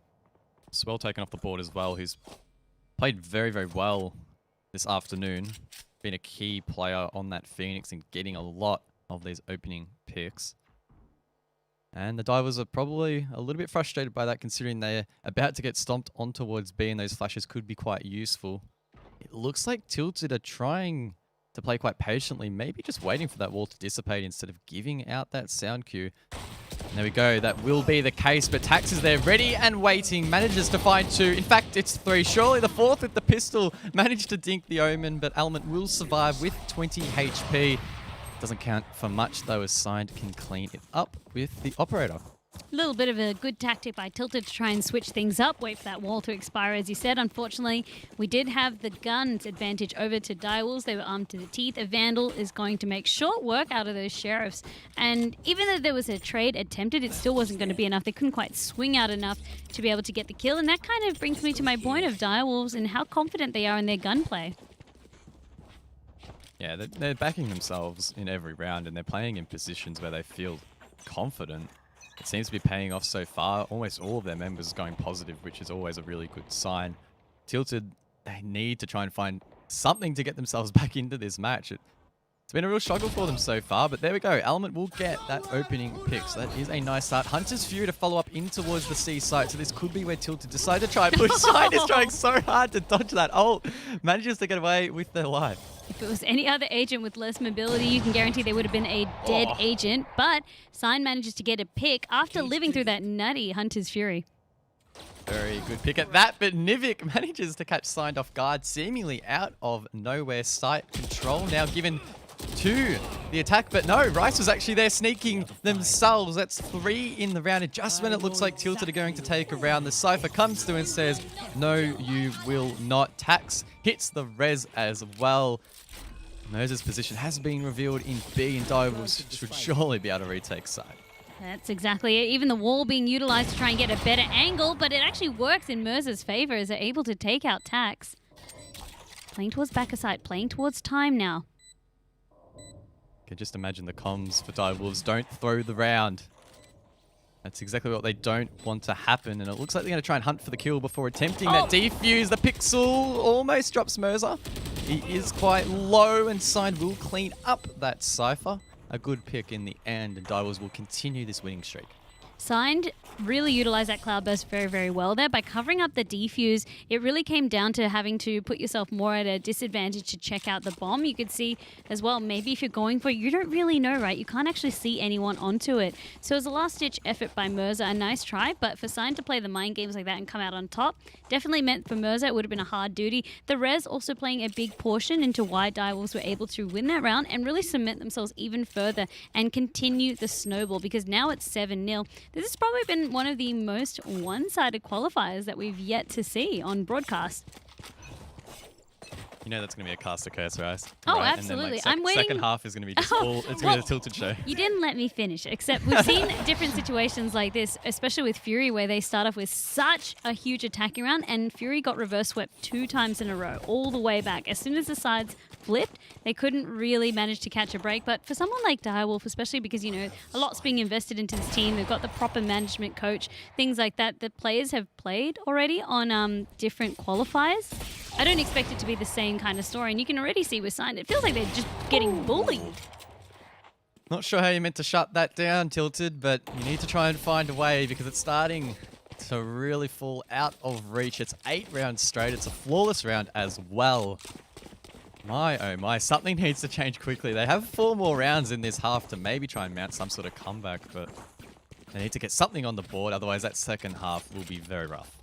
It will be, exactly right. I mean, yes, we've seen reverse sweeps, but normally it was coming back from something like 8-3, 8-4. I mean, things like that. I mean, obviously I did do my math right. It has to equate to 12. I wasn't going to say 8. anything. I'm mid-drinking my coffee at 7 p.m. Oh, yeah. You're going to be buzzing. It's good coffee. Fortress has good coffee. I'll give them that. It is. I do like my coffee. I'm glad to hear it. You're going to be buzzing tonight, but the Direwolves players are definitely the ones buzzing because they're wanting to hopefully close this one out with a flawless match.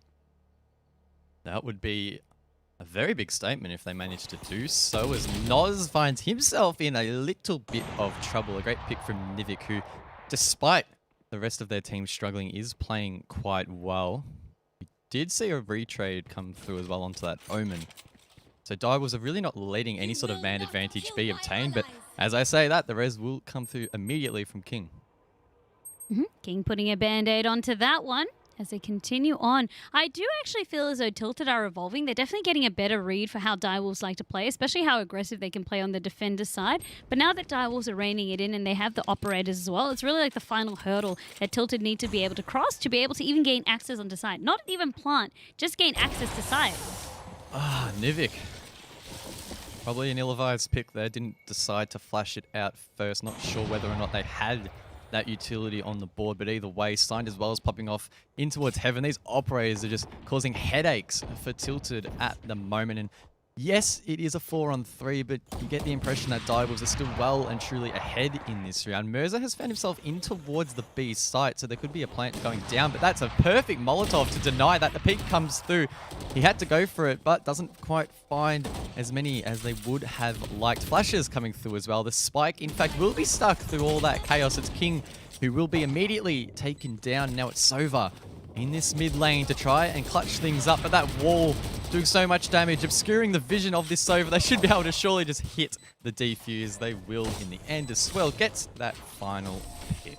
Swell being the distraction, of course, just forcing back the Sova even further as Tax was over there, just kind of being the insurance policy as we had the diffuse coming out by Rice. So again, it's just really nice team play from Direwolves. They also know how to utilize their numbers advantage. They aren't just stacking in the same sort of area. It's just really calculate a lot of the plays that they've been making. And again, this just kind of comes across by having a lot of practice and really understanding the read of this game. We often kind of talk about players coming in from different games. The biggest thing is, yes, you can frag out, but who gets left behind and who gets to progress is how good your game knowledge is, right? That's exactly right. And I mean, at the moment, it's looking like Direwolves are superior in that regard so far.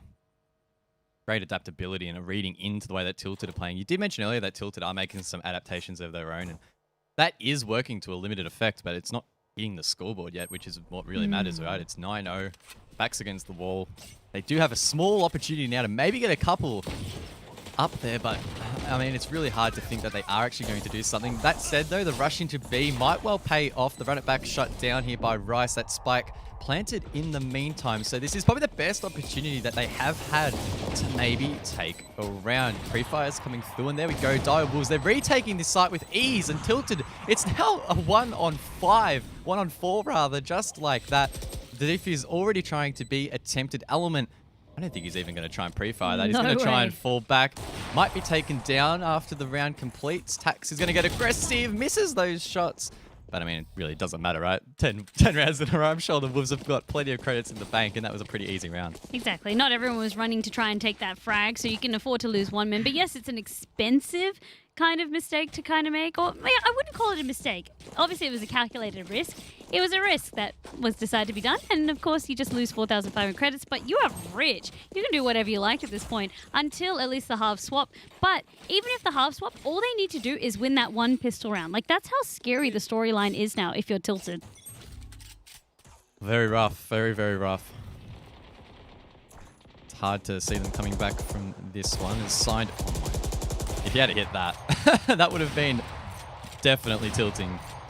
Does narrowly miss though, and again, Tilted just assessing their options in the early round. Spike drop down C long. Don't think that's really going to be viable. We have one operator watching that angle, and we probably have another one watching A long, and I think that's really the issue that Tilted are having encountering such long angles at the moment. That's exactly it. If you don't have an operator of your own, it becomes very, very awkward to try and deal with. And the operators have been key towards securing Direwolves' success on Haven. And because they've got multiple ones of them, they can really play all these long angles and be so suppressive. Flashes come through and Sign may have actually missed that Phoenix walking through. Should be a sound cue to follow, but not really peeking that location. Nivik, again, with a great play, will open up this C start. We know Direwolves can bring these back, though, and they are in a 3-on-4. It's going to take a little bit, though. We still see a Sage on A, so they're going to have to play this patiently, let that spike go down eventually, and then set up for the retake. Kings in a good position towards window. Noz as well there to support potentially a refrag onto that player in window. Operator shots raining out as well. Oh, that's massive. Tax hitting the res there onto Swill. Leaves it in a 4-on-4. Tilted need to be very mindful that this round could slip away once again. But Nivik stepping up. Manages to find one. The refrag follows as well. And Swill will use the limited time left to try and heal themselves back up. Swill finds 3 in the round. Eventually traded out. That's a great shot on the Operator as well. Leaving it all up to Tax. And Tilted will finally get a round. It took 10 rounds, but the adaptation is there. We started to see little glimpses of it, and both you and I were saying, yeah, it's cool to see, but we need you to be able to try and take one of these rounds, and finally they get rewarded for it. I feel like as well, for Tilted, with that, I mean, it's still a huge task that they've got, but it feels a little bit better to try and do. Nivik has felt like one of the key players. Yes, their score might not reflect it as much, but it feels like Nivik's been one of the fastest on Tilted to try and adapt to Direwolves' playstyle, often trying to punish Direwolves for peeking out a little bit too much on the defensive side, and then also getting a read for even dealing with the Operator play on Direwolves on C-Long. Yeah, I'm definitely surprised that he's only going 6-12. The few rounds where Tilted have either won 1 or 2, being close to winning a round, has been really off the back of his unpredictable aggression. So a little bit surprised in that regard. Hopefully he can follow that up here onto round number 12 and give Tilted at least somewhat of a cushion in that second half. Still a tall order though. Direwolves, I'm sure, will not go down without a fight in this final round of the half. They want to position themselves to not give Tilted any sort of slack. That second half, we know it can be quite difficult when you are on the attack. Oh, it really can. Especially if all you need to do is win a pistol round or the round after, because pistol round is generally almost like winning 2 rounds in a row. That's what pistol round feels like. It's not 1 round. It's generally 2 rounds, unless, you know, the other team is going to give you a little bit of an upset and shows has more dominance on the day, I suppose.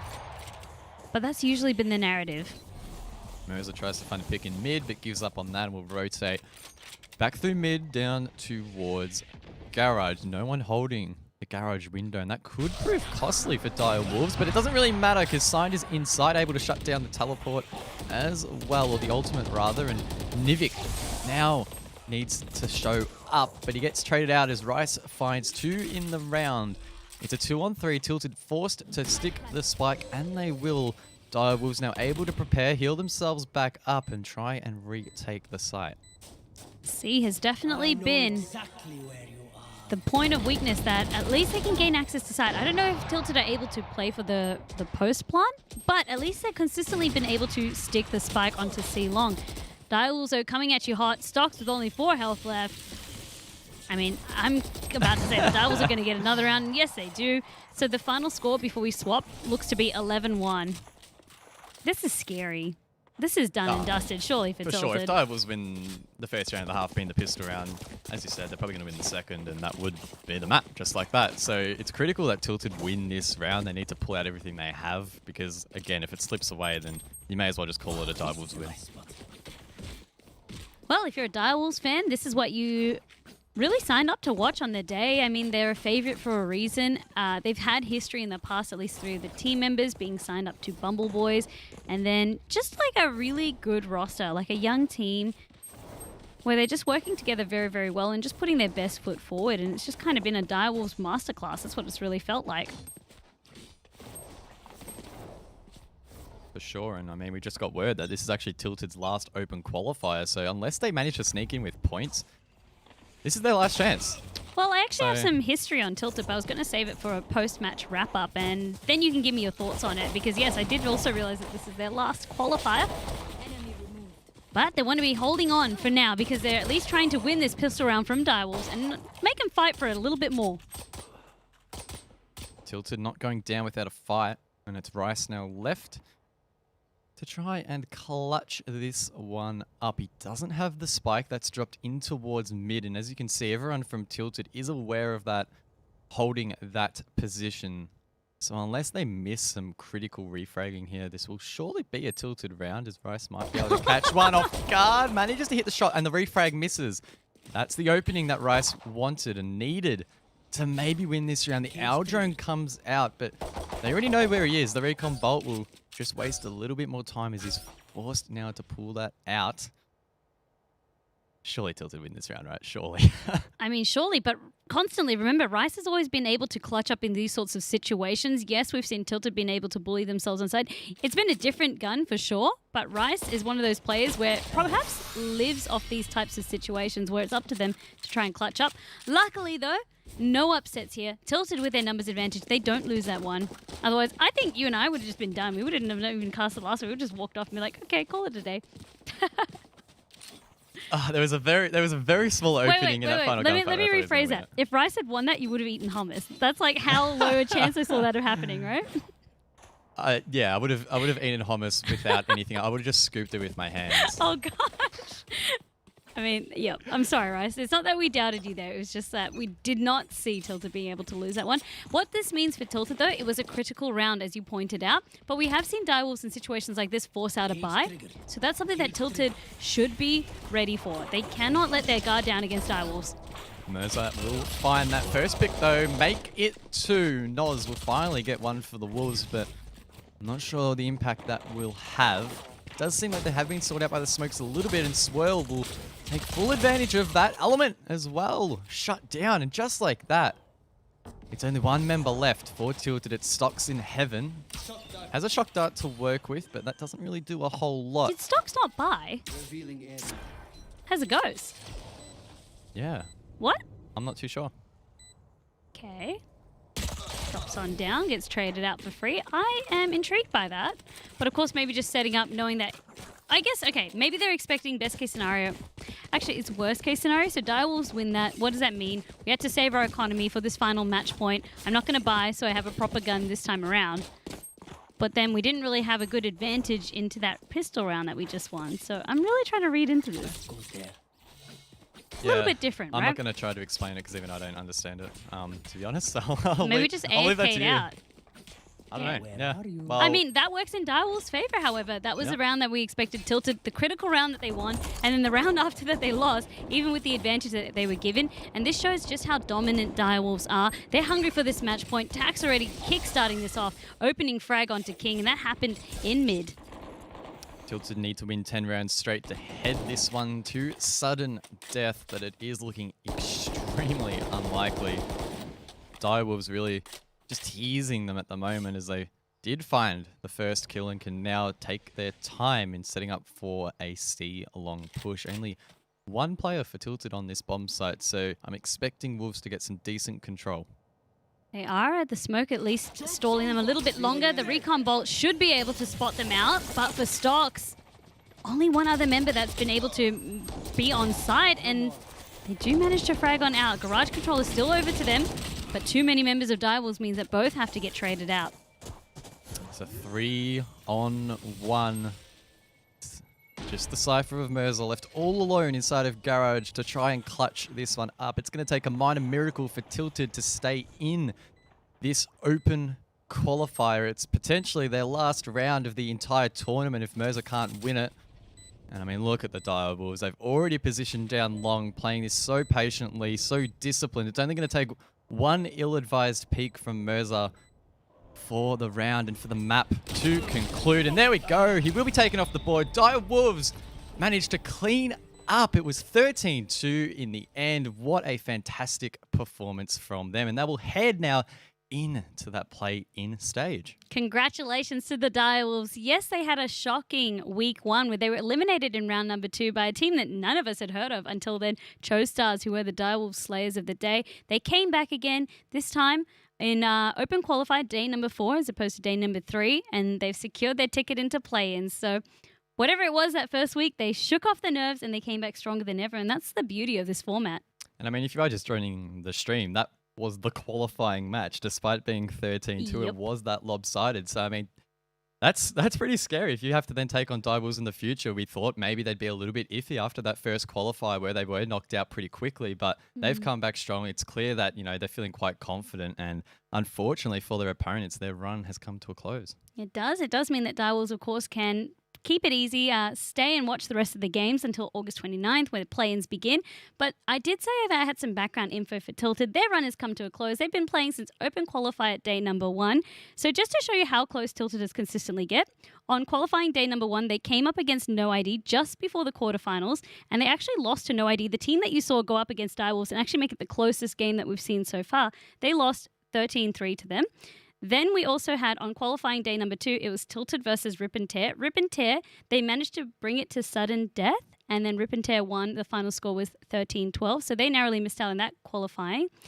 And qualifying day number 3, it was Tilted versus Magic 5. Magic 5 managed to make the score 13-9. So they've always gotten so close up until they met their match in the form of the Direwolves, where, as you said, it was just so lopsided due to how strong the Direwolves were and how strong their team is. Well, I'm keen to see how the point system is going to work, right? Because they would have earned a lot of points over the course of these last 4 qualifiers. So they might still sneak in despite actually not winning any of these qualified days. So I'm keen to see how that plays out. I definitely think that they should hopefully qualify for the last chance qualifiers that would be played out separately. Of course, we update the standings before we wrap up the show. But because we have another qualifying match to come on up, we're going to take a quick break as we get ready for that. So don't go anywhere. There's going to be another, hopefully closer game coming right up.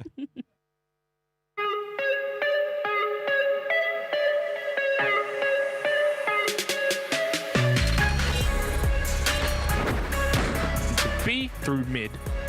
That's been the play. Reb is going to just watch from one side. Quick triple kill for Rebkrez with a Spectre. Spotted him, crossfire coming out, so had to take it. But of course, being pushed into that situation, it's very awkward. Oh, this could be a 3K composed. If they stay composed, it's a 3K indeed. Quick triple headshot. Then you start to see a lot more like utilities coming into play. Oh, yes, that was just clean.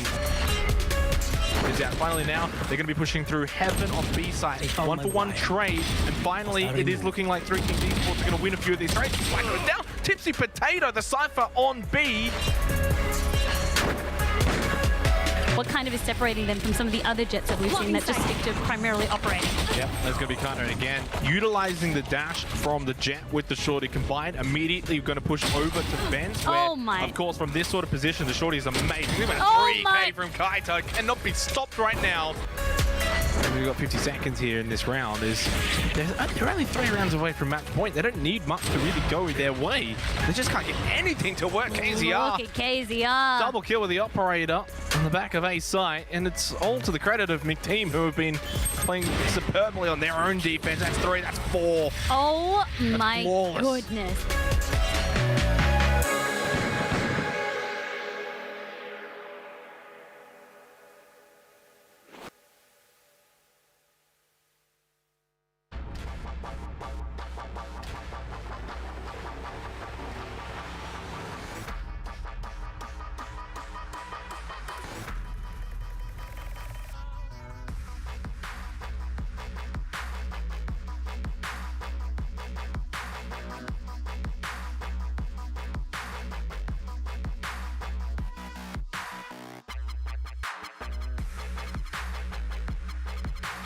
Welcome everyone, my name is Tog. I'm a live caster at Twitch. It's going to be absolutely amazing and I cannot wait to see this goddamn place.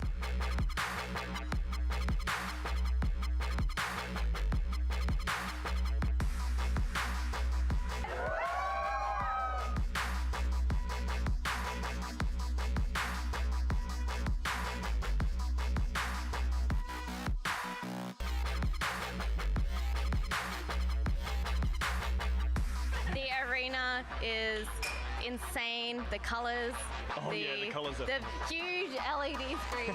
Every esports stream. Honestly, the PCs here are amazing.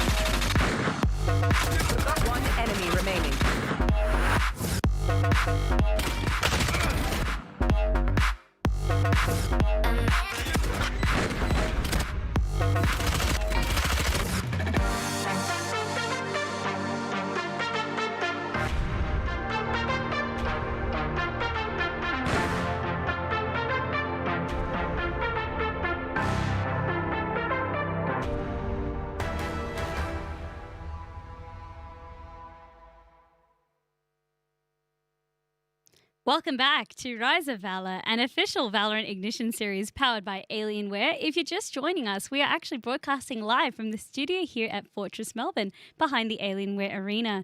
Guys, take us through that last match that we just saw, the matchup between Dire Wolves versus Tilted. Look, I think the best way to summarize that match was the Dire was decimated. Pretty straightforward win for them in the end, especially considering it was actually the qualifying match. We anticipated it to be a little bit closer. I think the end result was probably what we predicted, but the fact that it was so lopsided was definitely a key point. Especially for Tilted, a team that has been trying time and time again to make it to play-ins. They narrowly lost out to Rip and Tear. 13-12 was the closest match that they did have. But at least they've netted themselves a fair bit of points. So from 225 teams, we made it down to the top 4. It comes down to this last qualifying match. But let's take a look at the bracket to see how it's all kind of really unveiled throughout the day. Again, it's the funnel effect that we keep banging on about. We had so many teams start at the start of this afternoon. I think it's almost hard to just conceive the actual scale of each of these open qualifier days. And look, now we're down to the final 4 or even, the final 3, right? We know Dire Wolves, they've already qualified. They won the last match. It was a 13-3. Coming up next, there'll be That Cool Team and Mystery Inc. Both of these teams, in fact, if you have a look back, one step into the quarterfinals, are coming off the back of some pretty dominant performances. Especially Mystery Inc. We've seen them definitely perform a few times. They've been participating since Open Qualifier number 1, so that was last weekend, and we've kind of seen them evolve. The closest score that they had again was versus Rip and Tear, 13-7, but also when they managed to make it into the quarterfinals, the qualifiers. I don't know why I keep calling it quarterfinals. The qualifiers, it was up against Mindfreak where they took it to 13-7, but they did narrowly lose out on their chance. So for Mystery Inc., they have something to prove. For That Cool Team, though, they're going to be first time on broadcast, so we're excited to see what they can show us today. Exactly right. We're not exactly sure what to expect. I mean, maybe it'll be the same tale of one of these teams taking it quite easily and quite convincingly, but I'm not as convinced, especially when you look back today to that quarterfinal where they both had dominant performances. I think it was like 13-3, 13-2 if I looked at that correctly. So that's pretty scary. I mean, the scariest thing for me is actually probably for That Cool Team, right? Mystery Inc. beat Fury, who are another pretty good team, 13-2. So that was a pretty strong performance from them. Mystery Inc., they've shown that they're able to go against some of the best. That was Mindfreak on Open Qualifier day number 1. Made it all the way through to the qualifying matches, lost out, but brought it to 13-7. That was more of the score I believe we were trying to see in terms of the matchup that we previously saw on broadcast, which was against Dire Wolves versus Tilted. That's more of the scorelines that we've been seeing in terms of qualifiers. So I think that this will be a very, very close one. But for me, the favour, in terms of what I've seen so far, definitely should be for Mystery Inc. That's exactly right. I think the thing that the Cool Team have going for them, right? You mentioned it's their first game on broadcast, so they've been a little bit more secretive, maybe what they're going to bring to the table. It's an unknown for Mystery Inc. That said, countering my own point, right? A lot of the games leading up to and throughout the day were against teams that Mystery Inc. haven't seen or played against before, so they should be used to it by this stage. It's kind of interesting as well because we're at that middle point of the Open Qualifier, so people that couldn't participate in Open Qualifiers day number 1 or day number 2 finally are showing their faces here in Open Qualifiers 3 and 4, so they can participate across all 4 days. That's right, Vandy. Well, we are ready to load in to the final map of the broadcast this afternoon. Let's jump in. It's That Cool Team taking on a Mystery Inc. We're back on Ascent. Let's hope this one is a nice, close match, and I'm thinking it will be. I think it will be as well. I'm really keen again to see what That Cool Team can bring forward. A couple of names on that roster that I'll kind of go through, but 2 of them that stuck out to me was Yura and Jumper because they were part of a team called Simply Better back in the days of the closed beta when there were community cups running. And their background for those 2 as well has been somewhat of Apex Legends, I believe. Again, we have seen a lot of players transitioning or participating in multiple esports titles, and some of their skills, as we mentioned earlier, can transfer across, whether it be mechanical, communication, even mindset to a certain extent as well. That said, this is a brand new slate, right? Valorant is still in its early forming stages, and the meta, of course, is evolving with it. So we're expecting, hopefully, to see some new stuff brought to the table by either of these teams. And I mean, if there's comps or anything to go by, it could be something quite interesting. We're not seeing a Sage on the side of Mystery Inc. No, that's something that you pointed out very, very early, instead opting to make sure that they can run that double smoke composition that we chatted about a little bit earlier. Blank was another team to try and run something similar. It had varying results. I felt like you were giving up too much, but they didn't have the Cypher. At least there's a Cypher on the side of Mystery Inc. for the rest of their composition.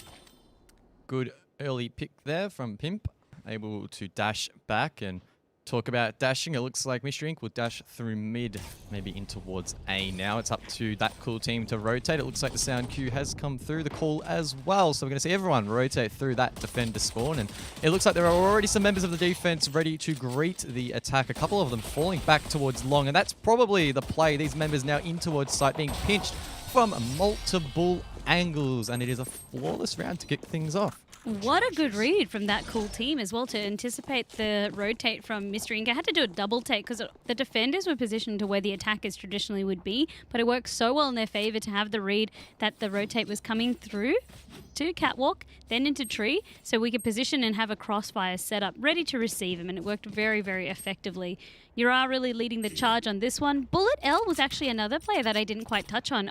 Definitely comes from that Apex Legends kind of background. So I'm wondering with a lot of this team, maybe if it's been like ex-pros from other FPS titles, but at least I know that 2 of them have already stuck and played together on a team.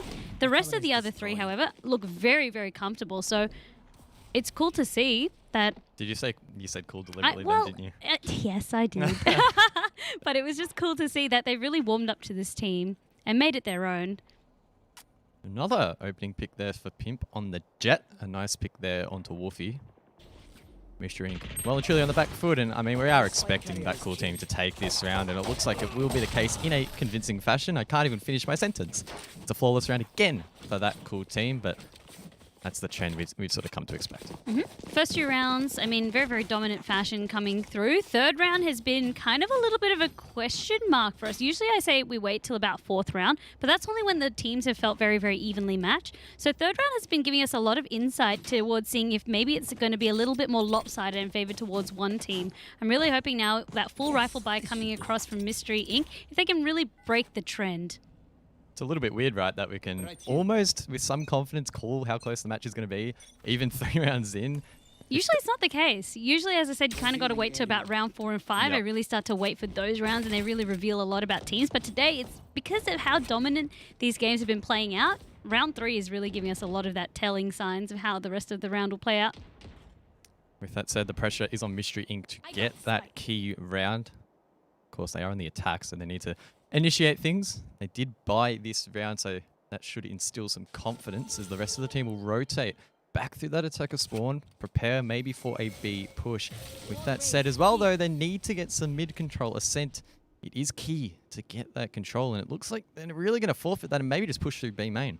As you said, maybe trying to force their way through, forget about mid. It will be a trade.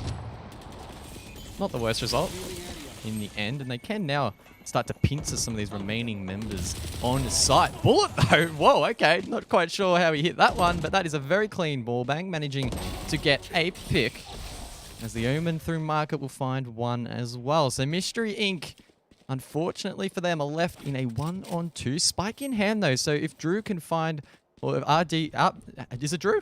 RDW. RDW, okay, there we go. If he can find a pick here, might be able to open up the round, but it looks like that cool team will play patiently and try and hit a refrag. Maybe they were thinking that they would try and loop back across. With the spike being planted, the rotate is already going to be there. A 1v2. Winnable. Oh, absolutely. But tricky. Yeah, tricky but that's winnable. I mean, if that cool team do falter here and don't hit the refrag, then RDW surely can take the round, right? Has the L drone as well to spot out where these players are. Sees one, so he's probably expecting both of them to be inside of heaven. It's critical that cool team both drop at the same time and hit these refrags. RDW, oh, narrowly misses the first. That's really well played by that cool team, and critically, they will take 3 straight. They didn't even drop together. That's just how confident they were, or at least trying to gain some insight in case the rotation had come across and they weren't in that hell situation. So not willing to give away the elevation advantage to a certain extent. At least setting up a crossfire for a different way. But Yura cleaned that one up. It was not winnable. If this was a clutch or kick situation, the kick, though, would have been initiated. Yes, it would have. But, Siege actually has that, right? Like, you can kick people. I'm pretty sure I've been kicked in Siege, and I've hated it. Yeah. It doesn't never happen to me though. Toxic. I'm just an absolute Bullet L has upgraded from the Eris to the Odin, and you were kind of wondering how did they get that wall bang over there. Of course, a lot of that was facilitated by the recon bolt, so it gave them that intel, and of course that wall is very, very thin in that boathouse, so could use that and just get the wall bang essentially. Surprise, Mystery Inc.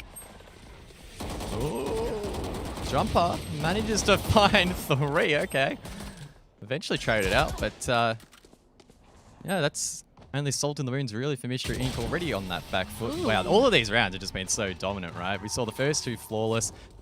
The next 2 being, 3 and 4 as well, being quite lopsided. I mean, albeit the third one a little bit closer, but Mystery Inc., I don't know. It's starting to feel like this is really snowballing to the side of the defenders. Feels like we have 2 very snowbally qualifiers today, but that's sometimes how it all plays out. We have to still wait and see. It's very, very early days. Mystery Inc. have managed to, again, be able to come back from situations like this before it starts to really snowball out of their control. Round number 3 was a telling sign for us in terms of if they didn't win that one, then they had to economy for round number 4. Round number 5, they get a reset. So that's why that cool team could edge ever further.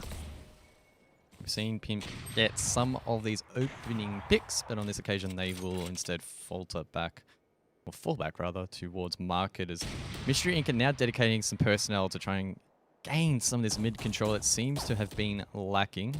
Pimp, though, will again find that opening pick. Oh no, the wall, in fact, working against the Jet there, unfortunately, for that cool team, but they are still in a great position. That's it. The wall to really mitigate any further losses coming across. Mid-control was not able to get gained, but they did get some insight to where the Jet would be playing, where the operator player would be. Mystery Inc. need to be really careful on this short push. They are aware that they're, or at least wary that there might be a player in this short position. It is, of course, the Omen. Smart decision by Mystery Inc. I feel to back off towards mid. Yeah, Yura really having a nice read on that, knowing that it was time to smoke in case the rotate would have to come across. That mid wall kind of signaling that, and because they didn't really see anyone being revealed in B main, that was kind of the play. So it's kind of funneling them into this mid area over here. But unless they can clear this one out, you can see the push is going to be very, very hard for them still, because we still have 5 members of that cool team to try and get through. That's exactly right. Bullet on side as well with the Odin can just spray them down, but that's a great pick. That will eventually be traded out by Pimp. It's a 4K in this round. Knows where the 5th is positioned, but unable to secure that kill. It is, of course, the Cypher for Mystery Inc., who will default back, try and save something, try and salvage something from this round. Really want to keep that operator in the pool. That cool team are trying to hunt this player down as the time will just run out of time. That would have definitely been a kill to that cool team. So Mystery Inc. definitely counting their blessings after that one. Oh yeah, Ducky panic, not panicking in that situation. But I mean, once you saw the other enemy Cypher swinging into your view, you're like, ooh. Able to really stall that one out. It was good though, because that's 4,500 credits saved on the side of Mystery Inc. and they can use it this round again. Unfortunately though, because of their economy, no one can really afford a rifle, so it does have to be a very, very light buy. That cool team, they're playing really, really nicely. They're not really giving Mystery Inc. any chances to get picks. And again, they're just funneling them through back and forth, back and forth. They're really reading the utility coming out from Mystery Inc. and then anticipating where the next location will be. Exactly right. We see Calamari in mid. Ulted up, trying to find some picks towards short, getting really quite aggressive here to facilitate the rest of the push down long. Those smokes though will delay the push that really does quite feel inevitable at the moment. Patience maybe is the name of the game. Still waiting as that cool team are really just holding strong. RDW though will get the first pick. Calamari now gets aggressive, but the trapwire will reveal their location, and that's really not the result that Mystery Inc. would have liked. No, absolutely not. Jumper, of course, also holding this angle, but Ducky Panic with the peak will get pinned down. Yura will be trading out RDW as Wolfie Doo tries to bully on out through sight. last member of that cool team, Mystery Inc., finally able to gain access to site and get the plant. And they may well win the round, but Bullet does have the Odin. Very scary weapon, but Ducky Panic will come up clutch. That operator that, funnily enough, they saved in the previous round will result in them claiming that one. And it is their first round win of this map. It only took 6 rounds, but at least it's something. 6 rounds and about half of it thrifty round. I mean, really, it was the operator that they had to play with. Everything else they needed to gain from the corpses along the way of that cool team. Odin, as you can see, Bullet has such a great advantage, but only when it's firing. Yes, it's got good wall penetration, and the recon bolt can give them good insight to where it might be. But the wind-up time for Bullet is really where the Odin can kind of be a bit disastrous. Time and time again, they've really anticipated the angle, but Pika's advantage is so much greater against a weapon like the Odin, which has that ever so slight wind-up. Pimp again, trying to find this opening pick. Ducky Panic as well, aware that there could be a player swinging the archway, playing on this boost spot. Vandal in hand. Does look like Pimp will fall back though in the meantime and retreat towards site. Does look like again we are going to see action on this A side. Oh, and the wall again being used against their own team. That cool team maybe need to refine those walls a little bit more, but I don't think it's going to hurt them too much. Still a minute on the board for Mystery Inc. to work with. They push through short. The door is closed, but they opened it up. Trades are coming through. Site control not being forfeited easily by that cool team. Pimp again with the operator and the dash as well will be popping off, but will, unfortunately for their team, lose that encounter, and it's left all up to the Cypher. That cool team again with a solid round just need to refrag out this final pick, and well, they don't even need to. Bullet will get it with the Odin, and that's a pretty clean round in the end. This time, Bullet could really utilize the devastating potential of the Odin and just kind of go through. There was no Cypher cages up, no more utility essentially to keep them at bay. So with the 2v1, feeling confident enough to kind of swing on out and get those last kind of picks. For Mystery Inc. though, it seems like they're having a much better chance of getting through to A site. B has been relatively unsuccessful for them, so I'm wondering if that's where they continuously keep hitting, because at least they're gaining access onto site. At least they're able to drop the spike and get it planted. Mystery Inc. have 4 ults on the board heading into this round, and maybe that'll help them getting something else on the board, or at least a second round on the board. Change of attack. Everyone stacking B.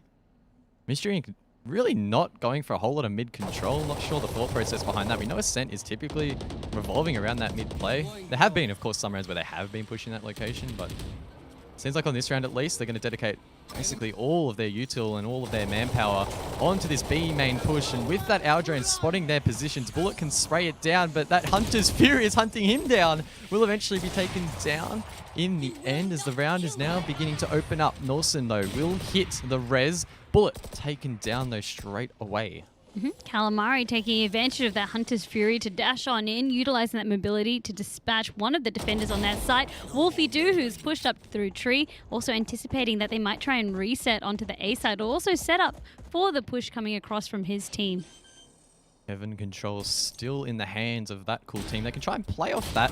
Oh, RDW not spotted though, as Wolfie finds one as well. Norson now left in a 1-on-3. Operator in hand, and it's very likely that cool team will just save.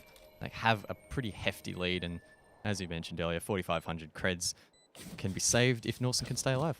That's exactly it. Maybe you'll start to see Mystery Inc. play a little bit more aggressive, try and hunt out this operator player, but I highly doubt it. The way Norson's also set up would be maybe disadvantageous for them to do so.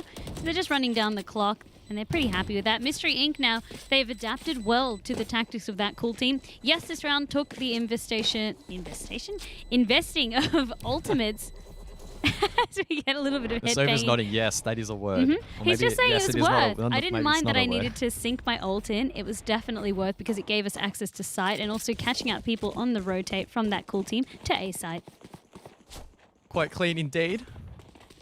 And I mean, if you're just tuning in watching that first round, you're probably not expecting it to be a sort of one-sided affair-ish that it has been so far. That last round was an indication of what Mystery Inc. can bring to the table. So they've won the last 2 of 3 rounds, which isn't too bad for them. If they can, you know, win a couple more in the rest of the half, then maybe this starts to become a little bit more winnable. Starts to look a whole lot more even and a whole lot less lopsided. So again, just really adapting well to what that cool team are bringing. So even though it looks like they're trying to hit one side, that last minute rotation has been really, really nice. They've just cleared out the defenders. All right, cool. We then try to rotate and keep the defenders on their team. So it's Odin v Odin, just staring through the walls at the moment. This is high-level gameplay right now. I believe it's Sober on Sober as well, right? Yep, it's Sober. So they both have a bone to pick with each other. Maybe. Neither of them really doing a whole lot damage-wise, though, so not sure how long this standoff will continue. Oh, not very long at all. RDW gets the pick. That is a very nice kill to open up the round. Not sure how much they'd be doing. You just posted that SpongeBob meme to me, and now I just want to mock you with your own words. Caster's curse every time. Every time. Definitely seems to be the case. Norson, of course, needing to pick up the slack, has also rotated back onto site to really help out the Jet. Norson under the pump a little bit, will default back onto site. Probably a wise decision as Jumper finds one, and Norson, in fact, will actually find another. The retrades will follow, though, by Mystery Inc., who are dedicating themselves to B. The rotates coming out from that cool team as well, as they are positioned on A. In the meantime, though, it looks like control has been forfeited, but as we know, this B site can be hard to hold. Can be, but they at least have a few members to try and set up. The operator has been recovered as well by RDW and can use the recon bolt to see if anyone's on the flank. It's nice having the ability to be able to swap out these weapons on the fly, whether you're going to play more for the operator or the Odin. You can see what it looks like from the defender side, trying to attempt the post-plant retake. Well, it looks like maybe they're actually just going to save on this occasion, so maybe not feeling too comfortable in the economics department. They want to just salvage what they can from this round, and thank you very much, Gino, for the peek at the scoreboard. And yeah, it's probably a wise decision, right? Look at the credits on the board. For that cool team, they want to just keep that operator on the board and the Phantom as well. Otherwise, it'll hurt them in the long run. Yeah, absolutely. Again, it's just all about saving and playing for the bigger picture. Yeah, we'll leave a couple of rounds here. It doesn't really feel salvageable. I mean, they've got the Odin, they've got the operator. It just feels really risky. We don't have a lot of intel on where exactly they're anchored. So smart decision from that cool team to really cut their losses there. Reset for this next round.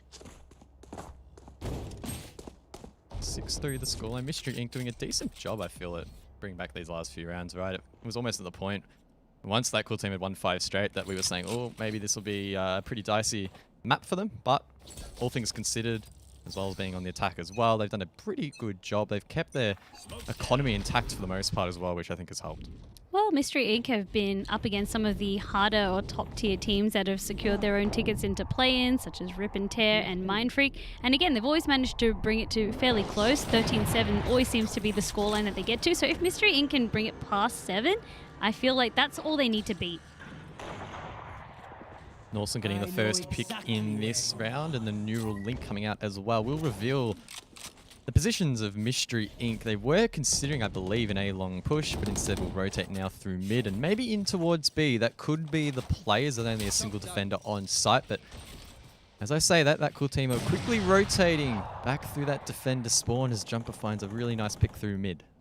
That's now 2 picks that cool team has managed to have on the defender side as well. But Calamari trying to rotate through the cubby and keep them guessing. That was a really nice psych out over there, thinking that they were going to go through window up into the ramp area, but then doubling on back. Worked so well in their favor and has equalized it. It's 3v3. Can also deny the retake of Heaven, but Bullet with the Odin will come out on top of that engagement. No one spotted this Omen. Waiting very patiently for that spike to go down. Shock Dart could follow up, does a little bit of damage, and RDW can finish off that player from below. It's now a 2-on-2 post plan as Mystery Inc. just need to try and hold on. It's a great play over towards that cubby house position. Bullet now needs to really get that Odin to work. There's not a whole lot he can really do in this scenario. The mobility of that weapon not great. There we go. The round will be finished off by Mystery Inc. No, I just had to have a little bit of a laugh because it does get a little bit ridiculous when you are the last member left with the Odin, how unwieldy it can be. But you also saw the mirroring coming through from Mystery Inc. So they often say that copycat, what is it? It's a sign of flattery, right? I don't think this is the case. I think that RDW is saying, no, this is how you do it, mate. Maybe. M's fighting words, but Mystery Inc., what looked to be so difficult for them, they really are starting to claw back the scoreline as they want to try and set this one up, at least when we go into the second half, maybe 6-6. That's the aim that they're trying to play for. Hint gets aggressive, but it's ill-advised. RDW shutting that one down. So that's a really nice first kill for Mystery Inc. who can try and play off that now.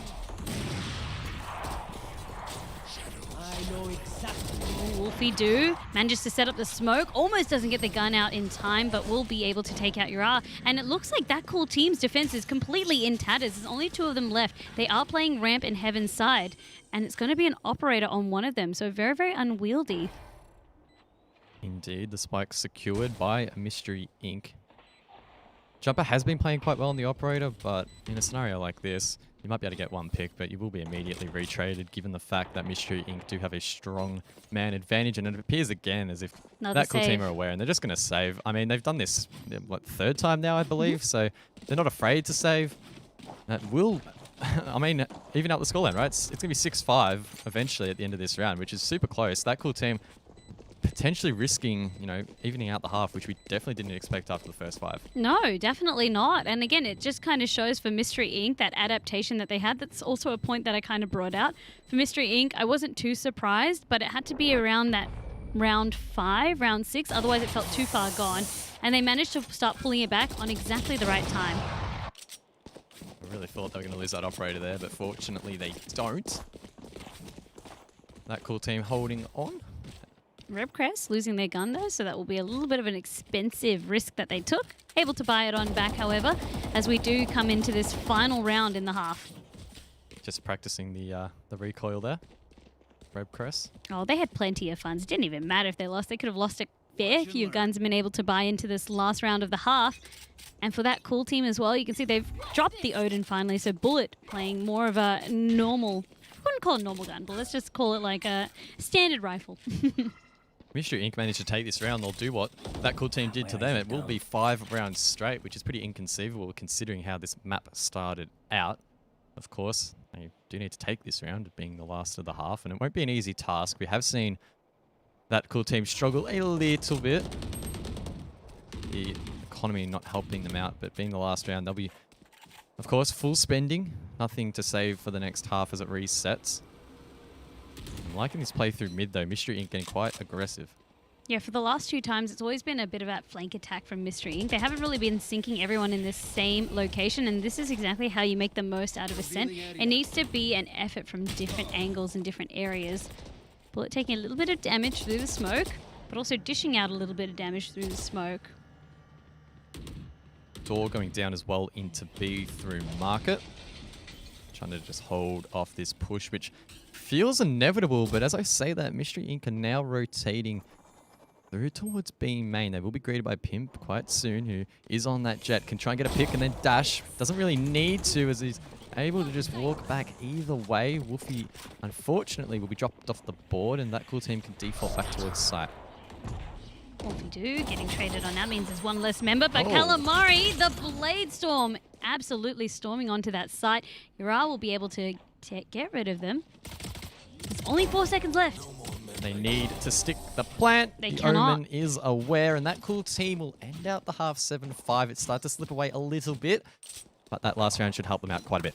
Calamari being very, very impressive in that last half. Of course, using the Blade Storm to get 2 of those members down. For Yura, very, very nice control to play for time. And as you said, it was just down to being able to stick the spike or win through eliminations. They didn't know where the last member was. They only had intel on Yura. So best play there was to try and stick the spike and then trade out. Didn't have enough time to execute, but Mystery Inc. still pulling it back. It could have been a totally different story if they weren't able to. 7-5 as we go into this second half, as we begin pistol round again. Again, pistol round will be critical here. If that cool team manage to get the first round, they could start to walk away with it once again. I mean, maybe that doesn't mean everything. We saw that in the first half, right? And the Mystery Inc. were able to somewhat bring it back, but it is always nice to have the comfort, that little cushion of the first 2 rounds. And it does look like we are going to see that cool team push aggressively in towards B main. Utility being dumped, but they push straight through it. Surely they can gain site control. Jump shots to follow. It's the Cypher left alone in the back of site, so low on HP, but somehow manages to find a pick. The trade will come through, leaving it in a 2-on-2. That cool team being rewarded by their aggression by being able to plant onto site, as Calamari has spotted one. Unsure where the other one is, but has a little bit of an idea. And with the crossfire that they want to clear out this last remaining member before they both go together to push onto site. very winnable for Mystery Inc. if they can find these picks. Calamari finds the first. Going to head straight to that spike to hit the defuse. Bullet, though, finds one. The shock dart could be clutch here if he manages to hit it, but it will miss the mark. That defuser will continue. The Jet trying to stick it. Manages to do so. It was halfway. Stick it in the end. Bullet a little bit too slow there to shut that one down. Well played by Mystery Inc. It was a setup for Mystery Inc. coming as well. I thought that they were going to try and deal with Bullet first, but Bullet didn't really reveal themselves in that B main archway. So what happened then was that they knew that they had to push onto site from Calamari to defuse it down to half and really prepare it.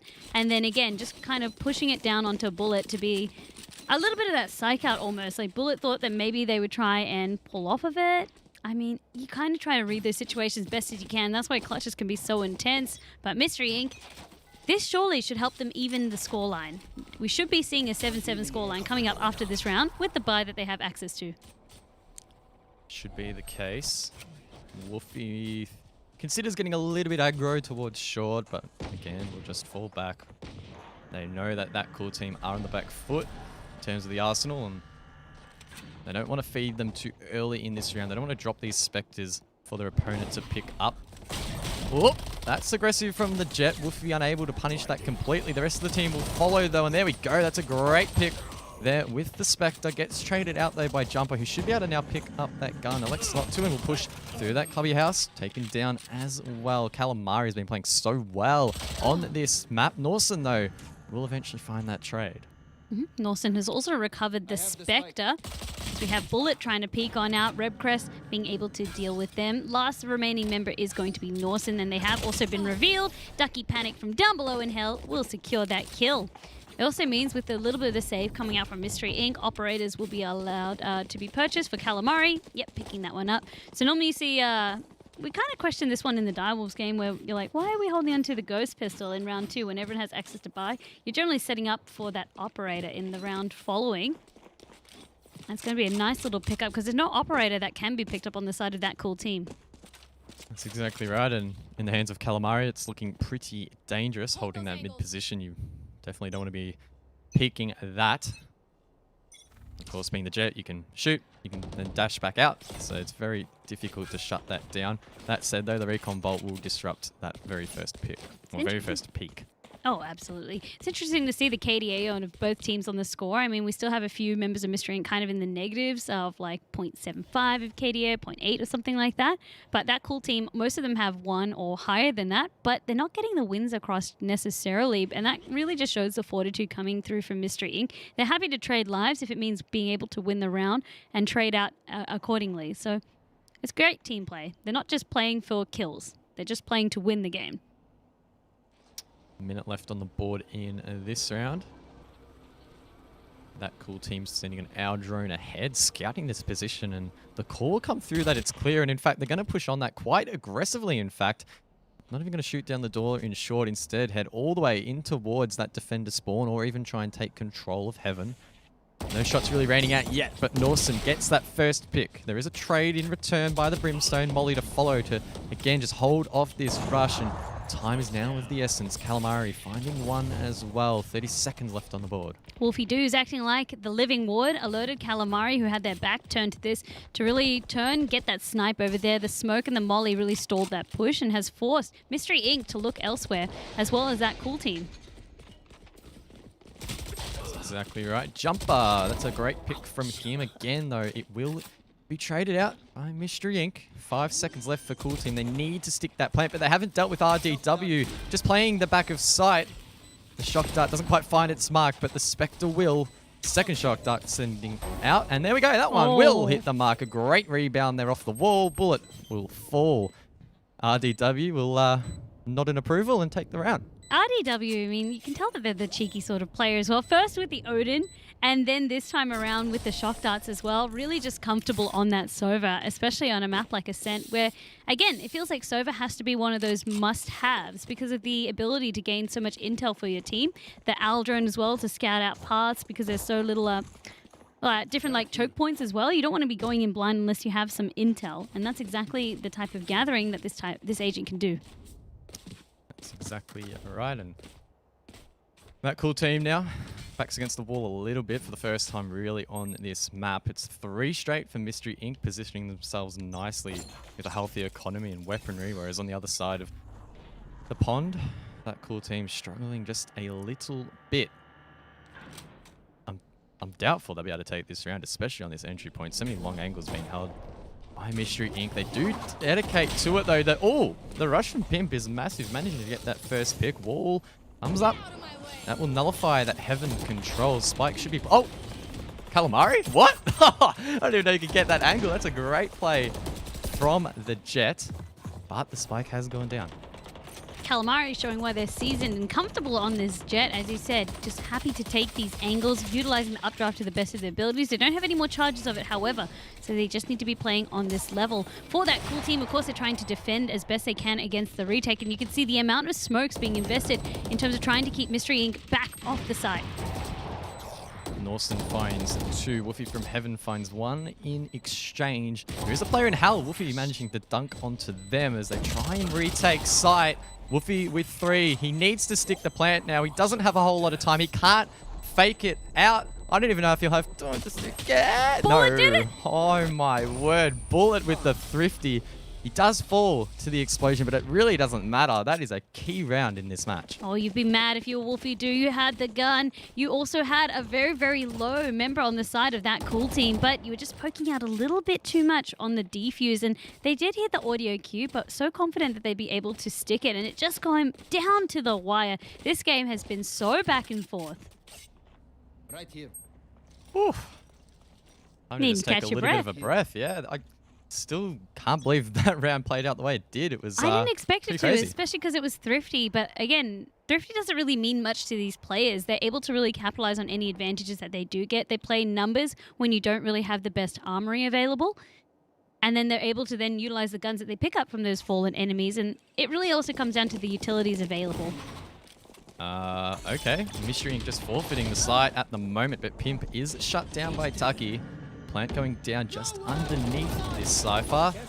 That floor bang will miss the mark. That's a very, very quick spike plant. The question is the post plant there in position? That res, I'm sure, will help out.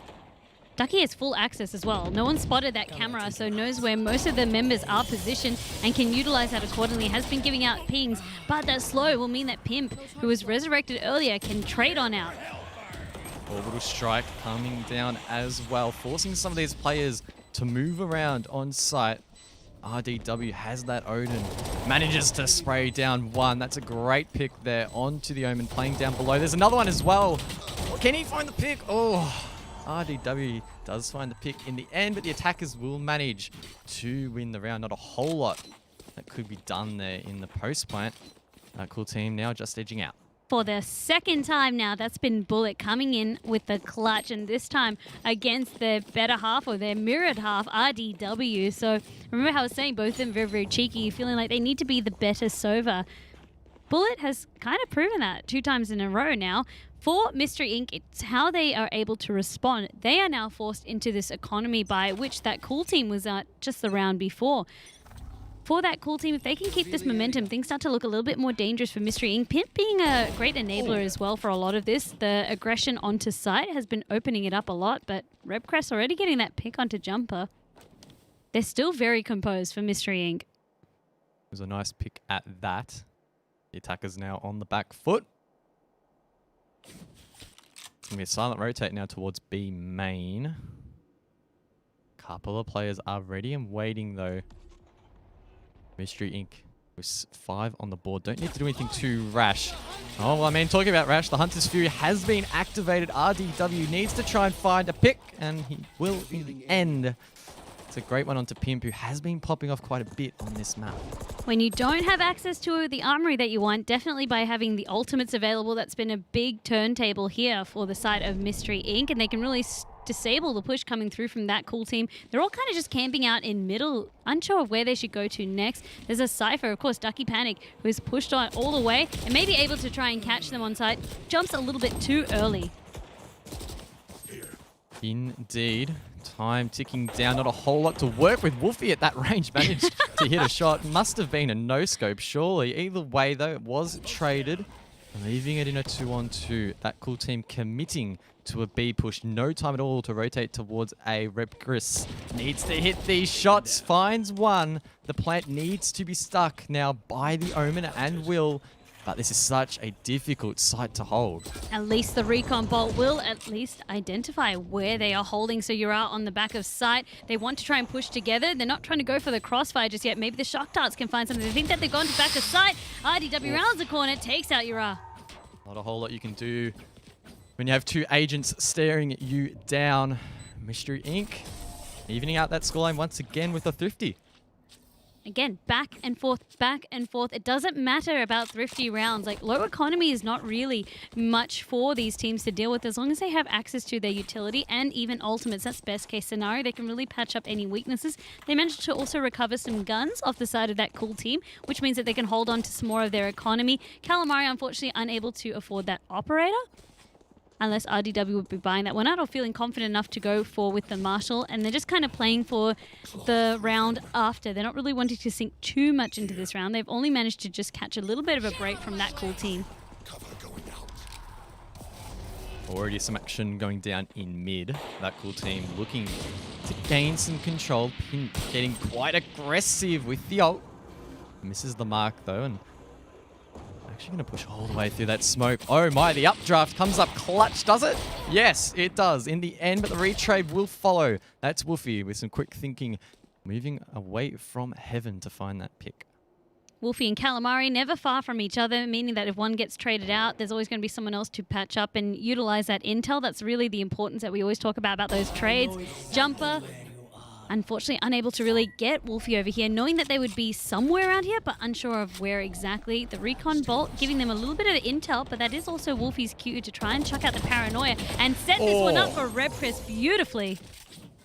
What a spray transfer that was, a 3K. That's big for Mystery Inc.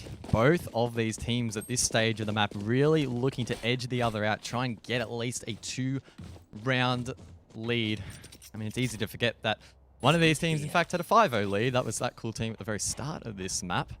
Things now a lot closer. It is. I mean, I still can't pull it either way. That cool team could very easily try to topple it, but they need to try and break the focus coming through from Mystery Inc. They always say third time's the charm. This is Mystery Inc.'s third time playing in a qualifying series. They really want that ticket to play-ins, and of course, this is their fourth time competing in the open qualifiers, meaning it's their last time.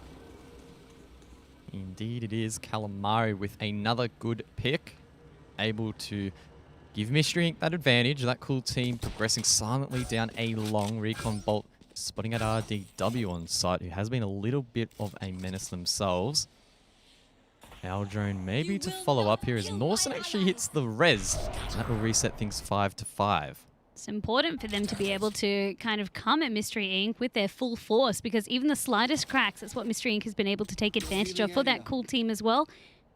Picks are so important for them. Really, really important, especially when the defense has been as strong, as hard as it has coming through from Mystery Inc. Critical round for that cool team with that res already used. They need to try and convert the round. That's Pimp the pick. Finds a massive entry there onto RDW. The site is clear, but Mystery Inc. are quickly rotating through A heaven, and this could be a bait from that cool team. Now going all the way back to mid, but they can't take up too much time. Wolfie's there to line them all up. Oh my god, that's 3. The retrade missing as well. Oh my. Wolfie had the right cue for that situation, and things were looking so good from that cool team. The read was almost perfect. If we've gotten rid of one member on A, they have to send someone else to anchor on. We'll catch them out on the rotate. Instead, Wolfie was the one waiting for you. Time is running out. That cool team surely opting to save this time. They have the operator. They have a Vandal. They're going to give this one up. Nice pick there on the operator, and as you mentioned, they are going to save. No other option, really. Unfortunately for that cool team, that will leave the scoreline 9-11 against them. Mystery Inc. 1 round away from that match point. Do you remember what I was saying a little bit earlier as well? In terms of qualifiers, the magic number for Mystery Inc. to beat was 7. They've gone 13-7, 13-7 against Mindfreak, against Rip and Tear. Even against Magic 5, it's always like 7. This time they got to Magic 5, it was 10. They've already beaten their own personal best. for these sorts of qualifiers or semi-finals. These series where really their fate is determined. So Mystery Inc., again, just showing up, showing us how hungry they are for their chance, for that cool team as well, finding it much harder on Ascent to be able to be the ones attacking. Because of the defense kind of coming through from Mystery Inc., no one's been able to gain much control to mid. But it's not even that. Even when you're trying to push onto, say, A site, no one's been able to really get rid of Wolfie Doo, who's been anchoring around this garden tree area. Weapons being juggled, jumper now with the operator. The Jet will dash in towards site, but Rebcrest is there to find 2, make it 3. A massive round there, playing that heaven position. But the trades do come through from that cool team, leaving it into 2-on-3. It's a winnable round at that, but it will be very, very challenging. Only a Sheriff in the hands here of that Omen, playing that Hell position. Plant going down. Denal not really there for Mystery Inc., but I'm sure they'll be content in the retake. Absolutely, they're setting up for it, trying to bust down that main door, at least open it up as they try to see where the rest of the members of that cool team are. They know that the bomb has been planted towards that generator area, and they have the last remaining position of Bullet. Will be gunned down mercilessly. All of them trying to rush onto the site as they try to pick the spoils up. I mean, there's not really going to be much pickings. It was an eco round coming out from that cool team. Mystery Inc. now, they are 1 round away from making it to the next stage of the tournament. That cool team on the verge of being sent home with just some points to show. It is, of course, only their second qualifier, so we're expecting to see them potentially next week, and they might be a better chance when some of the other teams have already qualied. Even if not, they'll do what Mystery Inc. was able to do and net themselves a huge amount of points for their chance at the last chance qualifiers. I said chance twice. Good on me. Chance. Because it's really exciting to see. There's different kind of paths to qualify for the play-ins. Though Mystery Inc., they don't want it to come down to points. They don't really want it to come down to how the rest of the teams play off in next weekend. They want to secure their ticket here and now. That's exactly right. It's their last opportunity to do so, being their 4th qual participated in. They are so close to winning one finally. They need one more round. That Hunter's Fury, though, does some damage to Calamari, who does manage to evade it in the end. Jumper, however, manages to get the first pick. The Hunter's Fury, though, also pushed them off-site. You can see how aggressive Pimp was in terms of being able to push up. It wasn't Calamari that they got, but actually RDW. A pick is a pick, however. 5-on-3. Mystery Inc. now on the disadvantage, or on that back foot. They have the round advantage, but not the man advantage heading into this one. The updraft will force Ducky to peek and take down in the process. Mystery Inc. likely to save, I would imagine, in this round, as they do have that operator in hand. That's exactly it. Things are looking dire for Mystery Inc.'s defense. Jumper has already spotted one out. Oh. And Pimp will be making short work out of Rebcrest as Calamari takes out Norsim, but has alerted the rest of the members of that cool team to their position. Unfortunately, whiffs the shot. The rest of the members are trying to close out onto them. Paranoia goes out. Surely they'll be falling on down here, and that's a full clear, at least coming out from that cool team. They hang on. They force Mystery Inc. to still work for this match point. I am very keen to see how Mystery Inc. are looking in the economy department. I think they'll be okay. Wolfie might have to be bought for. I think Calamari will be able to buy for that player, I believe. So look, there you go. Not the worst result, but if Mystery Inc. managed to lose this round, then they could find themselves in a little bit of strife. Maybe. I think they the would. economy should be okay-ish. The economy should be okay, but we have to wait and see what they like to do. They might even opt for a light buy. Have to wait and see, because if you're kind of sinking 2 really heavy rounds and then you have to kind of play into the round that might determine sudden death with eco, that's not really the ideal situation. But let's wait and see, because we're jumping ahead of ourselves. Mystery Inc. still a threatening match point. That's exactly right. That cool team opting to scout out that mid position. Operator shots rain out, I believe, from the defense of Mystery Inc. Jumper trying to smoke bang that Jet player in that mid position. Does have that operator in hand. If there's any player to shut down, it will be them. Trying to rotate through. See if there's going to be anyone hiding around these closer angles in that middle area. Calamari has the operator again, trying to see if they can get a wall bang or a smoke bang, I suppose, just blindly through. Unfortunately, not going to connect with anyone, but it has also alerted that cool team that there is an operator user in mid. Wolfie Do going for the flank. That's a big kill. The teleport as well. Really, really well timed. Throwing off the attack, who are now trying to hunt this player down, but Wolfie finds 2. Surely that will be enough. That said, though, the Sova has been dropped. This is another critical gunfight. Pimp, though, manages to team up with Jumper. Bullet finding a pick as well. And it feels like this one's slipping away from Mystery Inc., at least this round.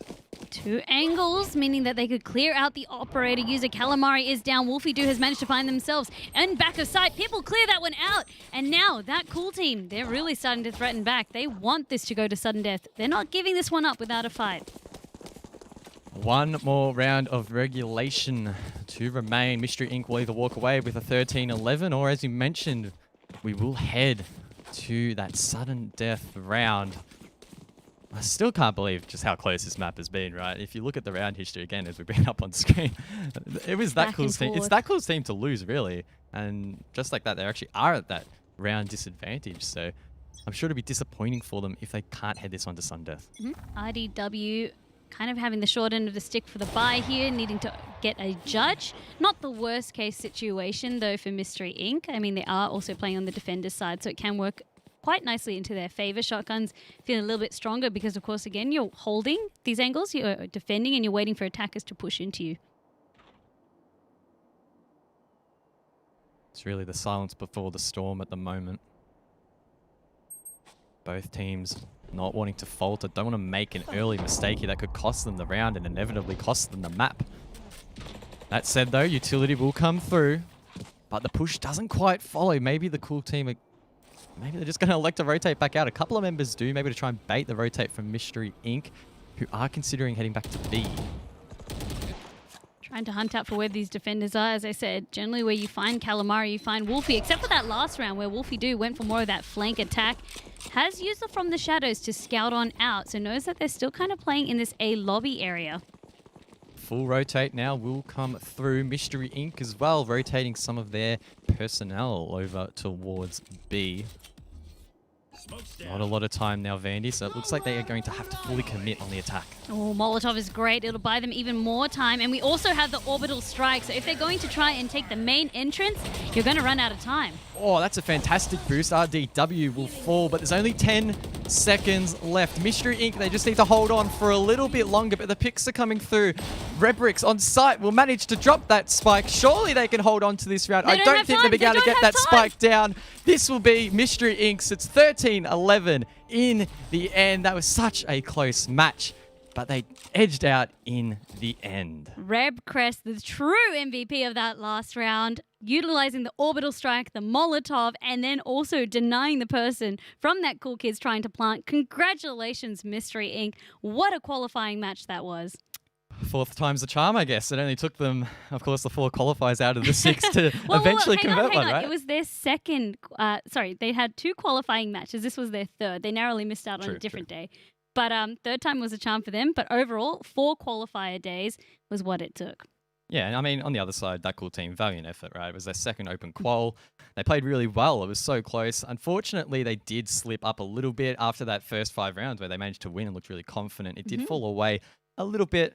But again, they'll get some nice points on the board. And hopefully, if they come back next week, then they can go all the way. Speaking of next week, I mean, let's have a look at the stand-ins because that kind of decides the tone for next week coming right up. We were so curious to see how many points had come on through. Of course, Direwolves qualified in the match earlier on broadcast, and then Mystery Inc., who you just saw, Tilted managed to net themselves a cool 90 points, as did that cool team, by making it into the qualifying matches. Icarus, Monkey, plus 80 points, plus No ID, and Fury. So Fury, one of those teams, Fury, Icarus, and No ID have been playing in a couple of the other qualifying days. So all of these points are so important for them because if they can't secure their ticket to play-ins this way, they, of course, can come back and play in our last chance qualifiers. That's exactly right. And I mean, we've mentioned it time and time again, right? You don't want to be leaving your options or your position to chance with the points. But at the same time, it is nice to find some solace, I guess, in the fact that, maybe we didn't win, but at least we went pretty far and we can get those points on the board. And they're really going to add up by the end of next week. Congratulations again to Mystery Inc. Again, it just seems so nice for a team that's been constantly trying and then consistently putting their best foot forward. They get rewarded for their efforts today, and I'm sure they would breathe a huge sigh of relief. It's been a big day for them. Yeah, for sure. It's been a big day for a lot of these teams, right? We've been starting in the morning. A lot of these teams have been playing for the majority of the day. Teams that have qualified, they can sigh, some relief. The team's coming back next week. I think it's time to hit the books, do a bit of homework, and come back next week a little bit stronger. That's it. So if you would like to compete, if you have been inspired by the matches that we've shown you today, Open Qualifiers 5 and 6, which will be taking place next Saturday and Sunday, are open. You can head to fortressmelbourne.com/riseofvalor to get in amongst the action. But for us, you've mentioned it's been a big day for players. What about us? It's been a big day for us. We need to wrap it up. I'm glad I had that coffee this evening, I'll tell you that much. But great it was a coffee. lot of fun. Again, congratulations. Mystery Inc. and Direwolves played incredibly well this afternoon, and it was a pleasure to watch. It was indeed. So I absolutely have to thank everybody watching at home. So thank you to the viewers. Thank you to the players. Thank you to our partner Alienware. And of course to our awesome production team, to you guys and to our observer Genome. Thank you all for making this a great day. We hope to see you for more Rise of Valor next weekend. Until then, take care.